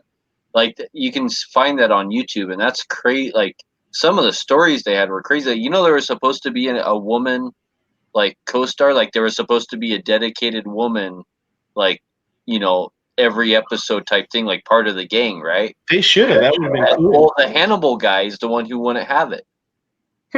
He was the one who was like, no, like there's not going to be any women in this show. So that's why all the women became like guests. Because the first season there was kind of a woman there, and then he chased her off, and like they had some crazy stories during that interview about the 18. They could have done some really cool stuff with a female in the cast. They could have done some really cool stuff. Like Debbie does the A-Team or what? Now, like, think about it. Like, they used to didn't they used to have to dress Murdoch up like a woman sometimes to get him to like great places? And Yeah, shit? true. Good point. Yeah, the only time But that was half the fun. Yeah, that's true. They had two different women that are members of the cast, and both of them were reporters. They could have. Now, the first season, like all the other episodes, a woman would only be in it 1 or 2 episodes as like a guest star. But in the first season, there was kind of a dedicated chick there that first season. Yeah, there was another one later on. They replaced the first one with somebody else later on. There was actually 2 different women on the show, and both characters were reporters. Because they show the old A-Team episodes on one of the channels we have on here, and I'll watch that sometimes. There were 2 different women that were on the show that were both reporters. Blackheads. That's probably when I said, you know, it'd be cool to have a female on the show that could do some cool stuff. He's like, yeah, like dishes or make sandwiches. You know what I never got about Mr. T's Saturday morning cartoon shows, how he goes from like being a B.A. Baracus on weekdays during primetime TV, and then on the cartoon show being a children's gymnastics coach. Well, he had cameos and everything, like Punky Brewster. Like he had cameos in everything. That's so crazy. I was going to say the same exact thing. I was like, he used to do all sorts of other shows. Like, I remember Punky Brewster. Yeah. Yeah, the him being a gymnastics coach though, that one I never got. I never got that one. Why was he teaching gymnastics? This is clearly somebody who never did gymnastics a day in his life. It was too damn big. Well, if you remember, like during all those cameos, like he was actually very outspoken about kids staying in school and reading and listening to their mom. Like he was very outspoken about that. He was. Have him like teaching kids something. They could have had him teach something that would be believable. I mean, I just didn't buy Mr. T being a gymnastics coach. That just, and then and not just being a gymnastics coach, but a gymnastics coach who was basically the Scooby Doo to the gymnastics teams. You know, middling kids because they were always going around solving crimes. You know. Damn meddling kids. I'd have got away with it too. Oh, it was Mr. Crowley. It's always Mr. Crowley. They should have locked that son of a bitch up a long time ago, Mr. Crowley. And they always had they had a van too, just like the Scooby Gang. They had a van that had Mr. T painted on the side of it. Mm-hmm. I think Mr. T heard Sylvester Stallone too in Rocky. I remember seeing an interview or something with Sly talking, and like I can't remember if he cracked a rib or broke a rib and like busted up his nose, like, but you know, like Sly supposedly said, like, you know, we got to make this look real, you know, and then he made it that was Hogan. Mr. T got hauled off and just belted him. That was real enough. Yeah, that was Hogan. He talked Hogan into hitting him. He gave him that double axe handle, you know, that like pow on the back. Yeah, and that's what. I saw an interview, you know, Hogan talking about him. He was like, he told me to hit him. He's like, so I hit him. He's like, told me to hit him as hard as he could, and I did. He's like, and I hit him in the back, and he broke his neck.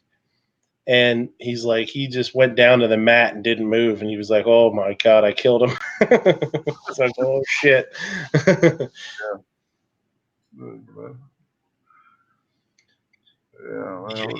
The more you know, public service announcements, knowing is half the battle.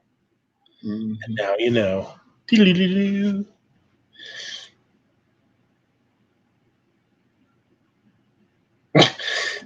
The wife says, different strokes comes on after one of my son's cartoons in the afternoon. If I leave it on too long, it will cry.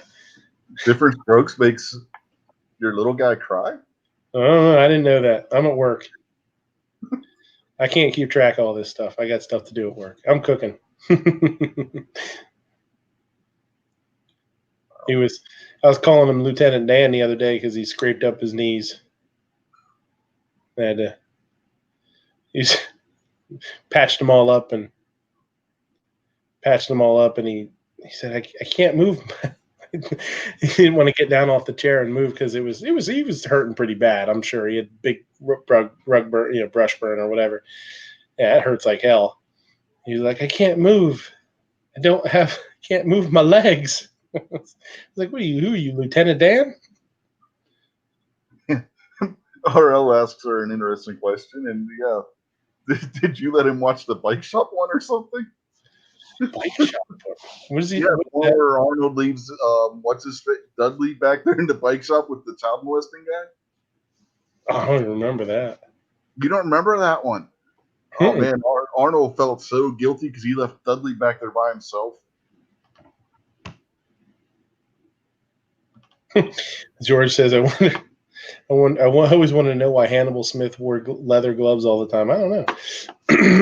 I know I was disappointed when I got older and I realized that his rifle was only a 223. I was like, oh man, I always saw that as like some sort of cannon, you know? The Mini 14. You know, like you know that only one guy ever died in A-Team, right? I'm surprised anybody died. No, one guy did, and do you know who it was? It was the general who first like court-martialed him and all that, like that. He's the one who died, like that main general. He died in the very last. I think it was the very last episode, and it was literally like a run to the chopper scene. Oh yeah. So it was that evil bad general that was always out to get him and stuff. Like that's the only guy who ever died, and they're not even the ones who killed him. And they were trying to save him. Well, let's be fair. There were other people that died on the show, just off screen. Maybe, right. Yeah, there was a huge explosion, but they didn't die. Yeah, no, they never showed any blood. They never showed any They would be hired to go and get revenge for somebody getting killed or something. Yeah? So there were people that died on the show. You just didn't. It's like GI Joe. Those guys went through 10 million rounds of ammunition and a bunch of laser beams and never hit nobody. There's a robot chicken skit that's really funny with GI Joe. Yeah, here's the thing. In the cartoon, you never saw anybody die, but in the comics, people were dying all the time. Yeah. Comics, yeah. There's a robot chicken skit with GI Joe where they this new guy is like a sniper and he goes to join GI Joe and he slips and falls and they're gonna give him a nickname. You know, everybody's got to have a cool nickname, and he goes to the other guys to get his nickname, and he's like a world-class crazy sniper. Like this guy can hit everything, you know. And he like trips or slips on a bar of soap or something and falls, and they start calling him Fumbles or something, making fun of him, and he gets so mad that they're making fun of him all the time that he goes and joins Cobra instead. Yeah, and then he turns on Cobra and then says it was his nickname. It was his nickname all the time. Yeah. So they put him up on this. They go to fight the GI Joes, and he gets his rifle and he just whacks like every GI Joe guy, just bam, bam, bam, bam, bam, kills them all. And he stands up, and Cobra Commander's like, okay, like now what do we do? Like, I guess we take over the world now. I don't know. It's funny. But didn't he kill Cobra Commander and then say it was fumbles? It was fumbles all the time. Well, that's what they said. They called him like Deadeye or something. He's like, it's fumbles. It's always been fumbles. And then it like fades to black. Yeah. It was just funny because all these shows from the kids, when you're a kid, nobody ever got hurt, nobody ever got killed, nothing ever happened, and he wipes out. Like we had imaginations. Right. We knew people were getting killed. We didn't need to see it. Like we had imagination. Yeah, the best part about that skit though wasn't Cobra Commander's reaction. It was Storm Shadow's reaction. Storm Shadow still had the mask on and everything, and you can still see the look on his face through his mask. You remember he had the big look on his face. You can actually see his mouth and everything sticking out through the mask. Storm Shadow is always the coolest GI Joe. Come on. There's a channel I'm subscribed to. It's called HCC 718 or something, and it's a guy that just does like GI Joe reviews of the toys. He talks about the history of them. He shows you the toys and the figures. Goes over the cards on the back, you know, their identification cards or whatever. it's super fun to watch, man. It's such a goofy thing to think that would be interesting to watch, but I watch all of them when he comes out, and they're not real long. And then I'm not a comic book guy at all. I was never into comic books. Geez, I don't think I ever even read one. I don't think. But he also does once a month or something. He takes one of the old GI Joe comics and talks about them and goes through them. Just doesn't go word for word, but just says what's happening and shows the frames of the comic. And like, there's no way in hell I would have ever thought that I would have watched or listened to something like that. And it's super fun to watch. It's really cool. Oh man, I just remembered there was one episode on the GI Joe cartoon. It was a two-parter where they said about which GI Joe guys were dead because they went to an alternate dimension, and like Dusty was dead and everything. The Baroness was his girlfriend in that dimension, and she thought that was her Dusty, that he was still alive and everything. That was for a kids cartoon in the 80s. That was a messed up two-part episode. This guy's channel is HCC 788, and 788 if you remember the Cobra Hiss tank, the black one that came out like real. It had the number on it was 788, so it's Hooded Cobra Commander 788 is the name of his channel. But it's kind of neat because I've watched some stuff. Like, what's kind of cool is from even if you're not into comics or toys or whatever, is when he talks about the figures and talks about the guns, the weapons that they have, he always says whether it's a real gun or not. He'll give like a little history of the gun, like, oh, this is modeled after the, American or German so-and-so or whatever, whatever it might be. But if it's not, he actually does does enough research that he'll say, oh, I can't find an exact, rifle that this is modeled after, but it looks a lot like this, or it looks a lot like this. It's pretty cool. It's pretty neat. Like, I appreciate that he does that as a creator, and I've asked him, and he does live streams like once a week. I've asked him before, like, are you into guns? Do you shoot? I said, no, not at all. He's like, I'm not a gun guy. I don't own any guns or whatever. He's like, it's just all part of my research. And I was like, yeah, it's pretty cool, that he put the time and effort into it to go that far. Pretty neat. But it's a super neat channel. It's really addictive. I mean, when you're our age, like, if you're like in the 40-year-old range or whatever, to watch videos on these old toys, you're like, oh my God, I had that. Oh, I had that. Or, oh, I wanted that so bad. Or my friend had that. It's pretty cool. Yeah, I always liked the Cobra Rattler because it was based on the A-10. Mm-hmm. Yeah. They redid that plane too a couple times. Mm-hmm. Yeah, the Rattler was awesome. George says there was one time G.I. Joe mentioned they hit Cobra troops. Cobra has a new armored uniform that was bulletproof. They just didn't show it. Not to mention they shot a Cobra guy.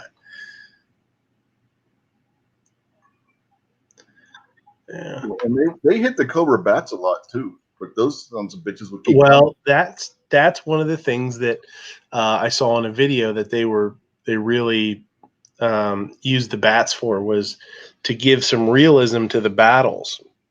The fact that they could, instead of doing killing a person, they could just show the destruction of. And this was his name was Larry Hama, is the main creator, and he did artwork too, writer and artist. And he did like all the file cards up to a certain point, and he was like the main dude. His name was Larry Hama, and he was a military vet, I believe, Vietnam maybe. And he's of Asian descent, and that was one of the things that they said he made a quote of, he liked the ability to use the bats battle android troopers, if you remember them, to be able to show the the bad stuff, the destruction of war, without having it happen to a human for the car in the cartoon, So that's what they started using them a lot, and he liked that for some reason.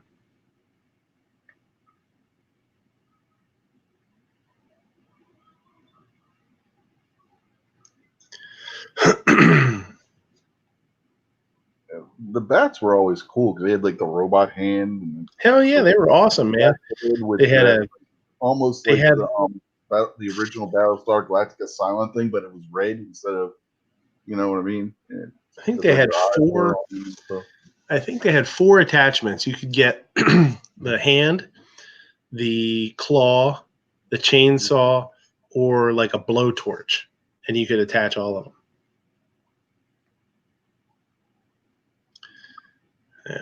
Yeah, they were pretty awesome. I'll tell you what's really cool is they've showed on the show, they'll compare like the old figures to the new ones. Some of the new ones are a little bit, I think the original figures are like 3.5 inches. They have these sets that are more new. My grammar be good. That are newer, that are like 4.5 inches or 5 inches or something. They're awesome looking, man. They have like the articulation in them is really good. Like they just seem really, really super cool. Yeah, my son, he has 12-inch versions of Snake Eyes and Storm Shadow. They came in a set, and their masks come off and everything, so you can actually see their faces and stuff. Oh yeah. Yeah, the costumes are like cloth and stuff. It's really cool. With like talking about Mickey from boy, this ties together. Oh shit! Why am I blanking out on his name? Played the Penguin, and he played Burgess Meredith. He was in the G.I. Joe. He was a voice for the G.I. Joe movie. In the original cartoon movie? Yeah, he was oh man, what was his name? He was the guy that was in charge of Cobra Law. I can't remember their name. Globulus. Yes. The opening for the G.I. Joe movie is probably one of the best openings ever. Yeah. For the cartoon movie. Like, if you actually listen and watch that, like, that is literally one of the best openings to any movie in history. Yeah. No joke. Yeah, it's cool for sure.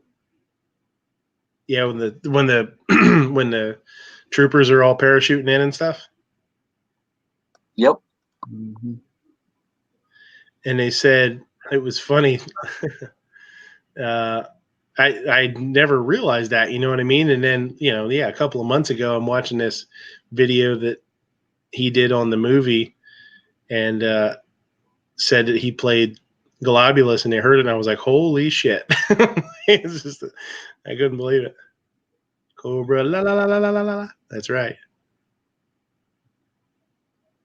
Hey, he was half human, half snake kind of guy. Yeah. Yeah, my brother had the toy. The body had was one of those posable wire things, like yeah. Mm-hmm. Yeah. Yeah, that's a cool one. G.I. Joe is such a good show. And then the nice thing about him, he didn't have to worry about the rubber band breaking in him because he didn't have one. Mm-hmm. We used to buy the cheap G.I. Joe guys just to fix our real ones. Take them apart and take the rubber bands out. Yeah, he was saying that on one of his shows now. He gave the name of somebody that's what the guy has a business that does that. He manufactures, he makes current, new parts to fix the old figures. Because like the O-rings are all destroyed nowadays, like they're so brittle, they get dry. He sells new stuff to fit, like the pins for the arms, and so you can go to this guy's website and just get, if you need, I guess he has pieces of stuff too. Like it's almost like having a junkyard for G.I. Joe figures, but he also has like modern O-rings and pins and stuff for you to use, and yeah, it's pretty cool. Yeah, I still got I think it's the 4th gen Gung Ho, the one that came with the U.S. flag and the M60 around here somewhere. its O-ring is still flexible and everything. My man, boy, I guess it would be somewhere at my parents' house now. Up until the point my grandpa died, he had a gung-ho. He had the gung-ho figure I gave him. He probably bought it for me because I was a kid, but I gave him the gung-ho that was in the Marine dress, the dress uniform with the sword. It came with the gold sword that hung off his belt. Yeah. And he had that he used to keep, when he was at his old house, before he moved back in with my parents, he had that in his front room that he used to sit in to watch TV and stuff. Had like a fake fireplace in it, but it had a mantle and stuff. And he had that dumb little toy on that he just had him stood up on that mantle beside like some pictures and stuff. It's almost just like as like a decoration, but yeah, they had there for years. I don't know what happened to that. That'd be a neat one to have. The new G.I. Joe movie comes out October 16th, 2020. When? October what? October 16th, 2020 is the scheduled release date. So it's like 2 weeks. Huh. No, a year. Oh, a year and 2 weeks. Oh, okay. Yeah. And it's supposed to be called Snake Eyes, I guess. So. Yeah, I heard they were going to try and push Snake Eyes. Yeah. That was cool. Seven Wonders is saying everyone remembers Stretch Armstrong. That's one of the things too. Like when it showed like Pawn Stars and stuff became real big, and people started looking at like that kind of shit again. They had I didn't even know it. They had like Stretch Armstrong, but there was other ones too. They had a Stretch Snake, and there's only like a couple of the Stretch Snakes, I guess, known to still exist. And it has like a plastic head, and then the body was like the stretchy stuff, but it was real delicate. Like it wasn't as rugged as the Stretch Armstrong, I guess. And just the head alone for the Stretch Snake goes for like, I forget how much money, like a truckload of money, $500 or something stupid. The thing with Stretch Armstrong is that every so often they bring him back. So some of the ones that you see in the videos and stuff aren't the super old ones. The super old Stretch Armstrongs are just as deteriorated as a snake, because they were filled with like cornstarch, and that all deteriorated the rubber and stuff. Yeah, so then you had guys like me that took Stretch Armstrong and yay, he'll never rip. What a bet. Correct. Yeah. Yeah, he will. What's funny is when you see the guys on YouTube that take the newer Stretch Armstrongs and shoot them to see if they're bulletproof. Like, why would you think Stretch Armstrong was bulletproof?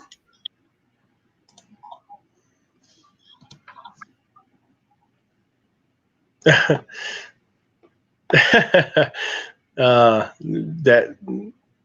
horse you can get all sorts of characters and like real life people as a G.I. Joe like action figure now. Yeah, that's awesome.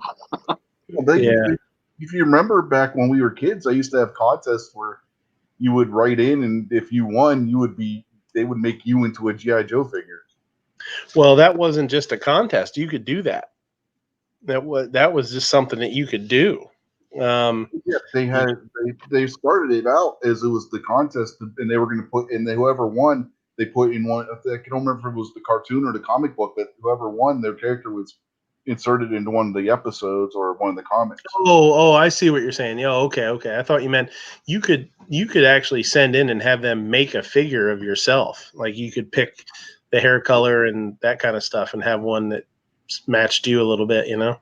No, the contest was they would actually mold one that looked you would send them a picture and they would mold one that looked like you, and then they would put you as a character in. I can't remember if it was the comic or the cartoon, but they put you into it.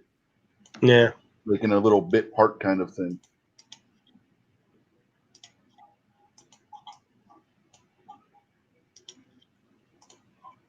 We definitely need more G.I. Joe in the world. I think when that kind of went off the air, that was the start of downfall of humanity. Well, yeah. the last of the G.I. Joe cartoons weren't the greatest. Let's be honest. When they started getting into Are you kidding me? Like as like a 7-year-old kid or something, they were the greatest, dude. Like, when they originally went off the air, I was in high school at that point. It wasn't as good because they were starting to. It wasn't on as often. It was like on really early in the mornings at that point. It wasn't on in the afternoons anymore.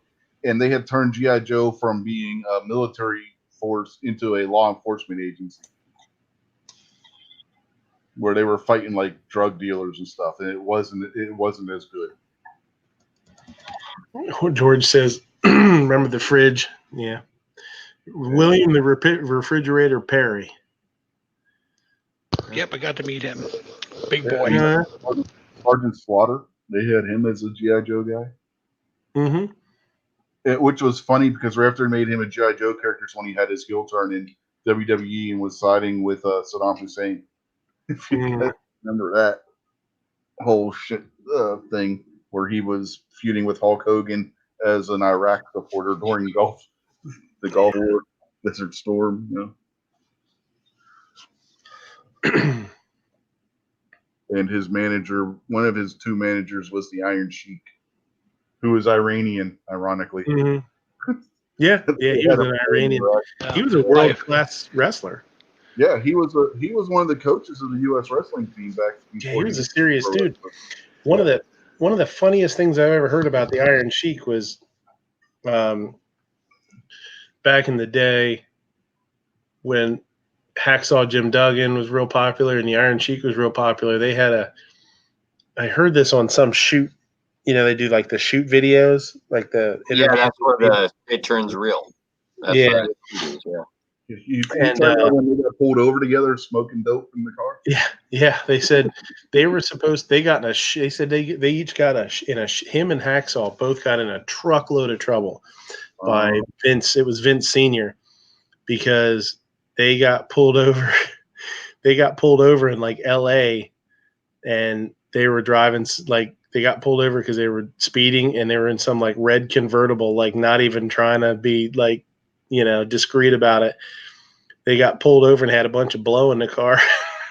they got arrested. And the first time, the second time happened outside of Pittsburgh, and it was in the Pittsburgh press. They got pulled over. They got caught smoking marijuana in the car. Yeah. So they were supposed to hate each other so bad, but they were out causing trouble and hanging out together. They were pissed. Vince was pissed. I only had two favorites. Andre the Giant, and he was actually a really nice guy. I got to meet him. Mm-hmm. And George the Animal Steel. Mm-hmm. That was the man, Professor Steel. Rowdy Roddy Piper. Yeah, good old Rowdy too. Yeah. But Steel was funny because he did a stint for like 2 semesters at Penn State University. He was an actual professor. He was actually a teacher. Yeah, George the Animal Steel taught gym and computer science at the high school he taught at. If you remember back, he was in commercials for Apple computers. Yep. Yeah, because the funny part about it is everybody couldn't understand, well, he only wrestled during the summertime. He September, October, he disappeared. You wouldn't see him until like May or June. It's like, yeah, it's because he was teaching. Yep, he taught gym and computer science. That's what he taught.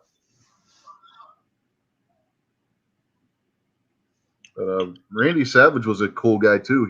I had Randy Savage take me to dinner one time. I've told the story before. You guys probably heard it. But my stepfather, he was a notary in Pittsburgh, and when the wrestlers would come to town, he would be one of the guys that they would call to go do all their like paperwork for them and stuff because they had to fill out all this paperwork before they could do their matches and stuff, right? So one of the guys that called him up, or one of the people that called him up, I should say, was Elizabeth, right? Mm-hmm. So my stepfather doesn't tell me. He's like, come on, you can go with me this time. I'm like, okay, where are we going? He's like, it's a surprise. So we get there, right? He knocks on their hotel room. Elizabeth answers the phone, and Savage is standing there. He's got a towel wrapped around him. So there I am, like a 13-year-old kid looking at my hero, right, in a bath towel. So he goes running into the bathroom real quick, gets dressed. He's like, you hungry? I'm like, yeah. okay, we're gonna go down to the restaurant and get something to eat. And he had that gravelly voice. That wasn't an act. That gravelly voice, that was his natural voice. I mean, he didn't talk like, he talked as a character, but the verbiage and everything, but the gravelly voice and everything, that was him. And oh yeah, he didn't do all that stuff. But, the gravelly voice that he had, that was his natural speaking voice.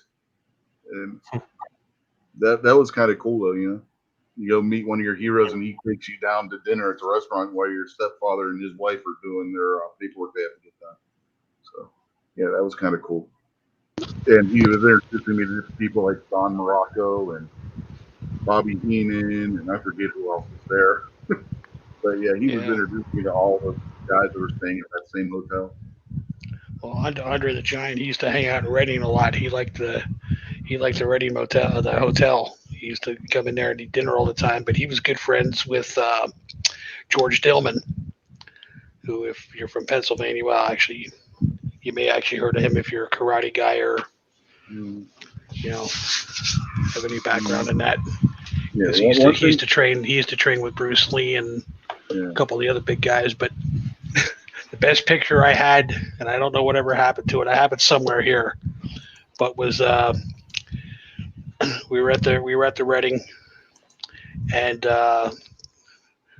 Andre was there. They were having dinner. And I was actually working that night. And Andre took his hand and put it over George's head. I mean, and you couldn't see anything but neck.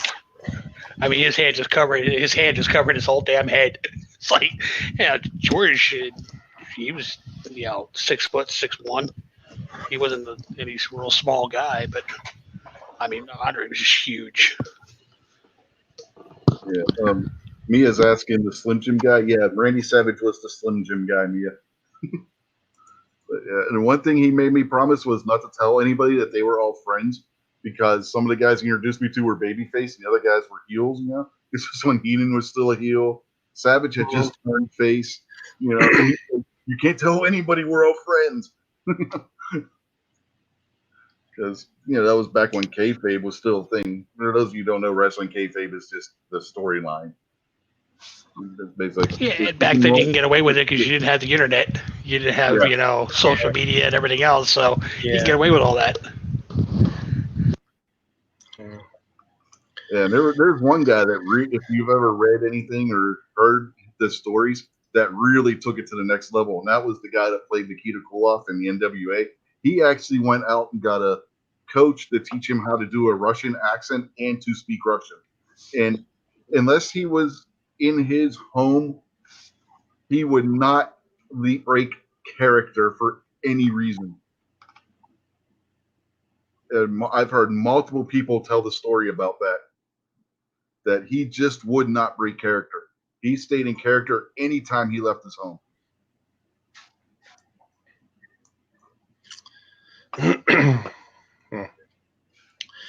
All right. It's too late for this. And to say, hey, you've only been going for 4 hours and 45 minutes. You got another 15 minutes to go here, 20 minutes to go for 5. Come on. Know, right? Jesus. It's only going on 3:30. My wife, I just said 12:30. Come on, we're good to go for another. The first time that my wife went to bed and we were still going by the time she got up to go to work. Hey, you still got 21 watching and 43 thumbs up. We're good to go. I know, it's stupid, isn't it? What the hell? Don't you people have anything else better to do? Catching the first shifters now. Yeah, there you go. Yeah, everybody's getting up for day shift. They're like, oh shit, RL, they're still on. RL went to bed and he's back up already. Yeah, that's not okay. That's not okay when that happens. That might have been during my show though that he went to bed. Pink says he never breaks his international spy character. You know what? It's bad when shows are starting to bleed together and you can't remember when yours ended and the other one began. Yeah, that's usually not a good thing. Seven Wonders is like it's not as bad as the night me and Gary did 15 hours of live shows. If you remember that one. I ain't got that time. Yeah, because we went, what was it? Me and Gary did his Sunday morning show. Then G-Webs did a spontaneous show. And then we did my show. And then we did your show. By the time we were done, we had over 15 hours of show in that day. Yeah. I don't even sleep 15 hours in 2 days. You guys did 15 hours of shows in one day. Well, that was – who the hell's show was that? Was that Snobs? No, it wasn't a Snob show, was it? Some Friday night show. I got on their chat Friday night when I left work and then went to bed and then got up and went in for brunch and got back on the show on the way in. Okay. RL brings up that me and him were on until 7 a.m. once. Yeah, but we weren't live. We were just bullshitting. That was an after show. Yeah. I can't remember. I have to find out who that was. I think it might have been Snob when he first started doing live chats, but I'm not sure. But I left work at like 2 a.m. and they had done some crazy late night chat. So I jumped on for a couple minutes, came home, got a shower, went to bed, got up, got in my truck to leave for work, and it was still live. And I was like, holy shit. So I used the same link and jumped back in. Well, 7, we're down to 19 now, so I guess we got to cut it off. That's it. We're done. We're done like dinner. He said, oh, crud, 20 now. We're down to 19 now. Yeah. That night when me and Gary had done 15 hours, it was like neither one of us wanted to sign off because we didn't want to be the first one to throw in the towel. You remember that night? It's like, are you going to quit, Gary? No. Are you? No. Yeah. Are you? No. I think Gary ended up quitting before I did, if I remember right, because he had to get up for work the next day. Dead Horse says we can go watch Joe Rogan in his koi pond for talk to obnoxious about his koi pond. Fancy pants. Yeah, there you go.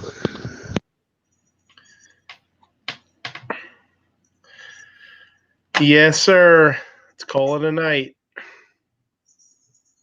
G fell asleep on Marshmallow on Mellow. He's snuggled up. He hasn't said anything for a while. He may have fallen asleep. If he was smart, he fell asleep. All his nonsense. You guys have anything to? Kinky Harry, we need more viewers. I'm gonna kick you the hell out of here and go to bed. Where's that ban button at? I was trying to overrange so I can't ban them. Damn. Yeah. You don't have to go home, but you can't stay here. Yeah. All right. You guys got anything to plug before we get out of here?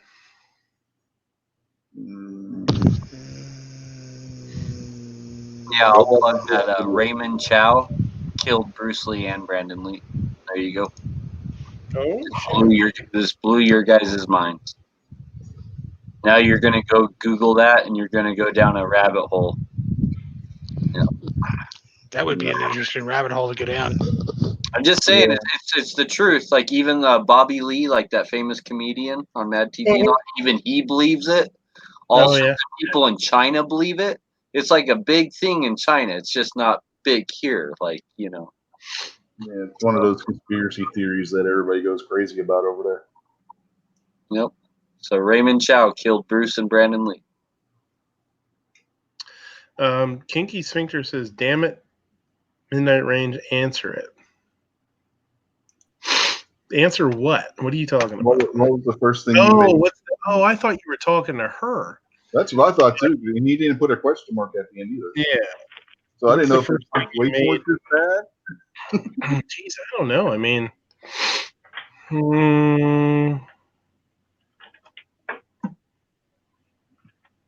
I don't know. I don't remember. I mean, I remember making steaks at home way back in the day, and she's not a meat eater for sure. So, but I don't know. I mean, I worked at a restaurant, so we worked at a resort, so you know, there was always the chance to make some sort of Scooby snack and you know something like that. But I don't remember anything specifically. What's the first thing you made her? Probably nauseous. I probably made her nauseous at first. That's okay. Well, you're safe because she doesn't remember it either, so you're okay. Yeah. Unlike if it was your anniversary or something. Yeah, sick to her stomach. Unfair. That's unfair. Most people's reaction is nausea when they see him Midnight. Yeah, that's what I'm saying. Oh yeah, sure. Now at the end of the show, now he shows up. Yeah. And going back to the Bruce Lee conspiracy theory, I think the funniest one I heard about that was Jackie Chan, and he was getting revenge for when Bruce Lee killed him in Enter the Dragon. Yeah, there you go. Kinky's saying, what's y'all first memory together? He's from Texas all of a sudden. What's y'all first memory together? Now, you got wasted at a party at her house. Thinking about one day when we're doing an online show that we ever get somebody in the name of Kinky Sphincter, we're gonna kick him off the show. Waiting for Perry. What the hell? What's that? Are you driving a robot today or what? Backup alarm. Yeah.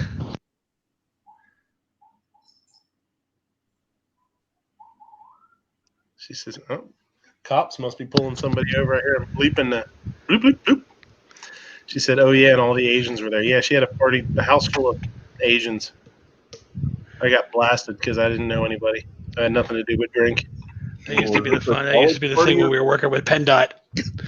One of our test questions was with PennDOT is, so you're walking behind one of the trucks and you hear a backup alarm. What do? You get the fuck out of the way before you get run over.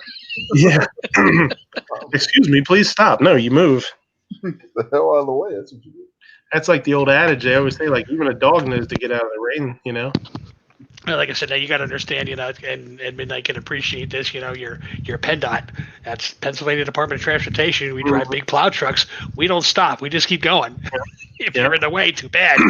Oh yeah, man. We push you out of the way. Yeah, I was just gonna say those guys take out the sides of cars. They'll take your mirrors off. They'll take your door off your car. They don't give a shit. They just keep moving. Well, act like they didn't know what happened. That was the big thing on 76 in Philly a bunch of years ago. It's going back a few years, but they had a couple of cars that broke down to the side of the road, and they used to double and triple plow 95 and 76 going down there, and the Blue Route and stuff, and they used to double and triple plow that, and apparently there was a broken down car that had people in it, and they dumped it off the side of the highway. Didn't even realize it. Yep. Didn't even realize dumped it off the wound up killing the family. Wow. They just buried them. Wow. But we did that. We did that too by accident. We were coming down 73 from Blandon, and we were coming down the hill, and we were double tanned 73. And I mean, we had some like 8-foot curls going, and we're boogieing. And this poor lady came out of her house to walk out to the mailbox. We're coming down, and we saw her. We're like, "Oh no!" She just like looked at us. She got this look of sheer panic because she knew it was coming. Yeah. She just ducked and we just plowed. And we quit hitting the hooks. Grab shovels. We got to shovel this poor lady out of the pile. She's in there laughing her ass off. And what's crazy is like. It sometimes it's that light fluffy stuff, but even that light fluffy stuff, when the plow hits and it starts to churn up some moisture, that's heavy, man. That was probably like a punch in the face. Yeah, like I said, it knocked her right on her ass, and she was late 60s, early 70s. Jesus, you're horrible. You're a horrible person. Well, we couldn't do anything. We didn't see her until the last second, and we were already doing like 50 miles an hour. It's like, oh shit. Okay, here we go. Quick, everybody bail out of the truck with shovels. Shoveling her out of the pile. She got a kick out of it. She was having a good time. Now Kinky's asking where you two went on your first date. The emergency room after midnight caught her kitchen on fire. I'll tell you what. Here we go. I'll write it. I'll put it in the chat here, and we'll see if we're right. Oh, we're gonna play the newlywed game here. I think this is. I'm pretty sure this is where it was. So let's see. You better be ready. You may be sleeping on the sofa tonight. I'll probably sleep down there anyway. Okay, we got Midnight's answer. What's Mia's answer? I'll be the judge here. I'll be your Bob Eubanks. Oh, she loves Steven Seagal. That's not the right answer. We need to know where your first date was, Mia. Yeah, I'd like to see where Steven Seagal's a real cop. Yeah. Oh, he's down Louisiana. in He was a deputy Louisiana. sheriff in Louisiana. Yeah. I was just saying, because I know he was out here, and Joe Arpaio made him a posse member out here. No, he's a sheriff in a parish down there. Oh, okay. So then he's like really not a real cop. He's a parish. Well, a parish is our version of a county. They don't use counties, they use parishes. Basically the same thing. Yeah, same thing. I've heard that he actually is one of the things that he is like, you know, a big deal at is a marksman. So he's a shooting trainer. He's an expert marksman or whatever you want to call it. Oh yeah, he's an excellent shooter. I don't think she's going to answer the question up there. Yeah, I don't think your wife. I don't think she knows she's supposed to. I think she's. Oh yeah. Come on, Mia, answer the question. Where was the first time you guys? Where was the first place you guys went to dinner? What was your first date? First date. Yes, first date. I like my answer best though. Was the emergency room after you caught your kitchen on fire. Yeah, she's just not going to answer. Yeah. What's the question? Where was your first date? Bullshitting with 7 Wonders. It's almost 5 o'clock. Yeah, what's the question? Okay, Mia, now for the third time. She says the steakhouse on property. That doesn't count. No. Try again. Oh, that's one chance. We're playing the Newlywed game here. 0 for 1. Maybe she'll be sleeping on the sofa tonight. Yeah, Midnight says he should have this on a card so you could hold it up like on the Newlywed game. Midnight says Ruby Tuesday. 111. Just No, 1-1. Steakhouse Oh, on that's property. Steakhouse on property was her answer. He said Ruby Tuesday. And she said, "What if? What if is a restaurant too?" Yes, I don't know. They're all pretty. It's hard, man. It's hard to remember that stuff. You know, sometimes it's. Yeah. That's what made the Newlywed game fun. It's like when your wife closes her eyes and says, "What color are my eyes?" Like I'll say this. I think the main, and I might be wrong. You know what I mean? Like maybe it was What If there was a restaurant here, but I remember the Ruby Tuesday thing because that was really early on. She said you weren't dating. So Kinky, your advice is don't do it. Save your money. It's a lot less expensive that way. Yeah, but she says you weren't dating when you went to Ruby Tuesday. All right. Okay. She said you forgot your hat. Wait, if they went to Ruby Tuesday on a date, that's dating. Yeah. I'm not gonna argue. I'm not gonna argue. That's why it's first date, because that's what initiates the date thing. There you go. I like that. You forgot your hat. You hardly spoke. Yeah. Well, that's why I said that, because I know I used to have this. Well, it was a hat from the place that we worked, and it was just this like cool yellow, like almost like mustard colored, like a darker yellow. And I don't know, I just liked that hat, and I left it there that night when we left. And I was just, every time we talk about it, she's like, "Oh yeah, you left. I used to like that hat for like years. I like that hat. Like I don't know why the hat's such a big damn deal, but she always brings it up. So that's why I said it. I figured that would. Said I didn't. George is saying what? I didn't speak. Not even jokes. No. Yeah, he didn't have any YouTube to troll back then. Yeah. She said she had to think for hoodies and baseball caps in college. Got 2 minutes to do closing plugs here before 5 hours. Yeah.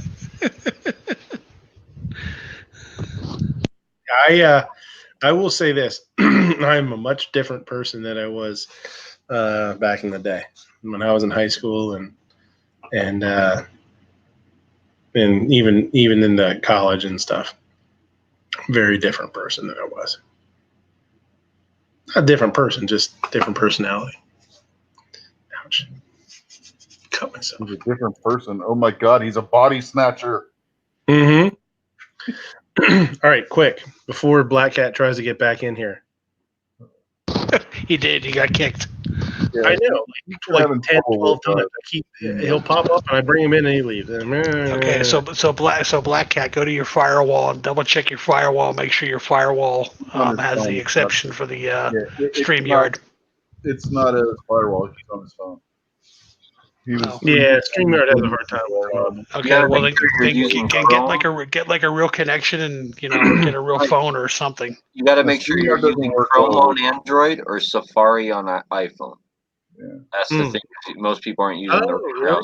Yeah, you got to make sure you're using Chrome on Android or Safari on iPhone.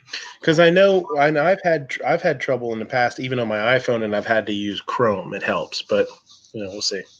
Yeah, I haven't tried using. Okay, so you need to stand on one leg, bend over sideways, prop your head against the wall, hold your left arm up and your right arm out. It's hard with for aluminum foil and a metal coat hanger with aluminum foil on it. Yeah, you stick and wrap around your left ear. Yeah. Yeah, he said he's using Chrome, so that's not the issue. Mm-hmm.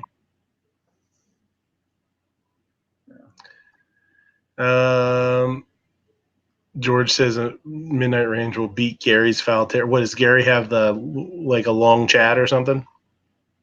Yeah, he usually goes from 10 till 2 on Sundays, but with him working Sundays the past couple weeks, he hasn't been able to do it. We had a super long one. We had a super long one way back there a while, like a year ago or something, but I don't know how long it was. I want to say it was 4 hours, and that was long. I think the longest ones I've done are 6 hours. One was the one where you at the last minute weren't able to do the show because something happened, so I just kept going. We didn't get back or something. Yeah, another one was back when I was on Saturday night still, and that was the infamous Japanese food episode. Mm. Which I'm sure everybody knows the story behind that one by now. Well, G's still sleeping, so at least we're good to go there. Yeah. He'll wake up and be like, "You guys still on?" Yeah. He's gonna wake up and be right in the middle of the conversation, but nobody's gonna be there. Yeah, he'll be putting right on top. He won't even realize he was asleep. He'll actually be listening to the replay. We're gonna shut this down. I'm gonna go to sleep in about an hour and a half. He's gonna wake up and be like, and that's why I want to have an AR-15. Wait, where is everybody? Where the hell is everybody? Where the hell is everybody? Sons of bitches left me. All right, let's call it a night. Dead Horse, thanks for coming. Appreciate you popping in. Thanks for having me. Yeah, anytime, buddy. Rich, Glimtep, thank you. And thank you for the invite. It was fun. G, thanks for coming. Thanks for your input. Sorry we put you to sleep. Yeah, especially the last 2 hours.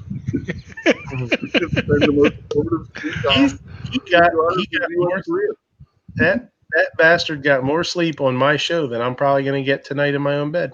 You're probably right. Yeah, especially since this morning. Yeah. All right, I will. He wants one more question. Yeah, what does she say? Go ahead and answer one more. Okay, what is he answering? What are we asking here? What was your first thoughts of each other? Okay, so you got to type your answer in here just like before. Me, Seven Wonder says, I'm not an attorney, but I have stated a Holiday Inn Express a few times. I advise you not to answer Kinky's last question. Yeah, I would definitely agree with Seven. Yeah, but this was the type of question you would get on the Newlywed Game. Yeah. You're not. Yeah, don't answer that because I don't really need to hear your answer that includes the word "fat loser" in it. I don't want that. Fine. Yeah. We'll skip that question. We'll go with a real what was it? Newlywed Game question. Where was the first time you made whoopee? With another person? Are we talking about? Where? Where was the first time you eat whoopee? As Bob Eubanks would say. That's an easy. I mean, that's a generic answer, though. I mean, what's your first thoughts of each other? Like that's got to be.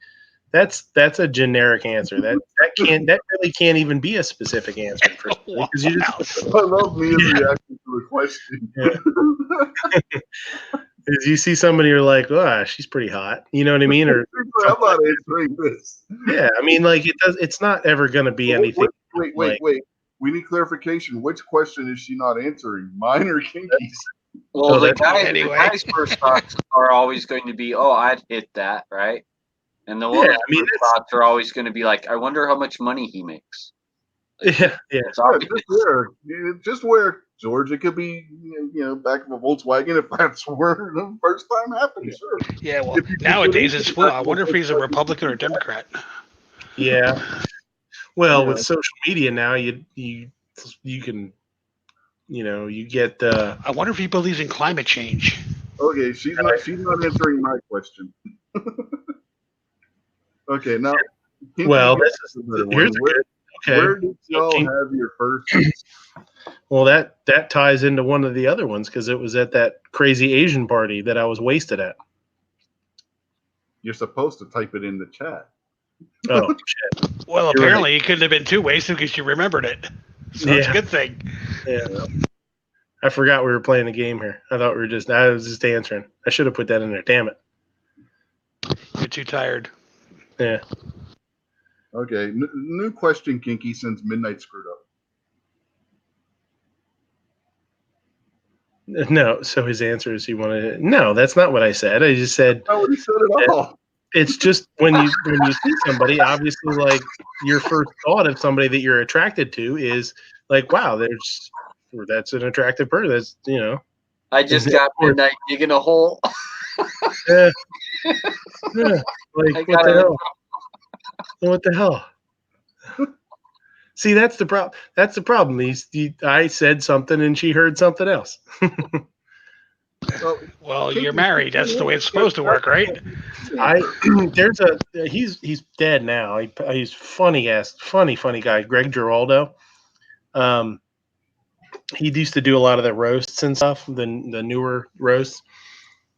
Super funny, man. And he had a joke about being gay. He's like, what it would like for him to be gay or whatever. And how did he set it up? He's talking about, how awesome it would be awesome to be gay because you'd basically just, it'd be like hanging out with your buddy all day. He's like, and you could also, he said, it'd be awesome because could you imagine how awesome it would be to have the words that you say actually construed in the way that you meant them? Good point. Okay. He's like, and then he goes, but there's that whole, anal sex thing. He's like, I don't know about that, but the other stuff would be great. Yeah. Okay, we got a new question. Don't say your answer. Type it in the internal chat this time. Well, what is it? What was y'all's first argument over? Oh, jeez.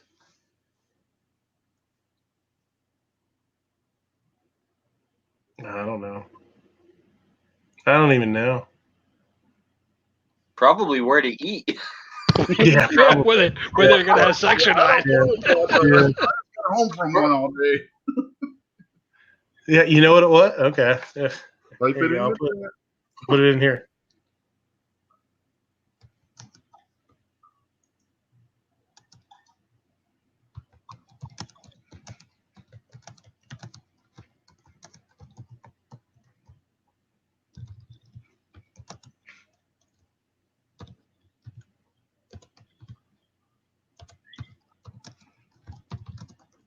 Damn, this is a long one.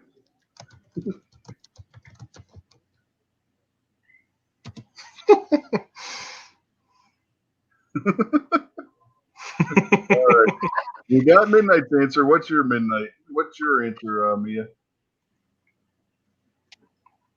She's holding the door open for women. Yeah, I'm not awesome about that kind of stuff. Rich, you can read mine. Yeah, okay. Midnight's answer why he left his hat at Ruby Tuesday. He's still catching shit about that one. So again, we have a nope.